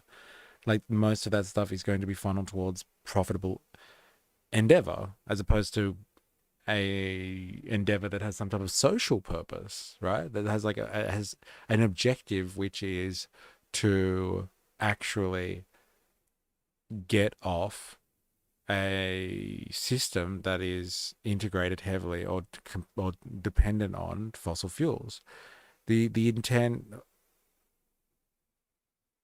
the ability to recraft that system can't be done on the market. Primarily, you need something like what the Chinese system has got. They've got a planned economy. Whether or not you think they're socialist or not, that's a completely different debate. But they have a planned economic system. They have, hey, by 2029 we're going to get here. By 2037 we're going to get here. By 2049 we're going to be here. And they have to hit those targets. But the market system doesn't allow that. You know, it's you got to get a return for the investors within the financial year, and so it's much more short-sighted. And this stuff is, in fairness, this is entirely and hugely capital intensive development. It requires large amounts of investment. Like what he's talking about, like 2% of American GDP. Like what's that? That's a large amount of money. What's the American GDP at the moment, depending on how you measure it? What's like America has a $30 trillion economy or something like that? Is that right? So it's like $6 trillion we're talking about here, in terms of the investment required to decarbonize, go green, and all that sort of stuff. This is significant. You don't just leave that to the anarchy of the market, as we've spoken about before. If that's how much investment is required, that's how much capital you're going to front to make this work.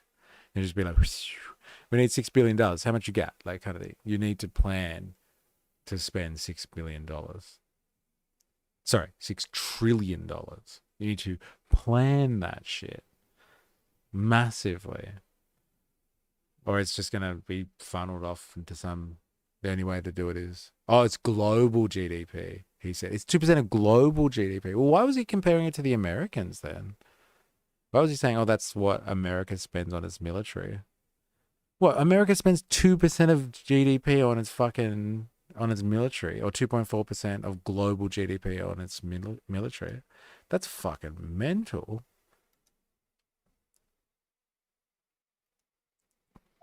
What is global GDP?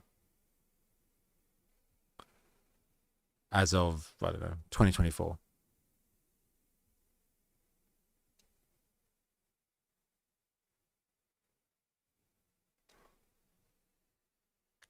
It's 2023. Okay, fine. So let's go. Some estimates for 2023 put global GDP as roughly $100 to $110 trillion. Extrapolating modest growth for 2024, the figure is near US 110 to 120 trillion. Is broadly plausible. I can pull up 3 to 5%. Nah, it's okay. Don't worry about it.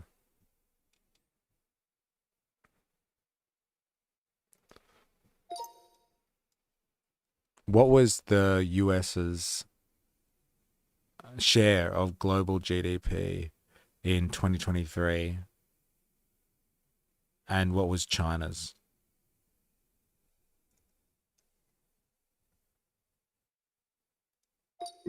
Department of War gets 800 million a year. Our interest payments on the debt are 1 trillion. Fuck. That's crazy, isn't it? Most of America's budget is welfare and social payments, ironically. That's not really, is it? Like, it's definitely bigger than, like, it's bigger than their military spending. But, like, is it ironic? Or does it just say how, like, you know, the system needs a lot of support to keep chugging away? And they don't even have universal health care, right? And it's still, like, the largest sector in their economy is what they spend on welfare.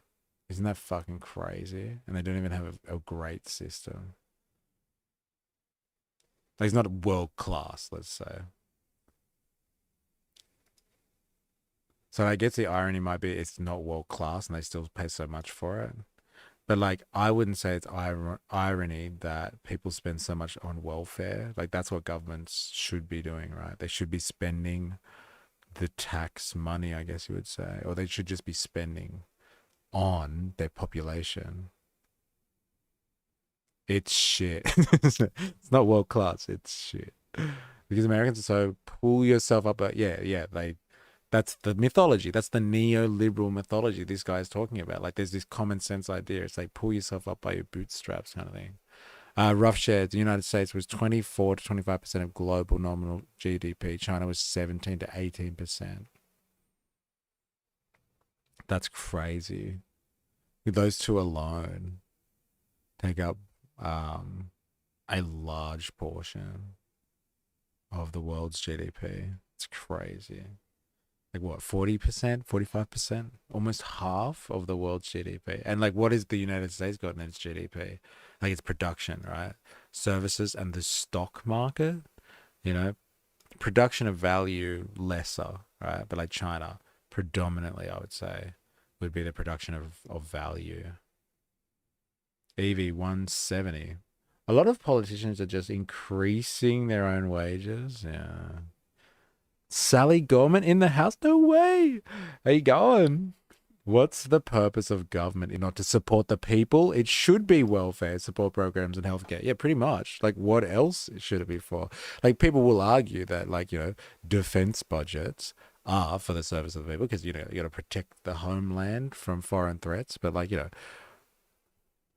not everyone's at war, so it's not, like, necessary right now. But, like, social security, like supporting people, is always necessary, especially in a system where people can fall through the cracks, and so they need assistance. Yo, how are you? But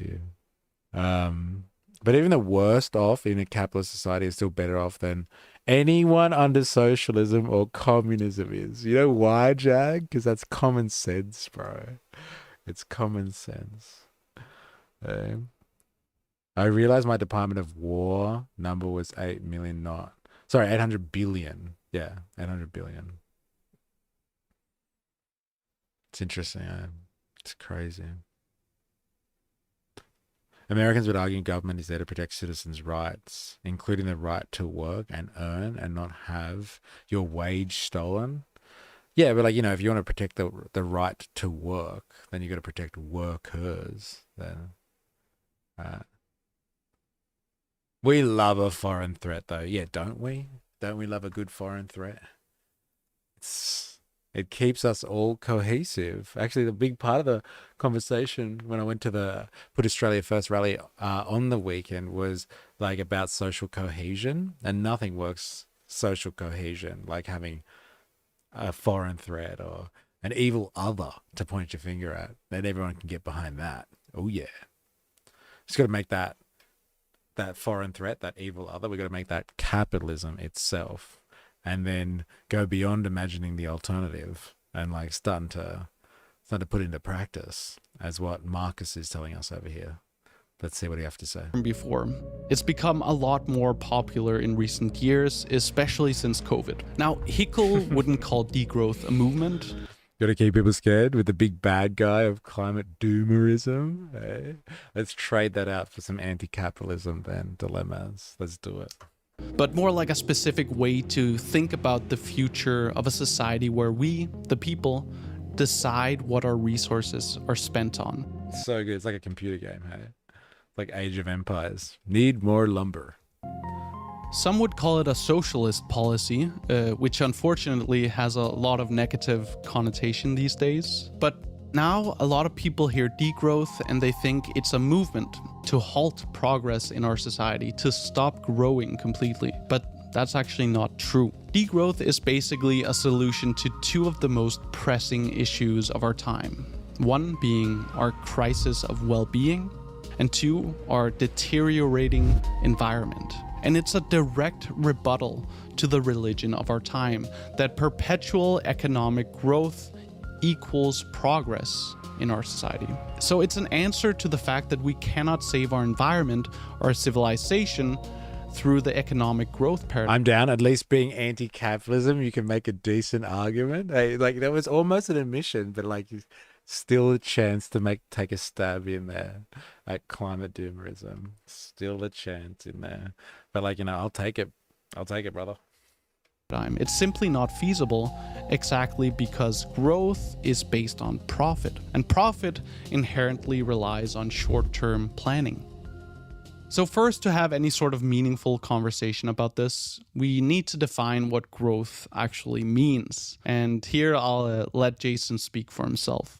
Growth, defined by economists, which is what we're talking about here, is a very specific thing, which is an increase in total aggregate production in an economy as measured by market prices. Let's get this very clear.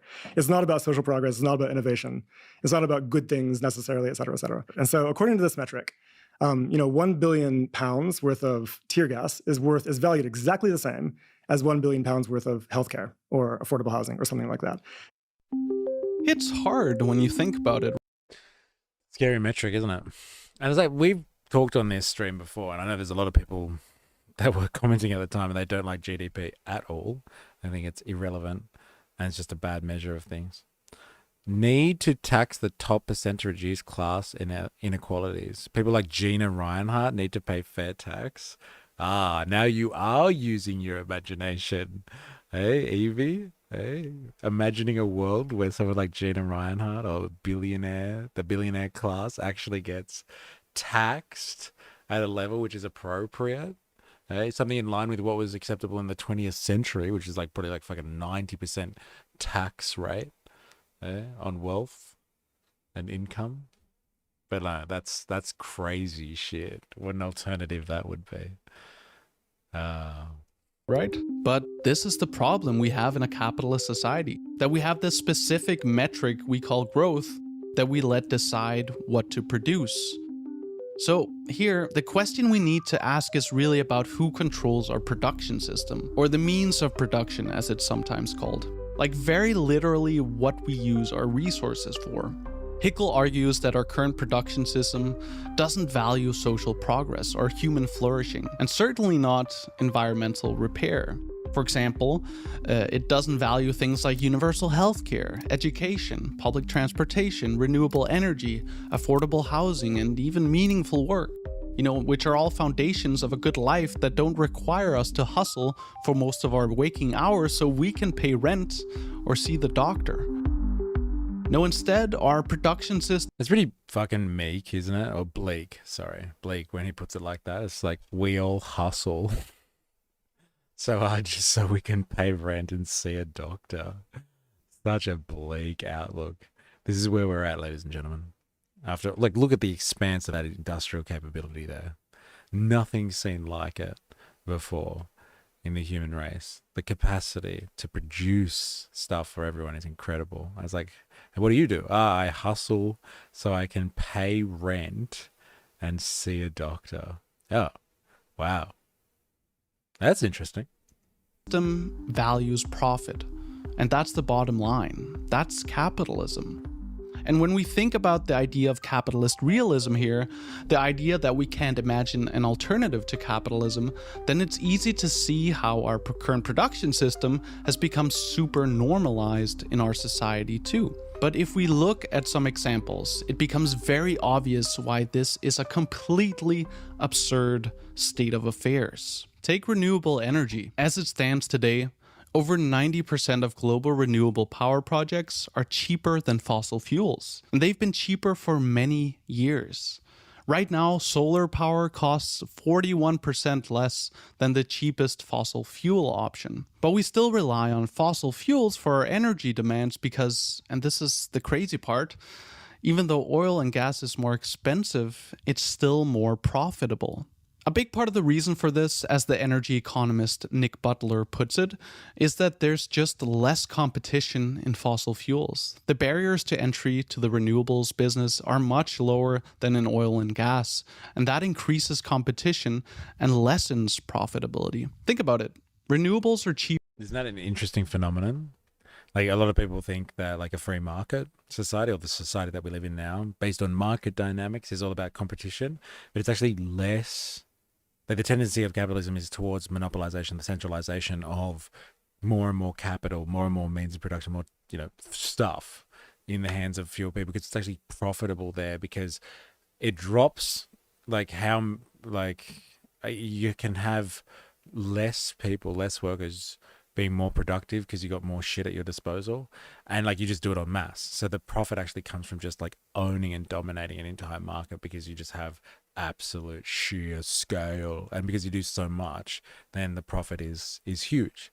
And so like in markets where it's decentralized and there's heaps of players and there's actual competition, the profits are spread amongst more people, so the profit rate is less. There's less profit to be had because it's not conglomerating and massing under one person's hands, who then like overall has more profit, or it's more profitable for them in the long run. But like when it's spread out over more people, it's less profitable. What an insane phenomena that is. And so like capitalism, anyway, I think the important point is, and this case study shows it, I don't know if it proves it, but it shows it, that like competition is antithetical to capitalism, or vice versa. Capitalism is antithetical to, the tendency of capitalism is towards monopoly control.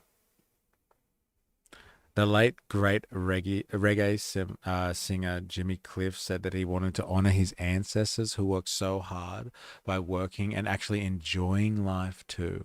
Yes. Are you new here, Evie? I'm not sure, but like we spend our Fridays acknowledging the fact that people should work. Like we work. That's why we're working people, and this is kind of the system that we are in, but we must celebrate past victories where we get to, escape from the clutches of capital, as I like to say, and we have something called the weekend.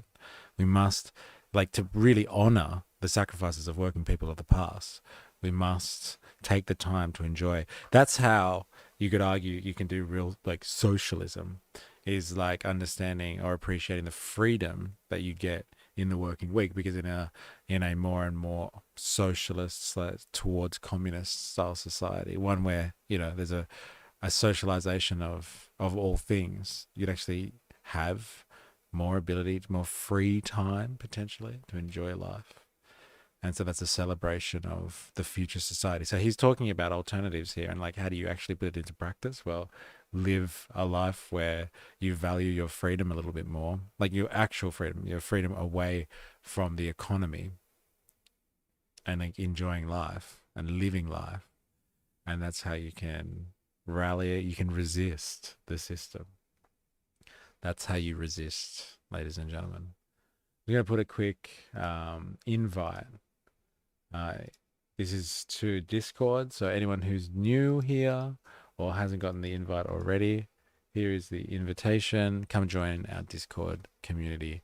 Don't be shy. We don't bite hard. Cheaper and save the planet. Fossil fuels are more expensive and destroy the planet. I think I speak for all of us, at least us the people and not the ultra-rich, when I say that no one wants this, because it's destroying our planet and creating massive inequality. It's so like to frame it differently, it is. It's almost like that. Like, start to appreciate it and move towards it. And those are the actions that you can, like, if people start to see the value in it, then they will forge, or they will fight for anyway, more of it, and to produce a society that replicates and reproduces those circumstances. in and of itself. Like it's not going to change the game, but if people learn to appreciate it, then they will want to have that in their life more. The neoliberal indoctrination that we have now is no, work harder. Greed is good. Like, it's up to you as the individual, and like, just work like a dog and everything will work out in the end. And that just reproduces the current system. I want clean energy, nuclear for the win. Growth-oriented system is actually a fundamentally undemocratic system. Now, this may seem strange to hear for those of us who live in democratic political systems, where we get to elect our officials from time to time, right? Even if we acknowledge that these democratic processes are inadequate and corrupt. But when it comes to the economic system, right, the system of production, which shapes our civilization, determines the direction of our future, and is what we are engaged in most of the time in our waking hours, right? Not even a pretense of democracy is allowed to exist. Production is controlled overwhelmingly by capital under capitalism, and that is specifically the major financial firms, the commercial banks, the big corporations, and the 1% who own the majority of investable assets. So these people who control finance and productive capacity get to determine how to use our labor, how to use our planet's resources and our planet's energy, what to produce, and then who benefits from the yields of production. So we don't get a say over what gets produced, for what purposes, who benefits. And yeah, this guy? Yeah, I know, right? Another evil Marxist, that's for sure. Up there with, what was the thing that they said at Put Australia First rally? The three evils that are attacking us are Marxism, Islamism, and Nazism. They're the three evils. And what to do with the surplus. Highly undemocratic, okay? Now, what's especially absurd about our commitment to economic growth, the thing that capitalist realism has instilled as the normal way of organizing, right, is that it relies on the false notion that we have unlimited resources. But of course, we don't. And the limited resources that we do have are being extracted in a way that is destroying our environment. Perpetual economic growth is quite literally not feasible for the future of humanity. And that's also why, green growth movements like a Green New Deal, for example, doesn't really make sense.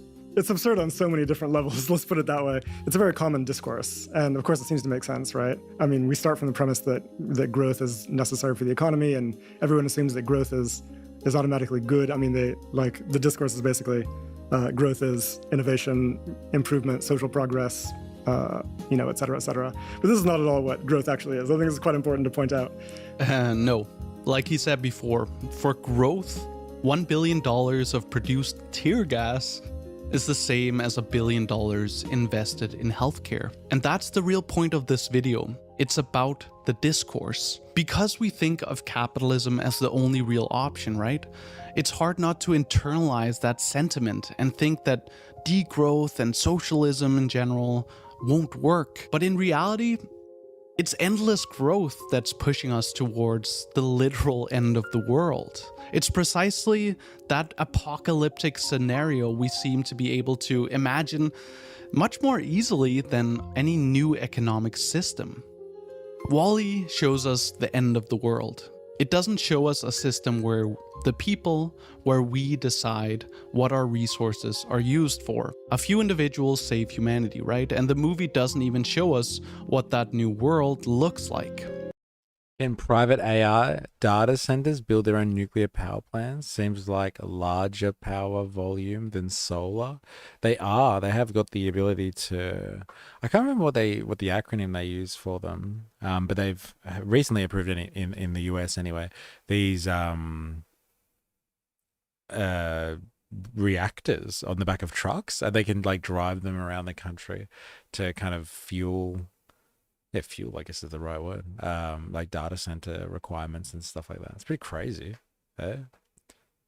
So maybe that's how they can get access to nuclear weapons. If they've got a little nuclear reactor in the back of a truck, they can start using that to start making the weapons. They are going for that in the States now, yeah.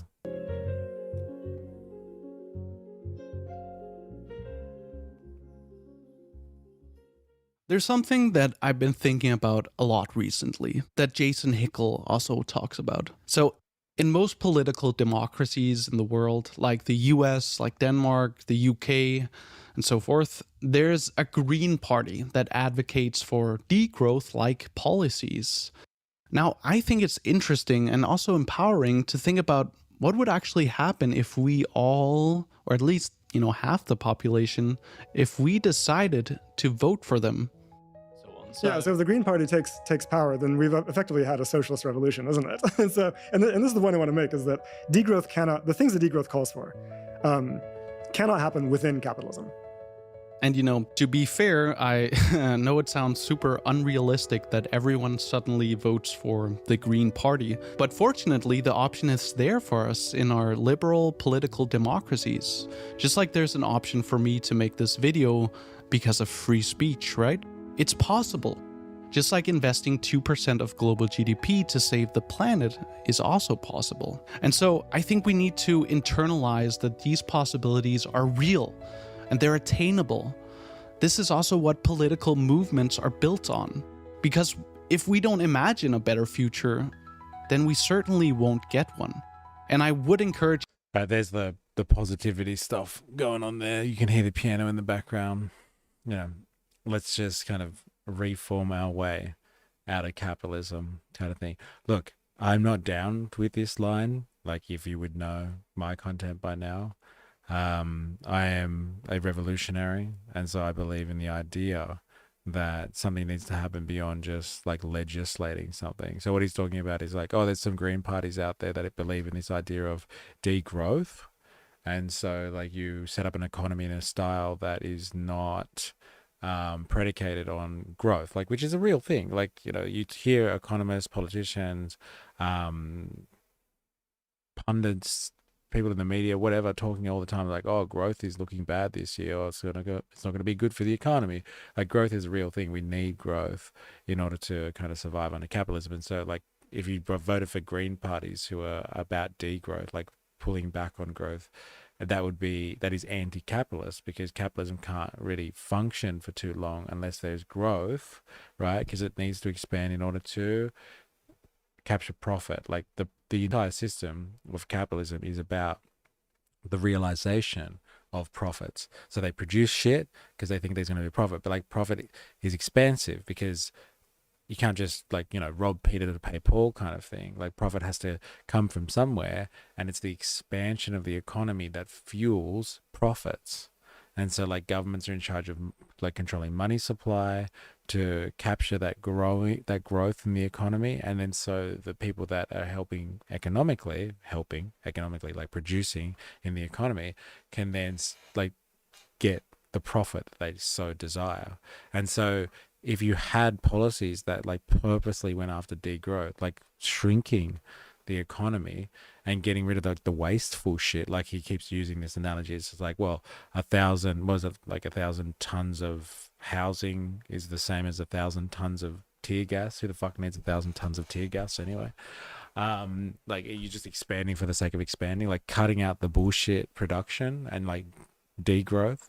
That would be antithetical to capitalism, because capitalism does need that expansion to absorb, like realistically absorb and justify profits. So like, I don't agree that you can just reform your way out of capitalism. I don't think you can just change some policies and that'll be fine. Like, I don't think it's really... It probably explains why green parties, if they're really platforming on degrowth, don't have more support, because nobody's going to take that shit seriously, and the capitalist class will do everything they can to avoid that type of stuff, because they want to be able to capture their profits. They want expansion enough to be able to justify their profits. So it's interesting that he's talking about like that as the solution, and that's why I cut him off, because I don't think it's the solution there. Disney moment, eh? Lyrics, why can't we be friends? Why can't we be friends? High School Musical cast, very uplifting. Trump's America is going to need billions of dollars of tear gas for when the Crusades start. Yeah, fair enough. Well, maybe, well, like in that sense, then it is productive, right? Who needs billions of dollars of tear gas? Yeah, yeah. Let the capitalists buy up all those silly family farms. Someone can make money on the way up and down that hill. Yes, yes, yes. Probably need some better riot shields, ones that can resist a rock, especially in Australia. Shameful stuff by the coppers there. Now, where are they buying this stuff from? China? Hey, I see what you did there. All right, we're going to leave it there. I'm not going to get any more inspirational talk from this guy about why we should reform our way out of capitalism with some legislative changes.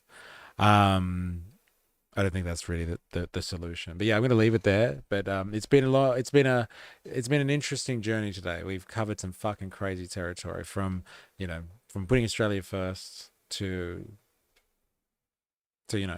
imagining a world without capitalism. I can't go back all the way, but I do want to say thank yous to people that have been interacting today. You know who you are. Just here to watch a trash fire. Ninja Nurse, Avalava, Jag, 4IS, Dilemmas, Alfie Fisher was in here earlier. Who's Poppin'? Who's Poppin' was here chilling for a bit. Cheese Swiss. Who else have we got? Squeebalicious, of course, keeping us on our toes. Who else do we have today? I'm sorry, I can't go all the way back, so if I've missed you, I do apologize. Who else have I missed here? There's a lot of banter going on in this stream for a while. Evie in the house. Sally, it's good to have you.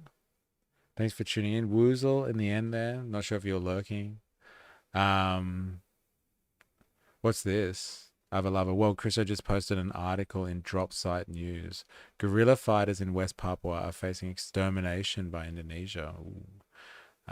So, like, if you want to get access to that, please, go and the invite has been dropped a few times, so go and look in the chat. But, go and join us on Discord and come and join the propaganda train, as Avalava is nicely demonstrating there. But if I've missed you, I do apologize, but thank you very much. And 4AS for all the subs, paying so people can have subscriptions on Twitch. Thank you very much. I do really appreciate that.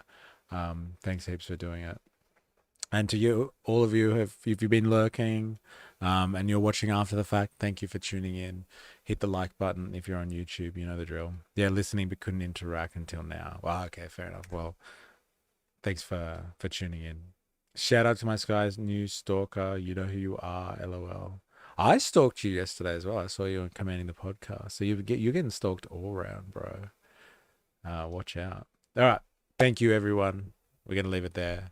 And we'll be back tomorrow, same time, same place, with some more. And until next time, please remember, I am, you are, we are a mystery. See you on the morrow.